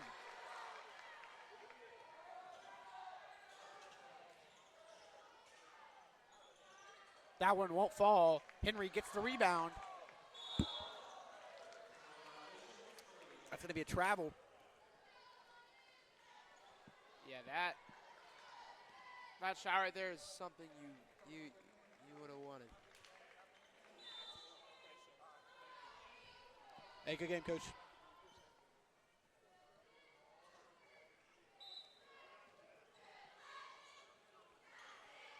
Wilson's going to take this one. Driving in. Intercepted by Henry. Trevaux able to pick up the loose ball. Long pass for three. Oh.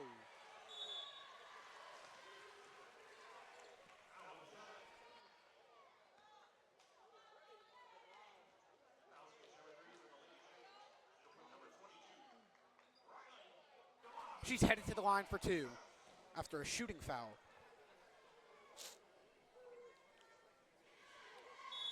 Gets the first. And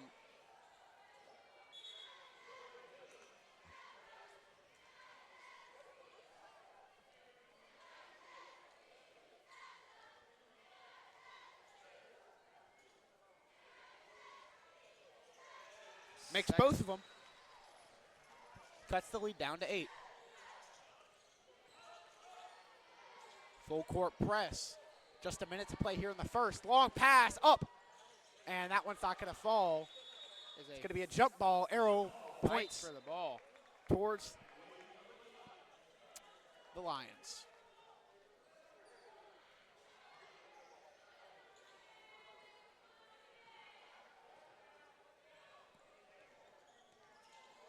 Dishes it out. It's London Crowder. Trevaux. Excuse me, Allison. I don't know why I keep doing that. They are slowly but surely cutting that lead that they got Shuffle. put themselves in the hole. Slowly getting themselves back in it.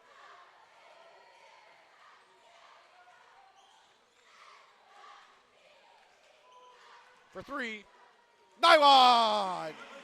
It's Kennedy Lindsay.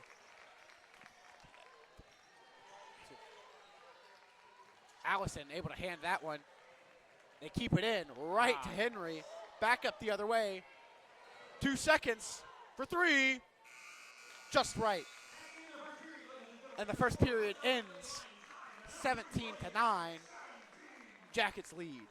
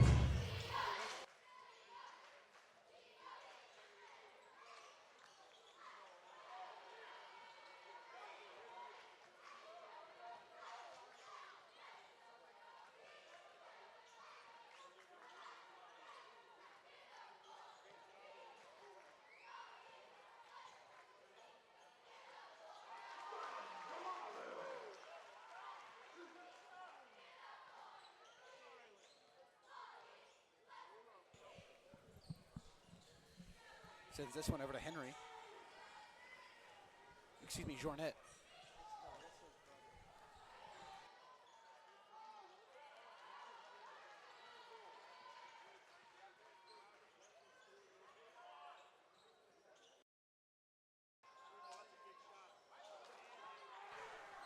They get the rebound, though. Allison struggles with the pass. Got a screen. Gets it to Wilson. Wilson. Allison for three. Nylon! Money right there. If I'm not mistaken, I'm pretty sure Allison is committed to Northwestern to play basketball. Huh. So she's a great player. She is. That's clear. She's obviously their best player. But as we see there, she's an amazing shooter. Absolutely. Traveling foul. So they travel.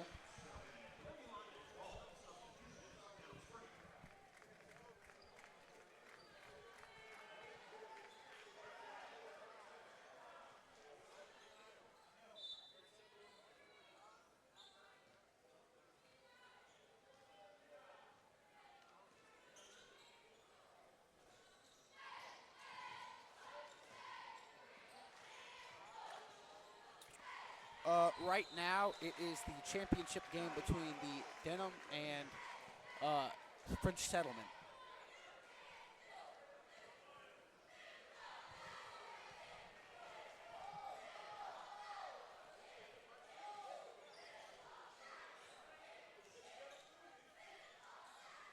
Just as this one over.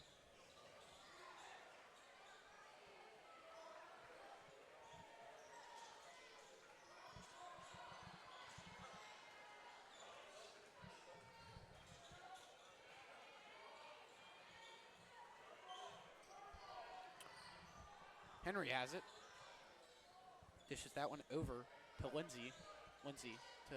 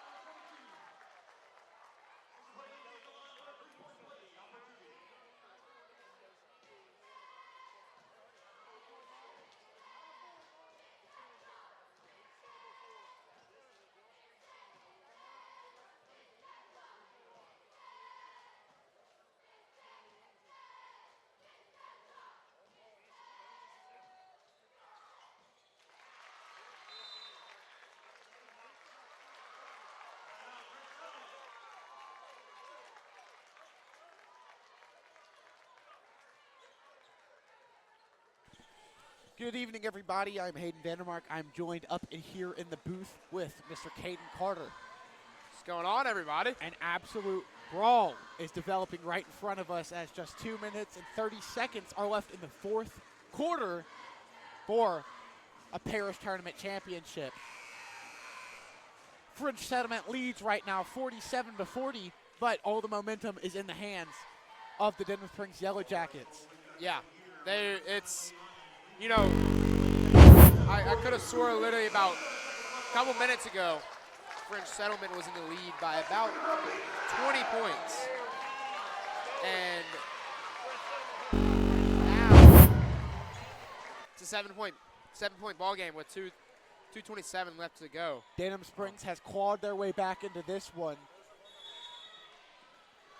And let's see if they can reap their rewards right now. This one's inbounded. It finds Wilson.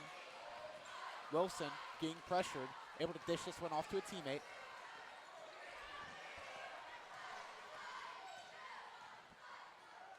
Kicks it. Makes both of them. Drives up, mid-range, count it. It's Stella Allison for two. Allison has been absolutely firing on all cylinders tonight. Absolutely. She has been straight money from the three-point line, and she's been making plays on defense. What has she not done tonight? It's been crazy. Henry drives in, up, and that's going to be a travel. 1:46 here to go. Denham still trailing by 9.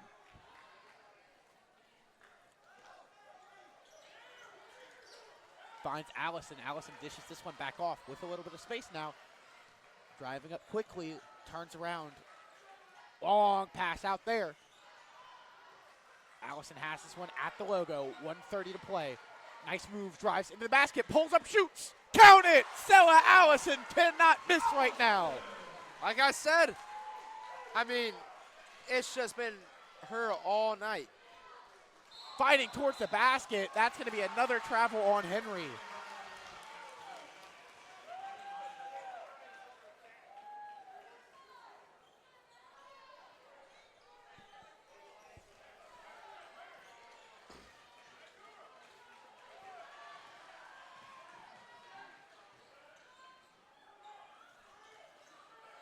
Dishes it out to Wilson. Wilson back over. Allison with space in the corner. Won't find her. And that's going to be a foul, which should bring them to the line. Is that not their fifth foul?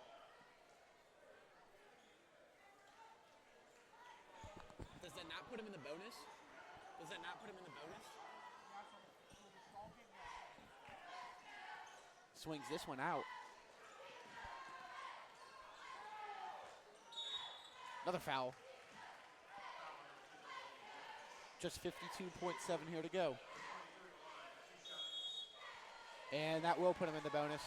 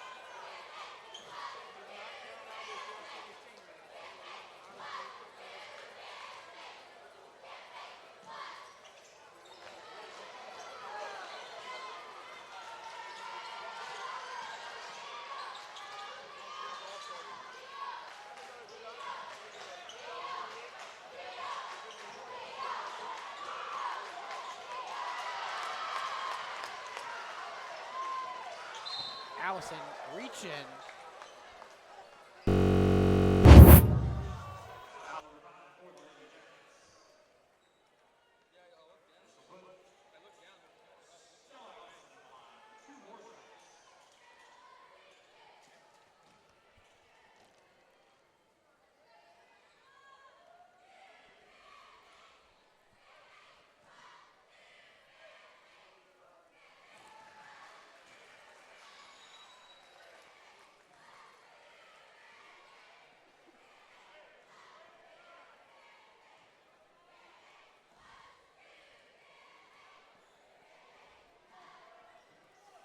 Makes both of them.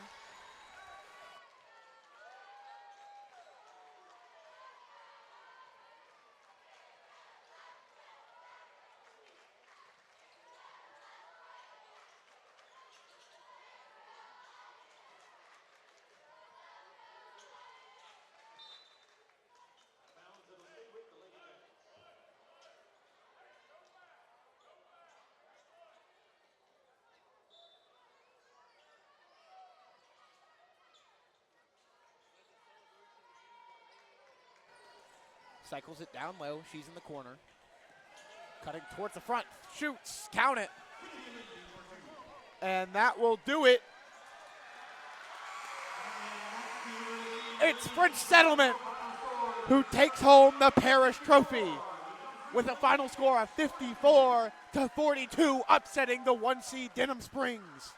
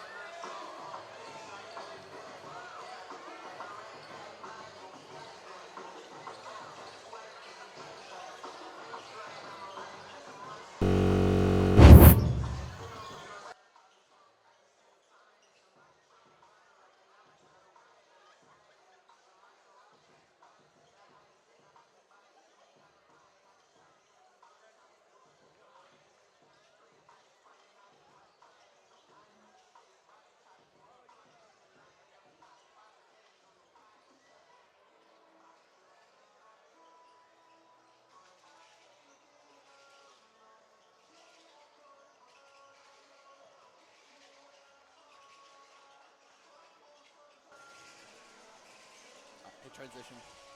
What's up? Hit it. This one? Other one.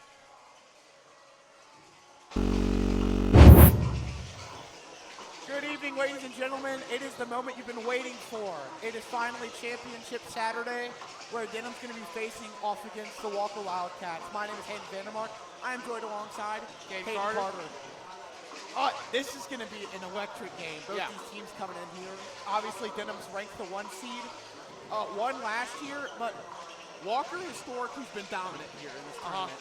This is where they've made their impact, and my prediction, I'm expecting the same thing.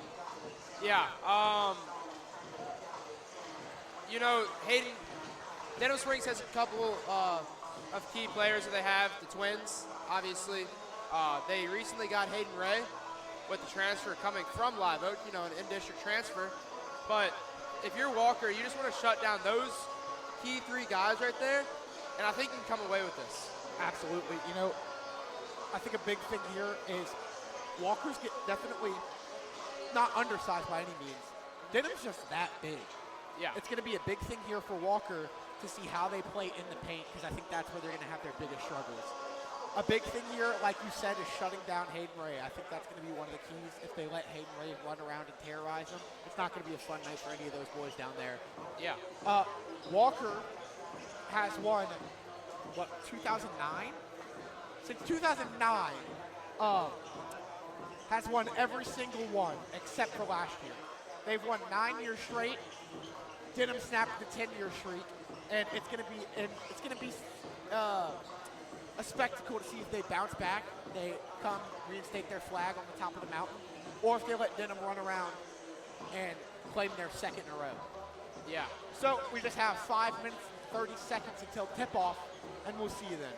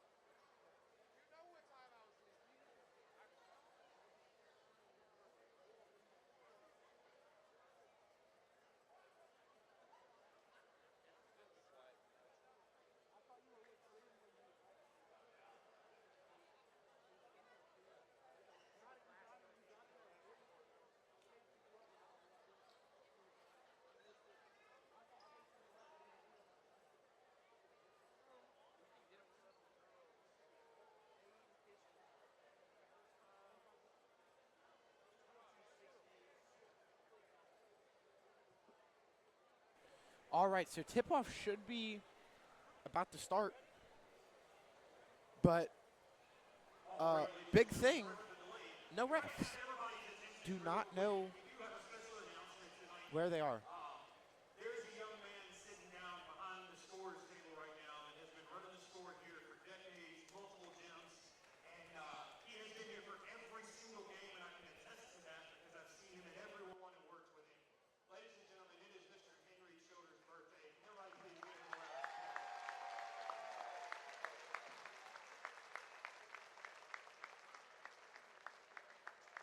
All right, ladies and gentlemen, now are you guys ready for the big finale? Championship Saturday night for the board!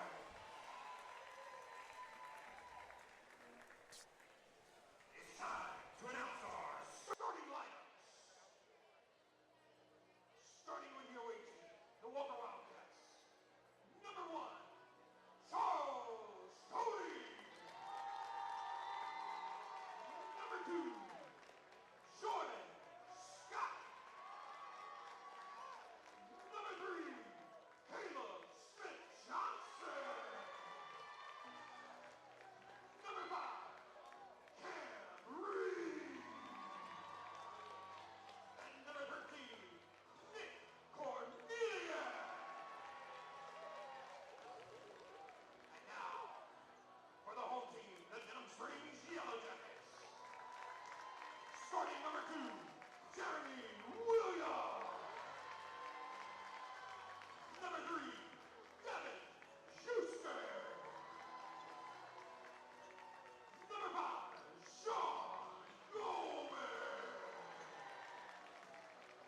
Number 10, Sean Gomez.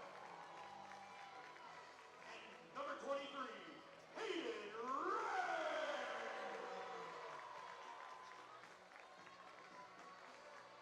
Ladies and gentlemen, gear up because we are ready for some exciting basketball tonight. Please practice safe sportsmanship and let's get ready for some basketball!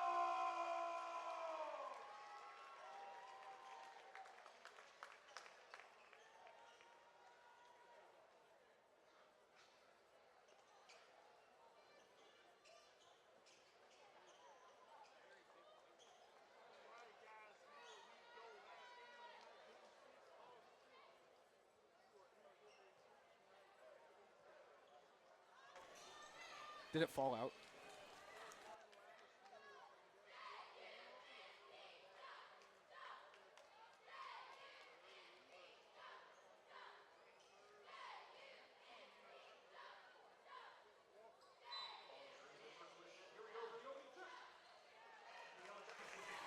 And championship Saturday is underway as as Denham wins the tip-off. This one gets down low. Houston drives, kicks it for 3. Nylon! It's Sean Goldman from, I don't even know who takes that shot. I don't know. That was like Drives logo up. level. Charles Tony can't get that one to fall. What a cross back right there. It's gonna stay Denham ball. Who shoots that shot? And most of all, who makes it? That was insane. That For 3. Just right. Kicks it. Sean tries to get that one to Ray. it's intercepted. Cornelius with the ball. Puts it up for 2.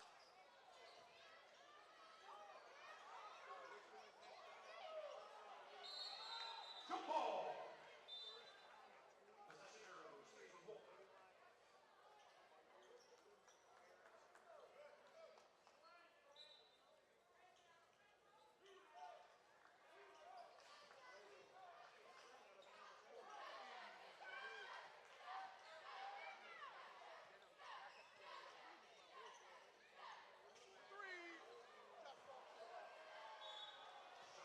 To the Wildcats ball.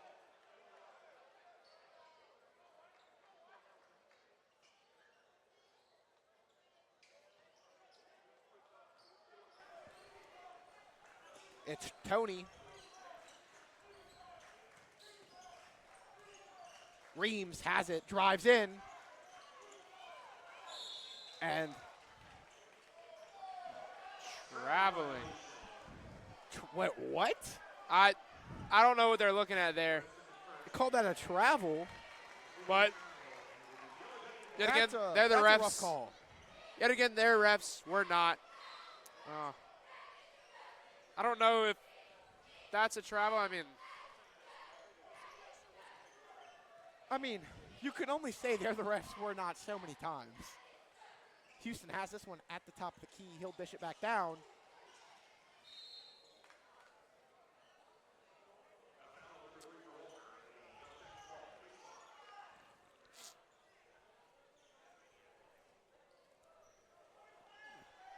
And it's going to be Jean Goldman has it at the baseline. Up and in, count it. Jeremy Williams.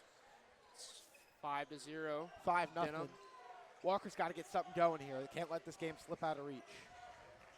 Nice crossover. Finds Smith Johnson. That one's going to be Hayden picked Ray. off by Hayden Ray. Slam dunk. Timeout by Walker.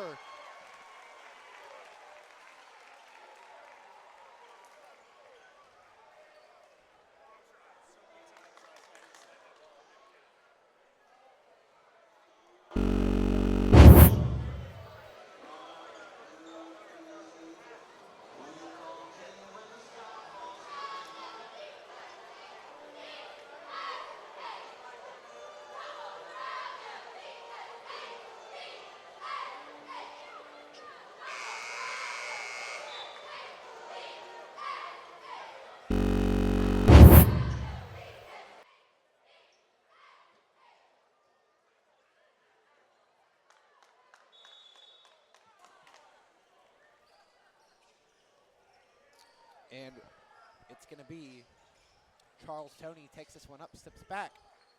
Looking for Cornelius, gets it to him, up, and in, count it. Walker takes the goose egg off the board. That's what they need right there. Get the offense rolling and Just get back something in this small. thing. Goes back. Houston has it. Little tip play. And it's blocked. Goes back up. Can't get it to go. Hayden Ray tries to get the putback. He's headed to the line. That was an amazing block right there. I don't know who did that, but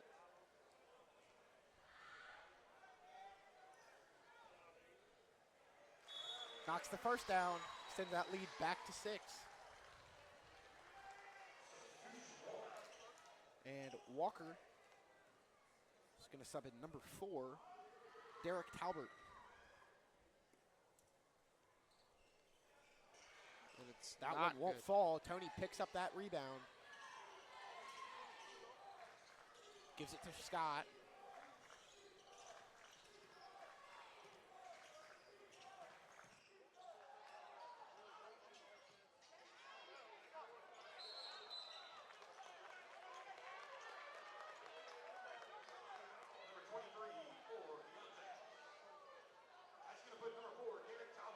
I gotta say, That was a great call. He just got his lunch money stolen from him down there.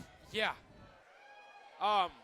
So far, what I'm looking at so far, Cornelius is quick on his feet. That He- meant Quick's perfect. Not necessarily, not saying he's not a fast guy, but he's explosive. Yeah. If, you're taking a short distance, like him, baseline to half court, I'm taking him because he's going to get up to speed the quickest. and he's also really good with the ball. I can tell his dribbling is on point. Houston And has he can it. make a guy miss. Kicks back. Houston for 3. Just off. And Derek Talbert gets the board. Headed back up for Walker. That one's going to be stolen by Jean Goldman. He goes up and slams it down.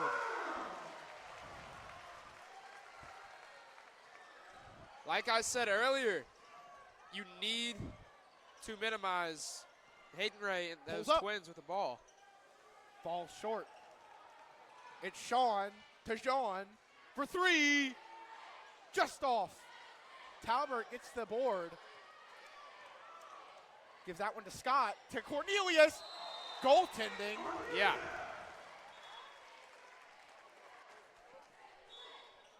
It's Marlin. Marlin the GOAT is in attendance, okay?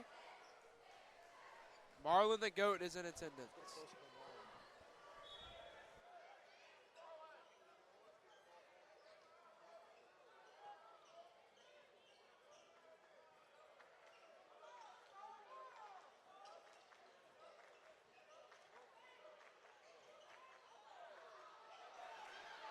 Loose ball. He finds Williams. Williams on Cornelius. For three, Houston. Just off. Short. Good board right there by Derek Talbert. In the corner for three. Nylon! Jordan Scott fires back. And Walker brings it within two. Williams to Houston. Houston back to Williams. Thinks about shooting. He decides not to. Back to Houston.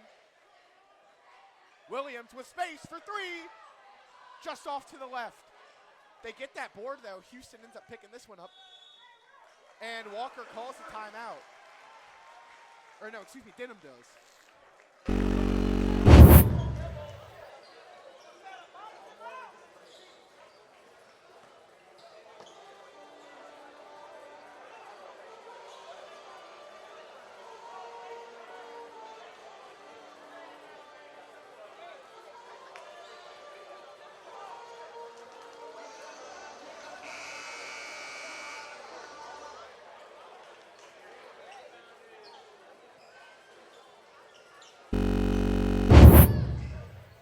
Just 3:15 here to play in the first. And Walker has clawed their way back into this one. Yeah. Just 10-8. Getting that offense going. And it's going to be Devin Kinchin. Goes back to Williams. Williams with a nice size up to Kinchin. Kinchin gets this one down low. It's John to Hayden Ray. And one. What a pass right there, dude. Oh, hook over the head. Are you kidding?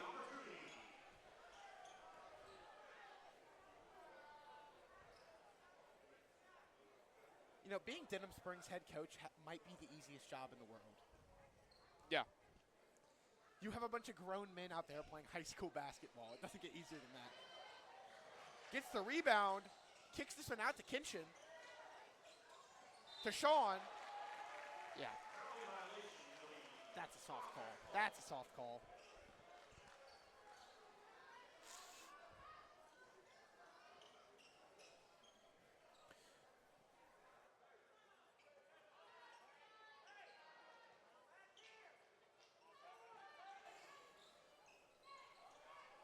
Dish this one out. It's Scott carrying this one up. Drives in for mid-range, just short. And he is tripped up.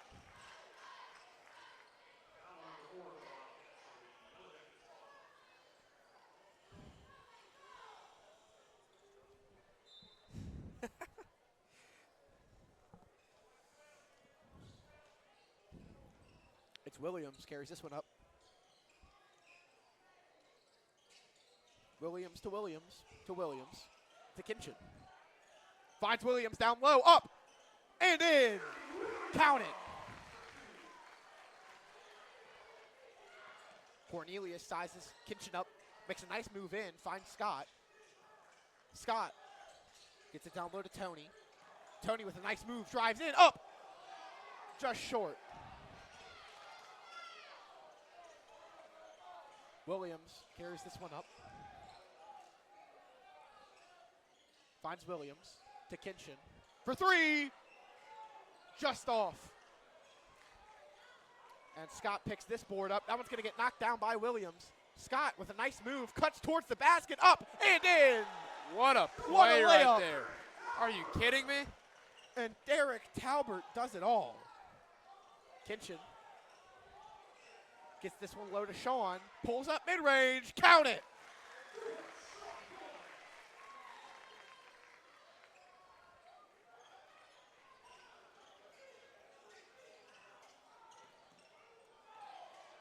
Derek fighting towards the hoop. Won't go.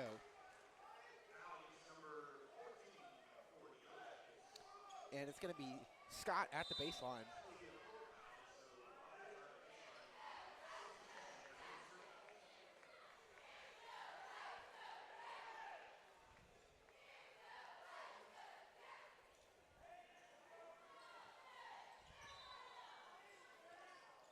Far pass out. Tony drives in, shoots, does not fall. Jean to Sean, spins up, won't fall.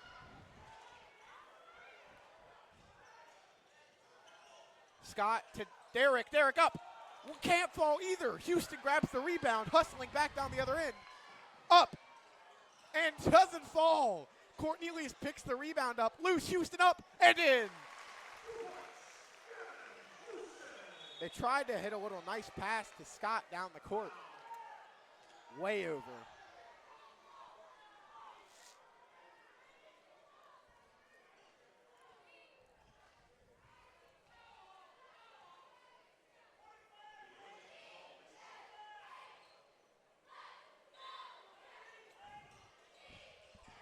Gets it down low.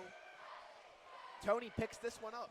45 seconds to play. He gets this one to Derek. Derek to Scott. Scott gets it down low. Cornelius mid-range. Just off. Houston picks up this board. And that one's going to be rejected by Tony. Scott has it. Walker ball.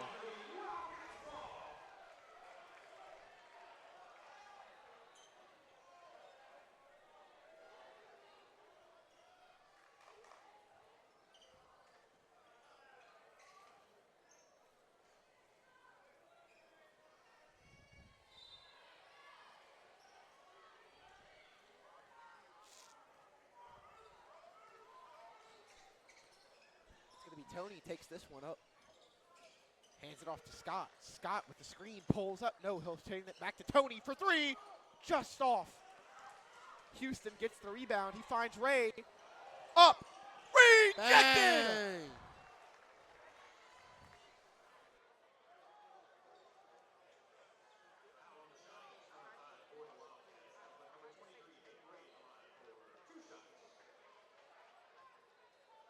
And Hayden Ray headed to the line now. Just 7 seconds to play here in the first.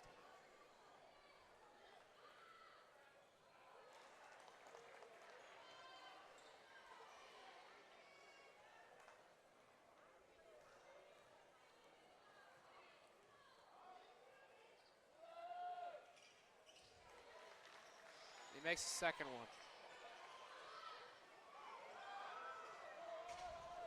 Driving back. Tries to get that one to Tony. It gets tipped. Sean will do it. And at the end of the first, Denham leads 19-10. We'll be back shortly.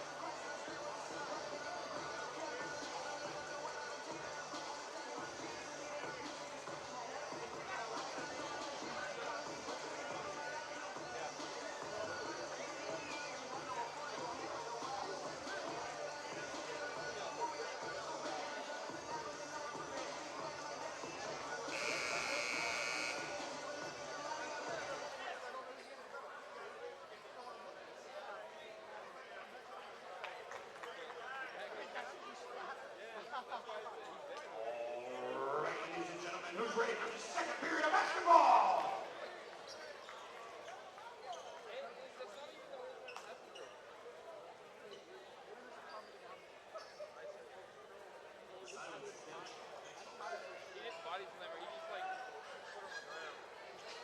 Wildcats ball.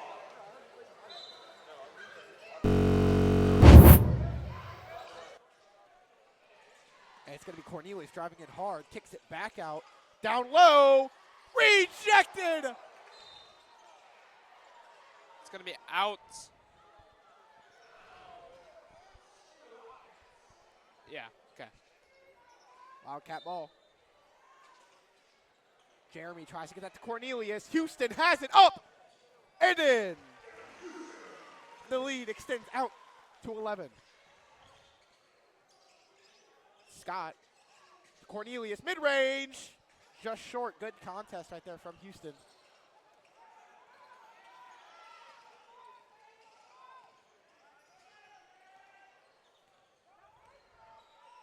Houston to Sean. Sean back to Houston. Houston to Jean for three. Just off. Sean gets the rebound, hustling in, tries to swing it out. What a play. Houston up and in. What a bucket. It's Scott hustling crazy. down. That's going to be a reach in.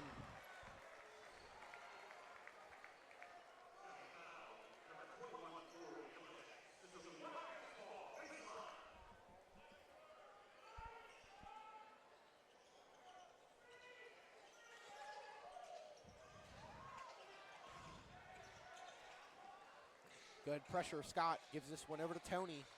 Tony with a little move in, spins, goes up. Headed towards Denham. It's going to be a charge.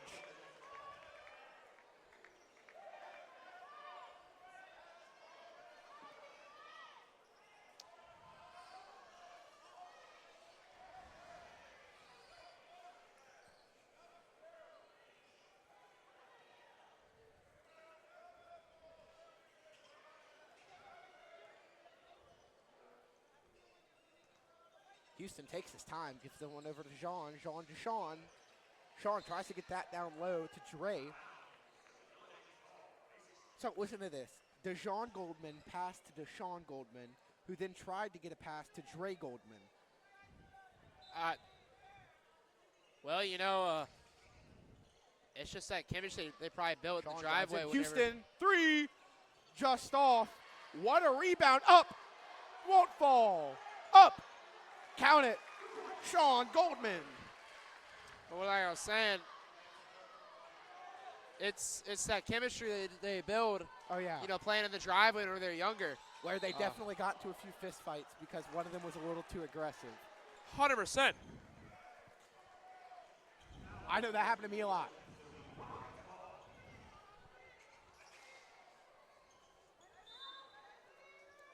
Scott finds Cornelius.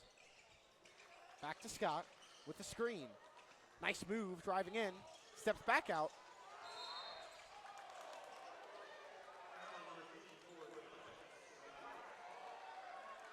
Walker's got to start scoring some points here. They are slowly letting this run away from them. Yeah, they got to start converting again. You know, they weren't out of the game, only down by 2 going into that end of the first, but it's slowly slipped away. Cornelius now looking for an option. Finds Scott. Scott looking for Tony. Reams with the screen. Scott comes off of it. Call that a traveling.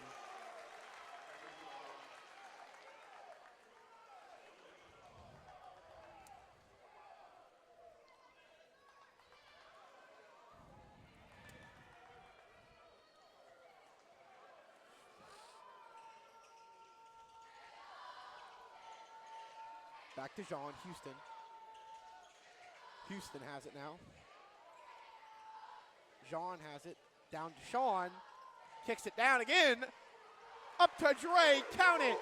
Jean to Sean to Dre for 2.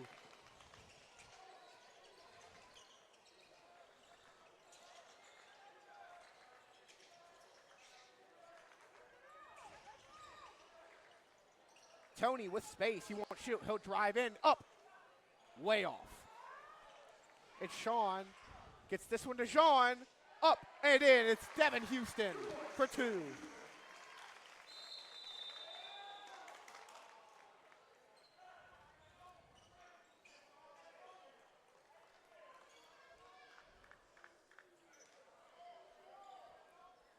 And Brashad London's going to check into the game.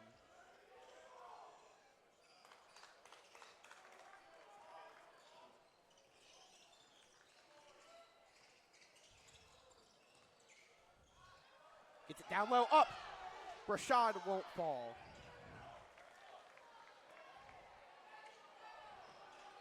Up, won't fall. Houston kick, it's a rebound.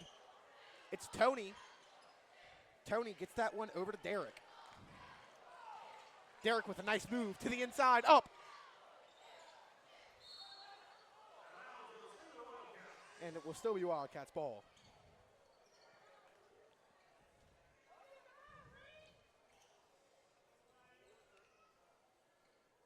.4:30 here to go in the second. Over to Cornelius. Cornelius.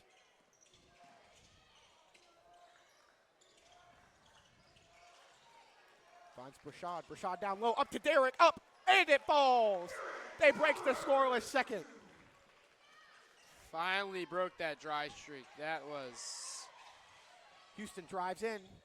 Kicks it. Houston in the corner for three. Way off. Cornelius grabs that board. Blows by one. Make it two. Kicks it to Derek. Eric up. And in. Beautiful play right there. Beautiful.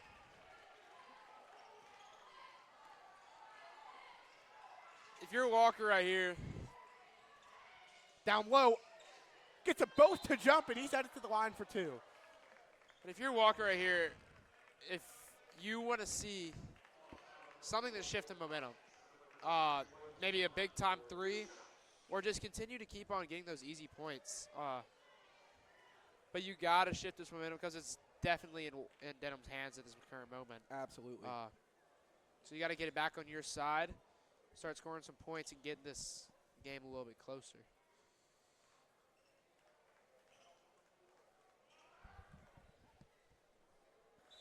Makes the first.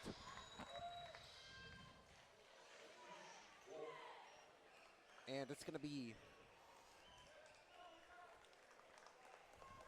number 12, Adrian Scott, who will check into the game.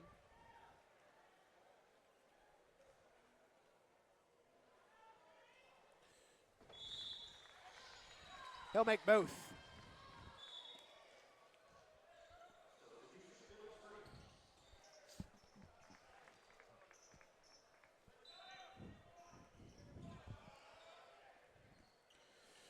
Just 3:38 here to go.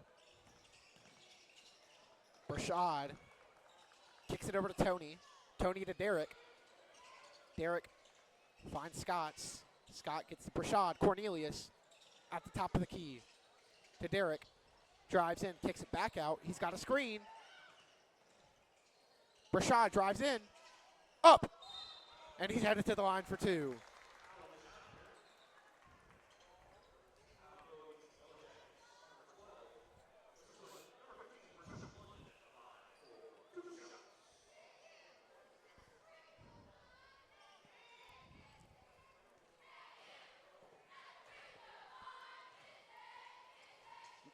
Just misses the first.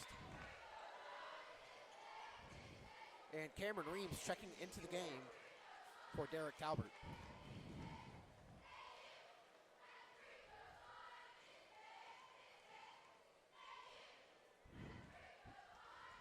Makes the second, though. Lead now 16.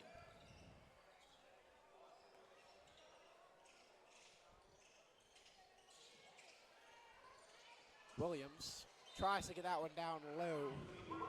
Doesn't go anywhere.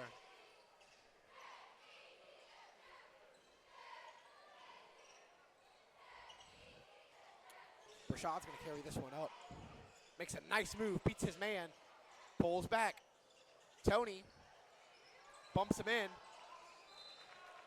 And Jalen Williams flies in there and knocks that ball out of bounds. Cornelius now is going to inbound this one. Just 2:50 to play in the first half.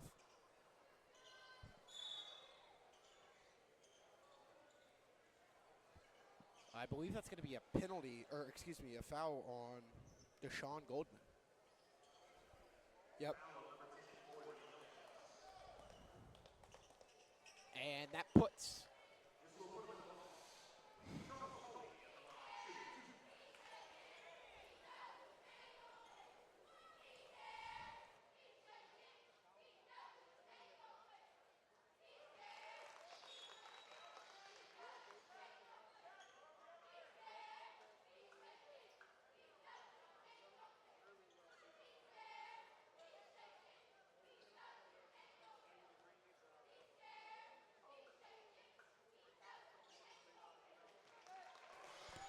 and he makes them both. Houston hustling down. Kicks it out. Jean Goldman gets it down to Houston. Houston back to Jean. Jean to Houston. To Jean.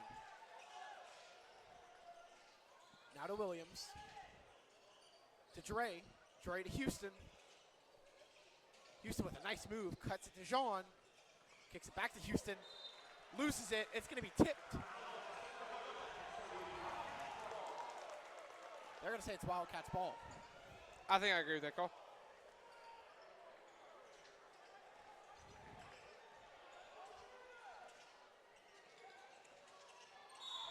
Backcourt violation. No, they're going to call a blocking foul. And they're headed to the line for two. 2:09 still here to play in the second. A lot of chances for foul to rack these, free throws up.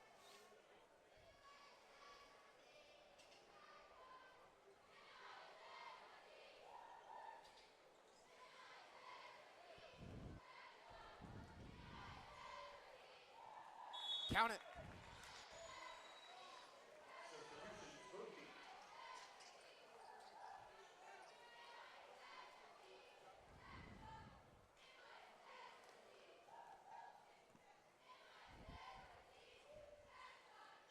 That one won't fall. Houston picks that rebound up.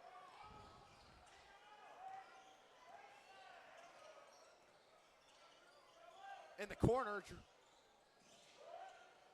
Houston drives up. And he's headed to the line.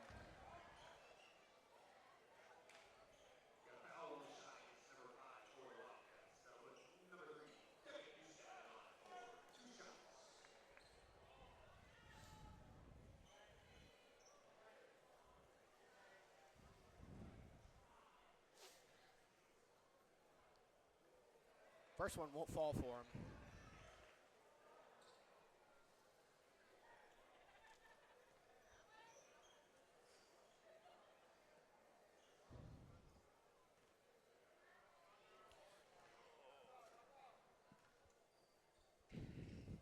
He hits the second, though. As it's going to be Rashad who takes this one up, fighting hard. Double teamed.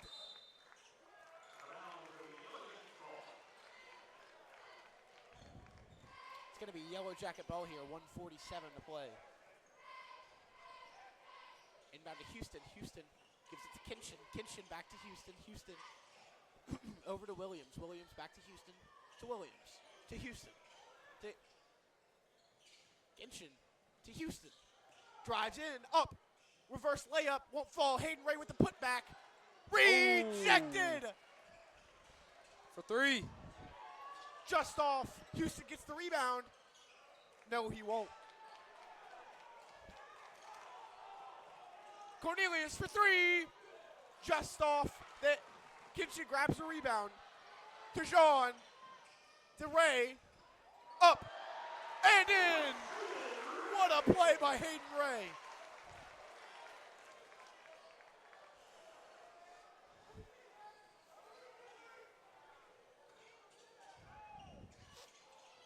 Rashad drives in. And Sean's going to knock that out of his hands and let him hit it with his own foot. It's jacket ball. 50.6 to play here.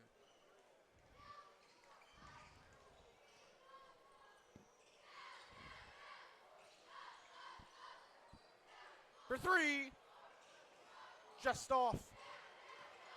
Houston grabs the rebound. He goes up off the backboard. He'll head to the line for two.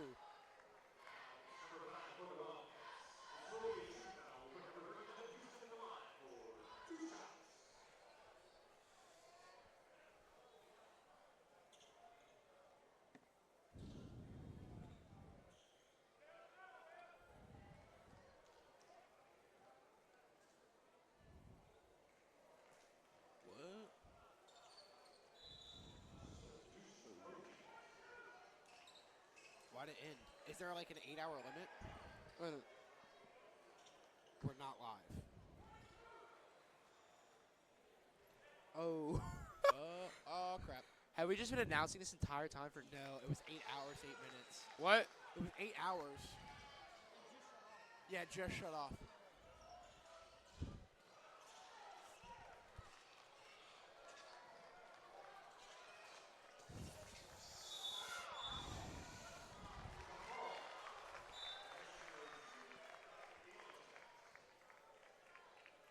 No.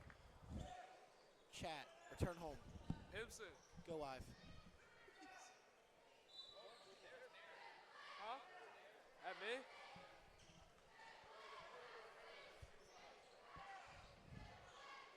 I'm gonna go down there and dap up my friends down there. Oh, Act like I don't even see me. What? She's here.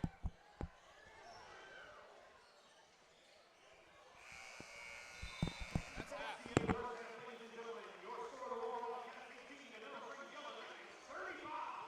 Alright, I'm gonna go piss. no, why did they delete everything?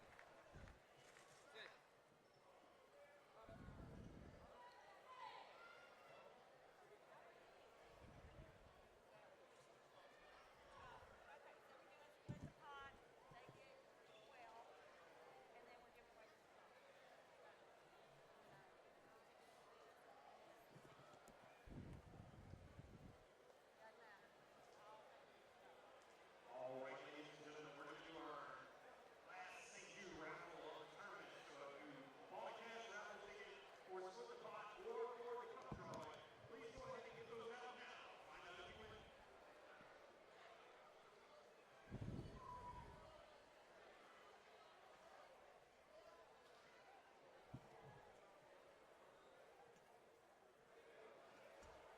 All right, listen, our winner of the Split the Pot is Rory, Tobias, and Hazel Harris.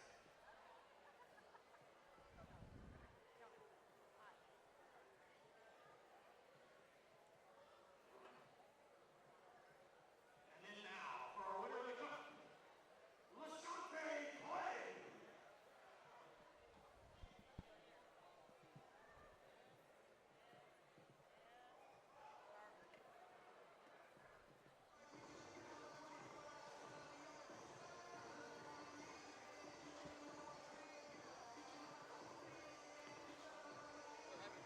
It went down. I don't know why. Yeah, we got to back up.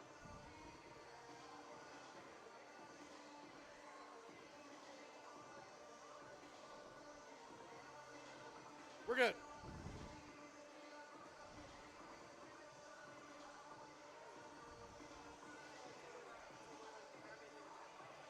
What? Go get it yourself.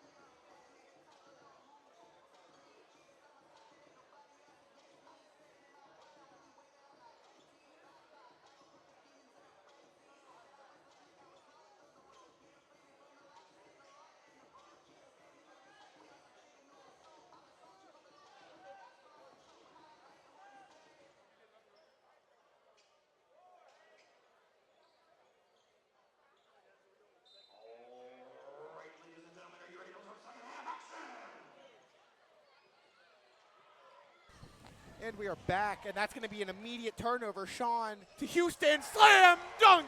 They picked up right where they left off. Oh my gosh, dude. Cornelius, and he misses it.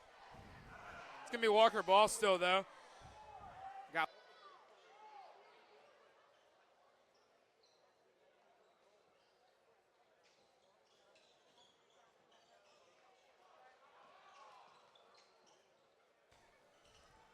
For up? three. Or, that's not from three. Yeah, that was that's- a mid-range shot. He was, in fact, like 4 steps into yeah, that was not close. It's been a long day, all right? Yeah, I'm lot going of to give you games. the matter of fact there. Jean to Houston. Down to Ray. Up. Won't fall. Put back, count it. Hayden Ray. Up. Just does not fall. That's something you can't miss. That is you got to make that type of shot right there. I mean, that summarizes their day today. I mean, it's just not been their day. It's definitely not been.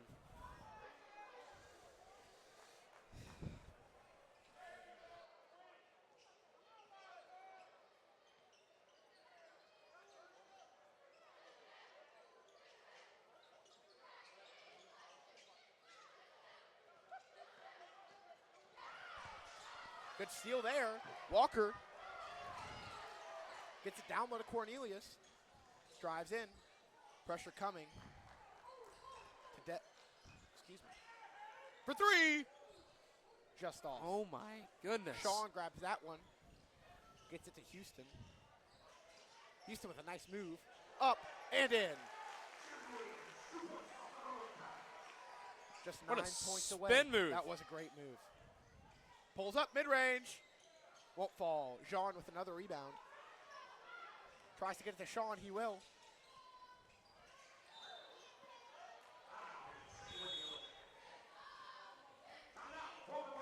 And it will be a timeout against Walker.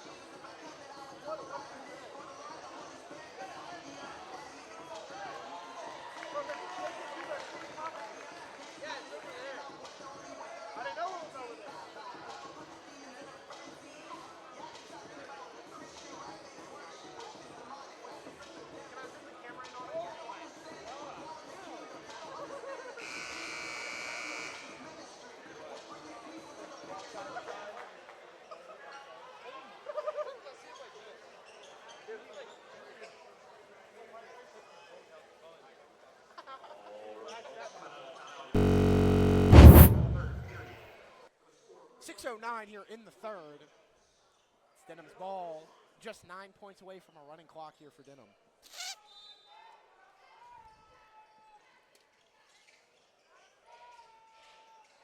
Finds Houston.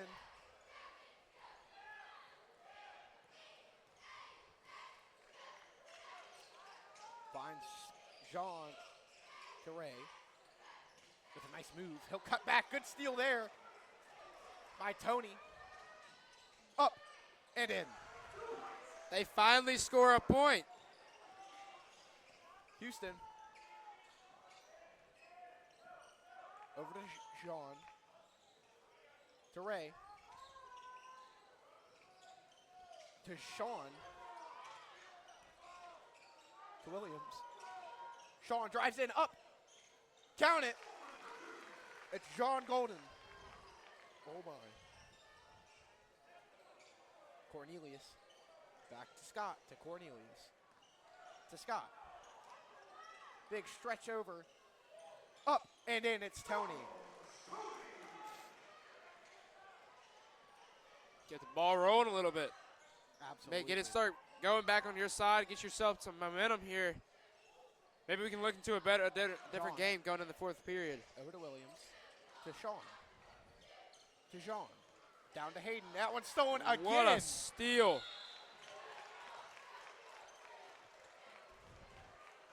Sean is visibly upset with that call. You know, if I'm a coach, I'm visibly upset whenever Hayden Ray costs 2 turnovers because of laziness.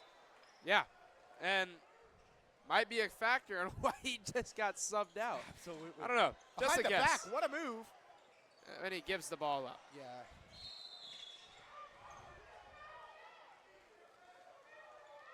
We'll talk about some physical ball we're playing here tonight. Yeah. It's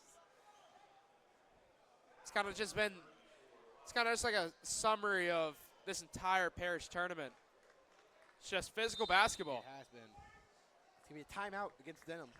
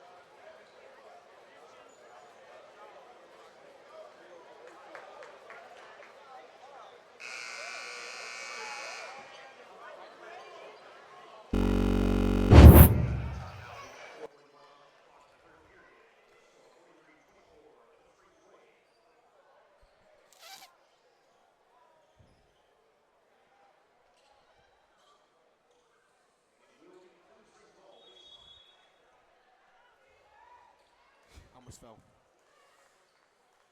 And Houston's going to carry this one up for Denham.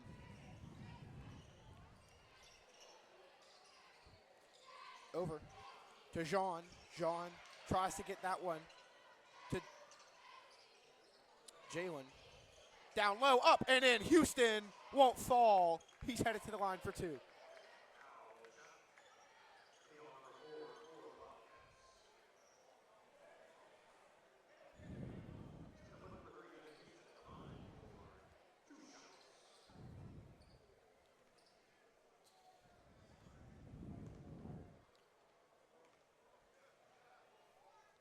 Just short.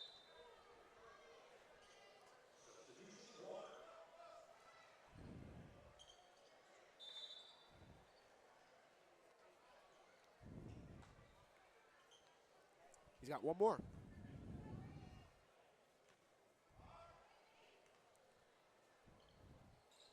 That one won't fall either. Oh my, he just hit his head on the rim. I think that might have hurt. Yeah. Just Cornelius guessed for 3. Way right. Good put up though, right And there. it's Reams on the putback.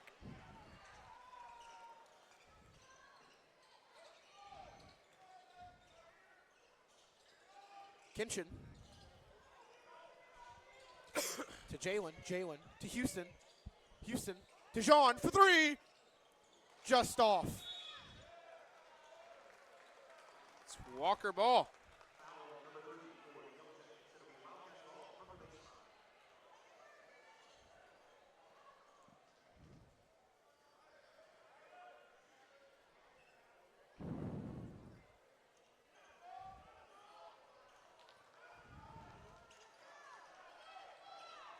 Gets that one down.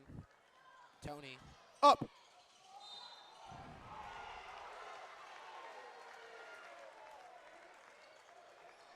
See, They're going to call that a charge, even though he's leaning on one foot to get in the way of that. That's insane. I don't watch too much basketball, but that is a rule that I do not like. It's if their feet are set, then you can't hit them, which is a logical rule, except that refs never get it right. Yeah. And they just post themselves up right in front of the goal.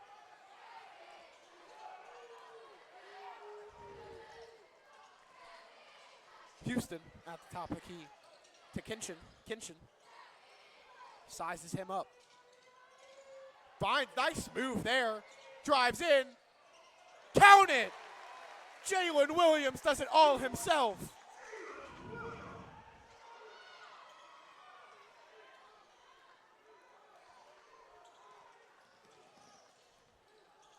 Cornelius. Tony looking for an option. Off a hand. He goes up and in. It's Cameron Reeves.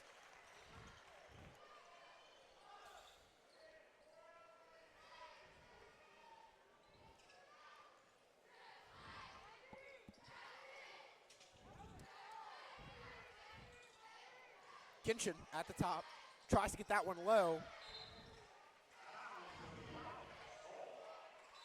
Yeah, their screen right there kind of bit him in the butt a little bit.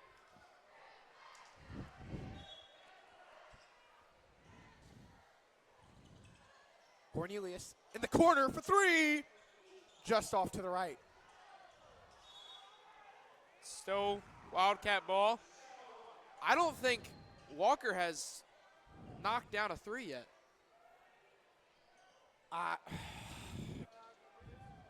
Yeah, Cornelius has one. He has one. All right. That's the Well, only one of the day. well, it's definitely, they haven't knocked down a lot. Tony drives in, spins, up, and in. Charles Tony for two. Lead just down to 15. Houston, nice move, up and in.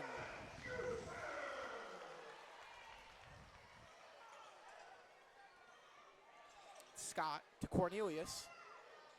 Cornelius with a nice move. Dishes it over, mid-range, short. Picks his own rebound up off a foot.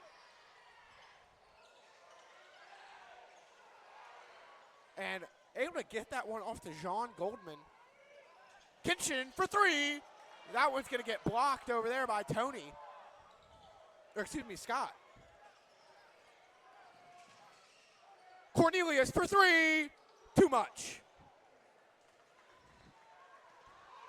Kinchin dishes to Jean. Jean drives. Kicks it to Houston.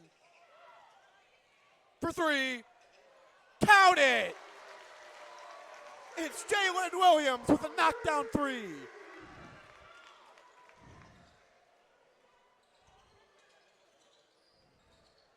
Gets it down low, up, rejected! Tevin Houston.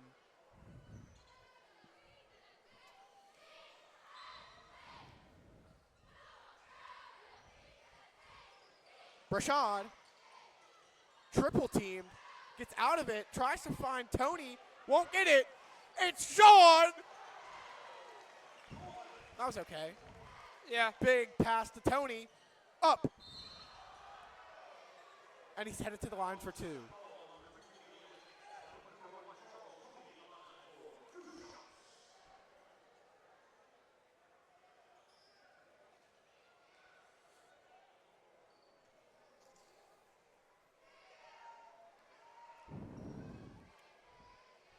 Up to the line.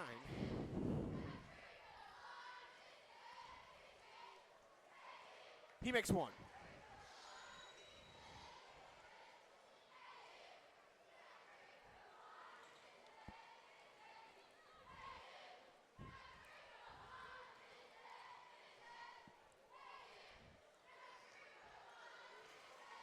Makes the second.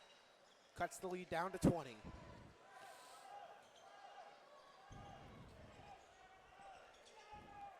Just 45 here to play in the third. Houston takes his time. Sizes Tony up. Breaks in. Up. And he's headed to the line for two.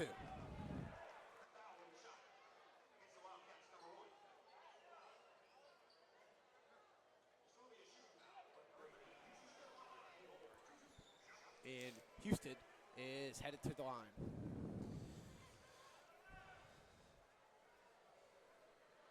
Misses the first one. He's First got one one won't more. fall.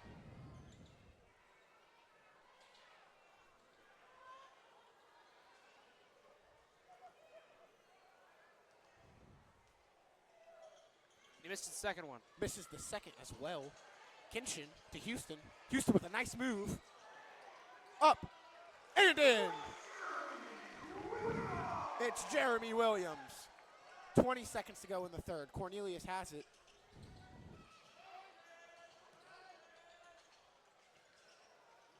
That one's going to be stripped by John Goldman. Hustling. Finds Houston in the corner for three. Just off. Tony goes up and in. And that'll do it for the third.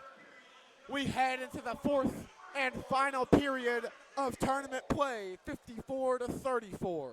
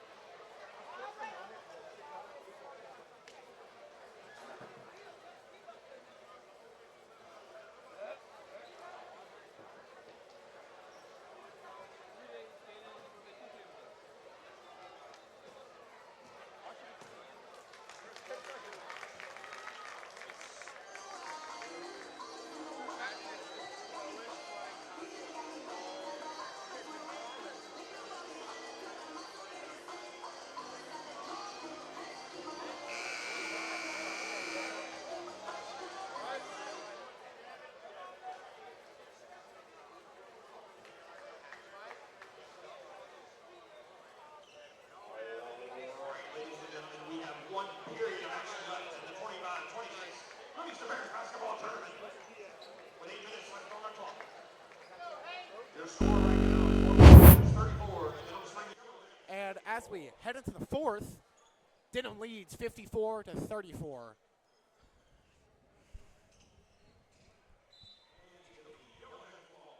Yellow Jacket starts it.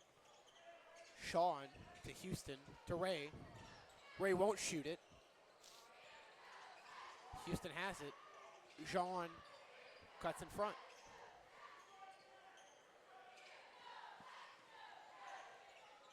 It's Sean to Jean. Sizes him up. Beats his man up. Won't fall. Put back. Won't fall. Puts it back up. And one. Jeremy Williams is headed to the line.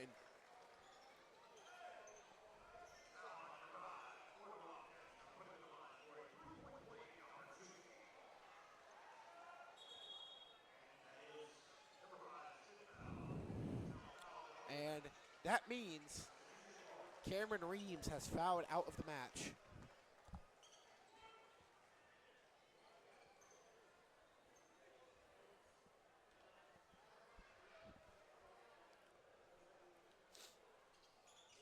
Won't complete the three-point play. That one's short and grabbed by Charles Tony.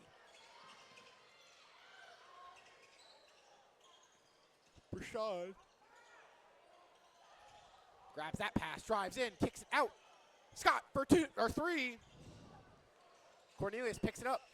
Mid-range, just off. Ray gets that rebound. And I believe that's going to be an illegal screen.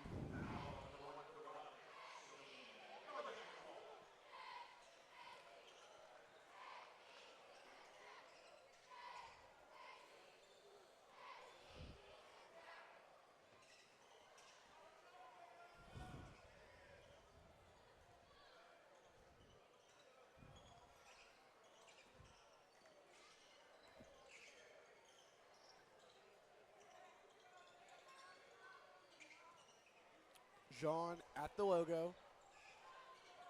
Just 6:40 to shoot. Great move. He finds Sean.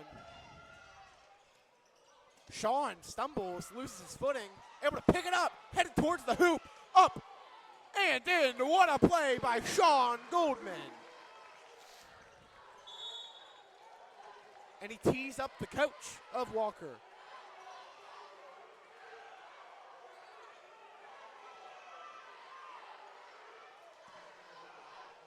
Walker fans are not happy right now.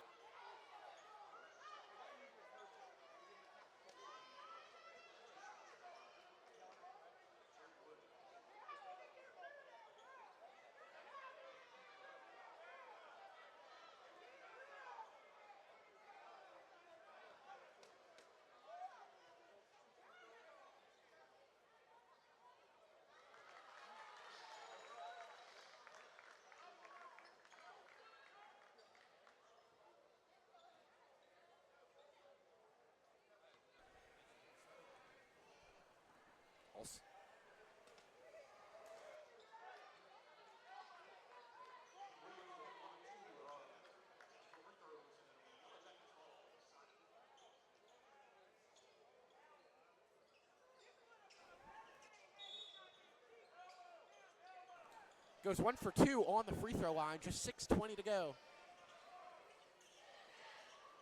Gets it down with Ray. Up and in. Hayden Ray.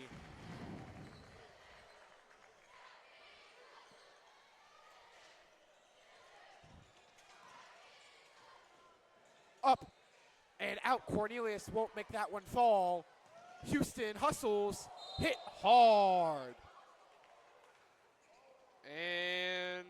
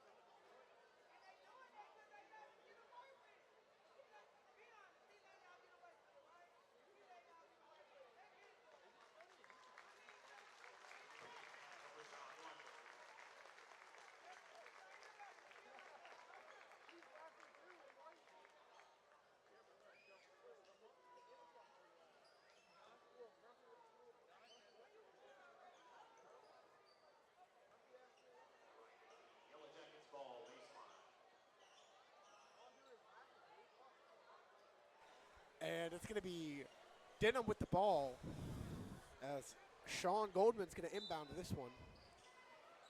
Finds Hayden Ray. Up and in.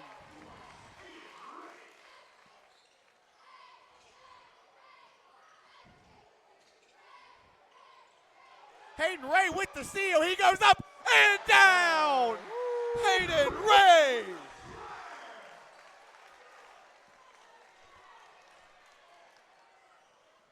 Hustling back down, driving in, kicks it to the corner, up, just off, up, and in.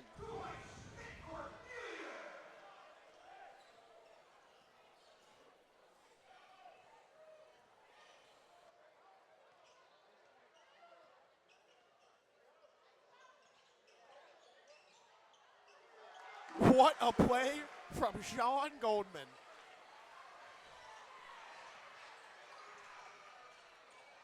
Count it.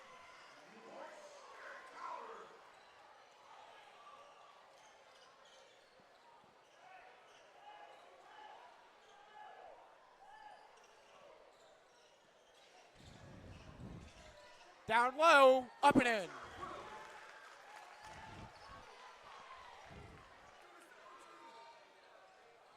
Makes a nice move up, and a reverse layup falls.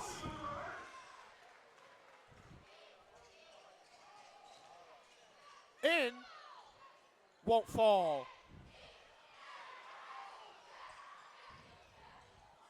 Cornelius and one.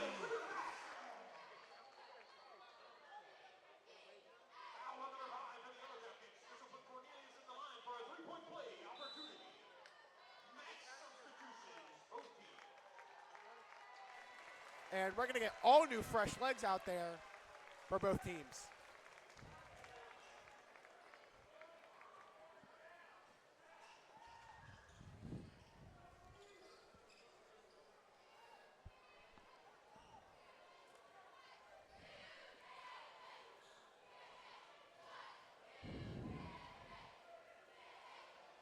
Up and in, that one falls.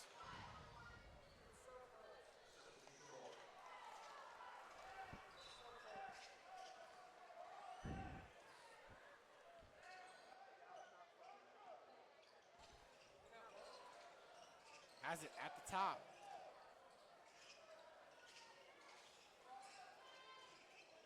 Off the hands, that one's going to be picked up by Walker. Off a knee. Still loose.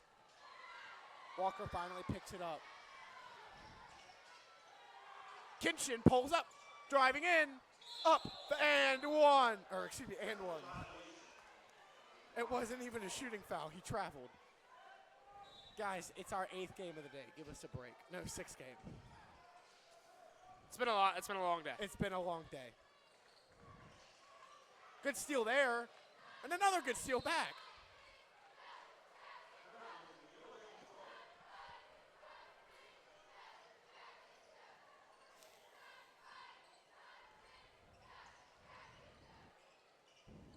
Kicks it out. Nice move there.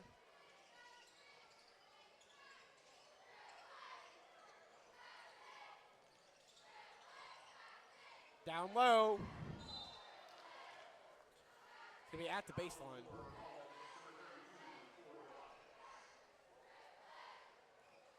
Nope. They're gonna give him 2 for it.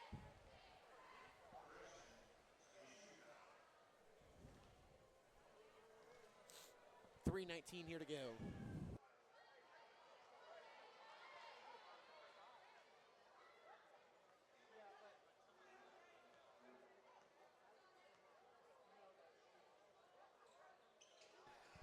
Misses both. And errant pass.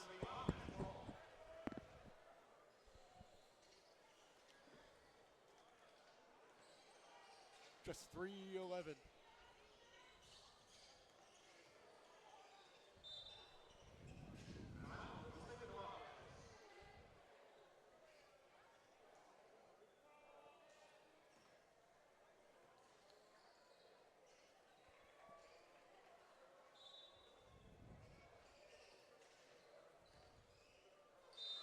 It's going to be a jump ball.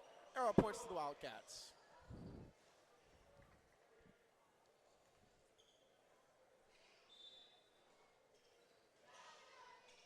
Mid-range, just too much on that one.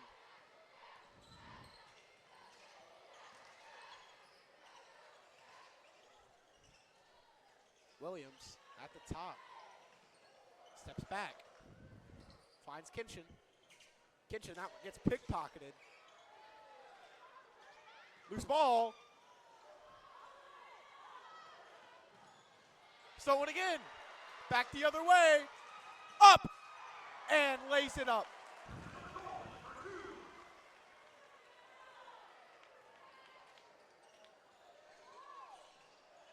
Double team. Good pass. That one stripped away again. It's Williams goes up. And he's headed to the line.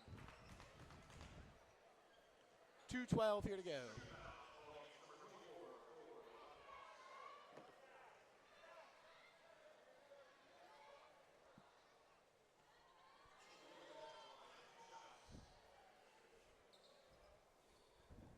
Makes the first.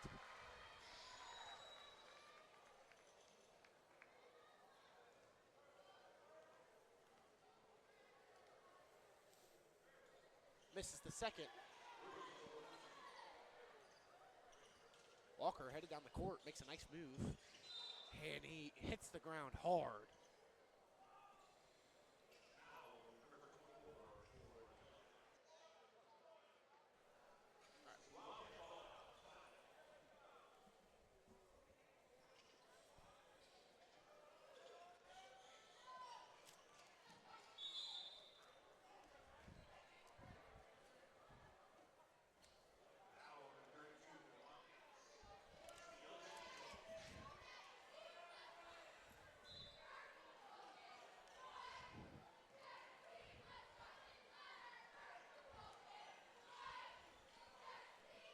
Kinchin with a nice move.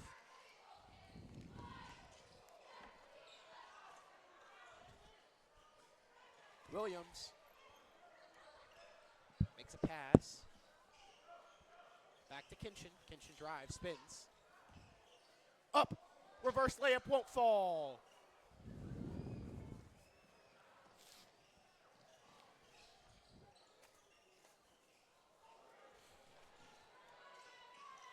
Loose ball. Walker won't get a handle on it. 1:20 to play.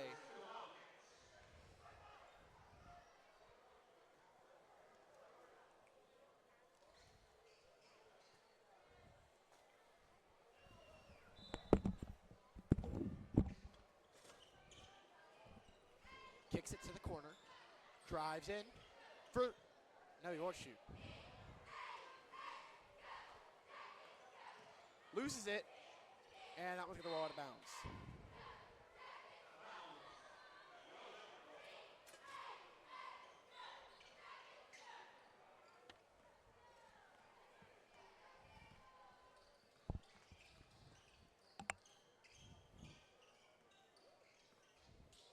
Kicks it out to the corner.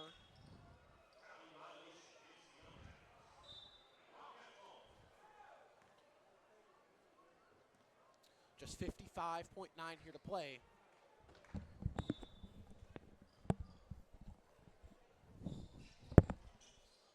Into the corner, driving.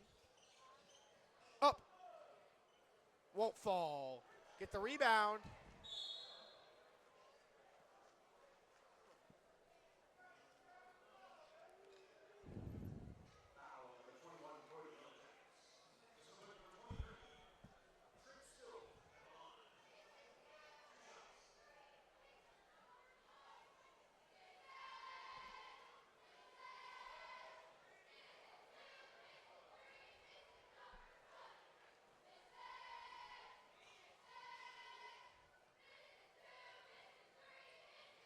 And he misses both.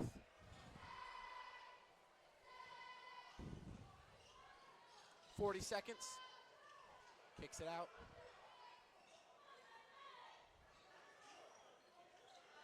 Down low, goes up. And in! Oh, and he gets another two.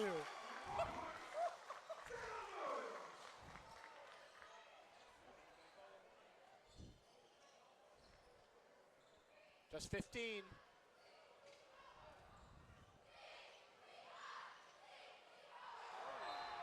Rejected.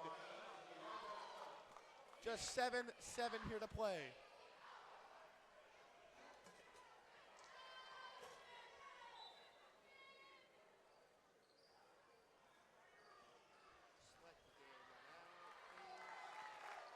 And the Jackets strike twice. They're back-to-back Parish champions. Ladies and gentlemen, thank you guys so much for joining us. It's been a blast to cover this. We'll see you later.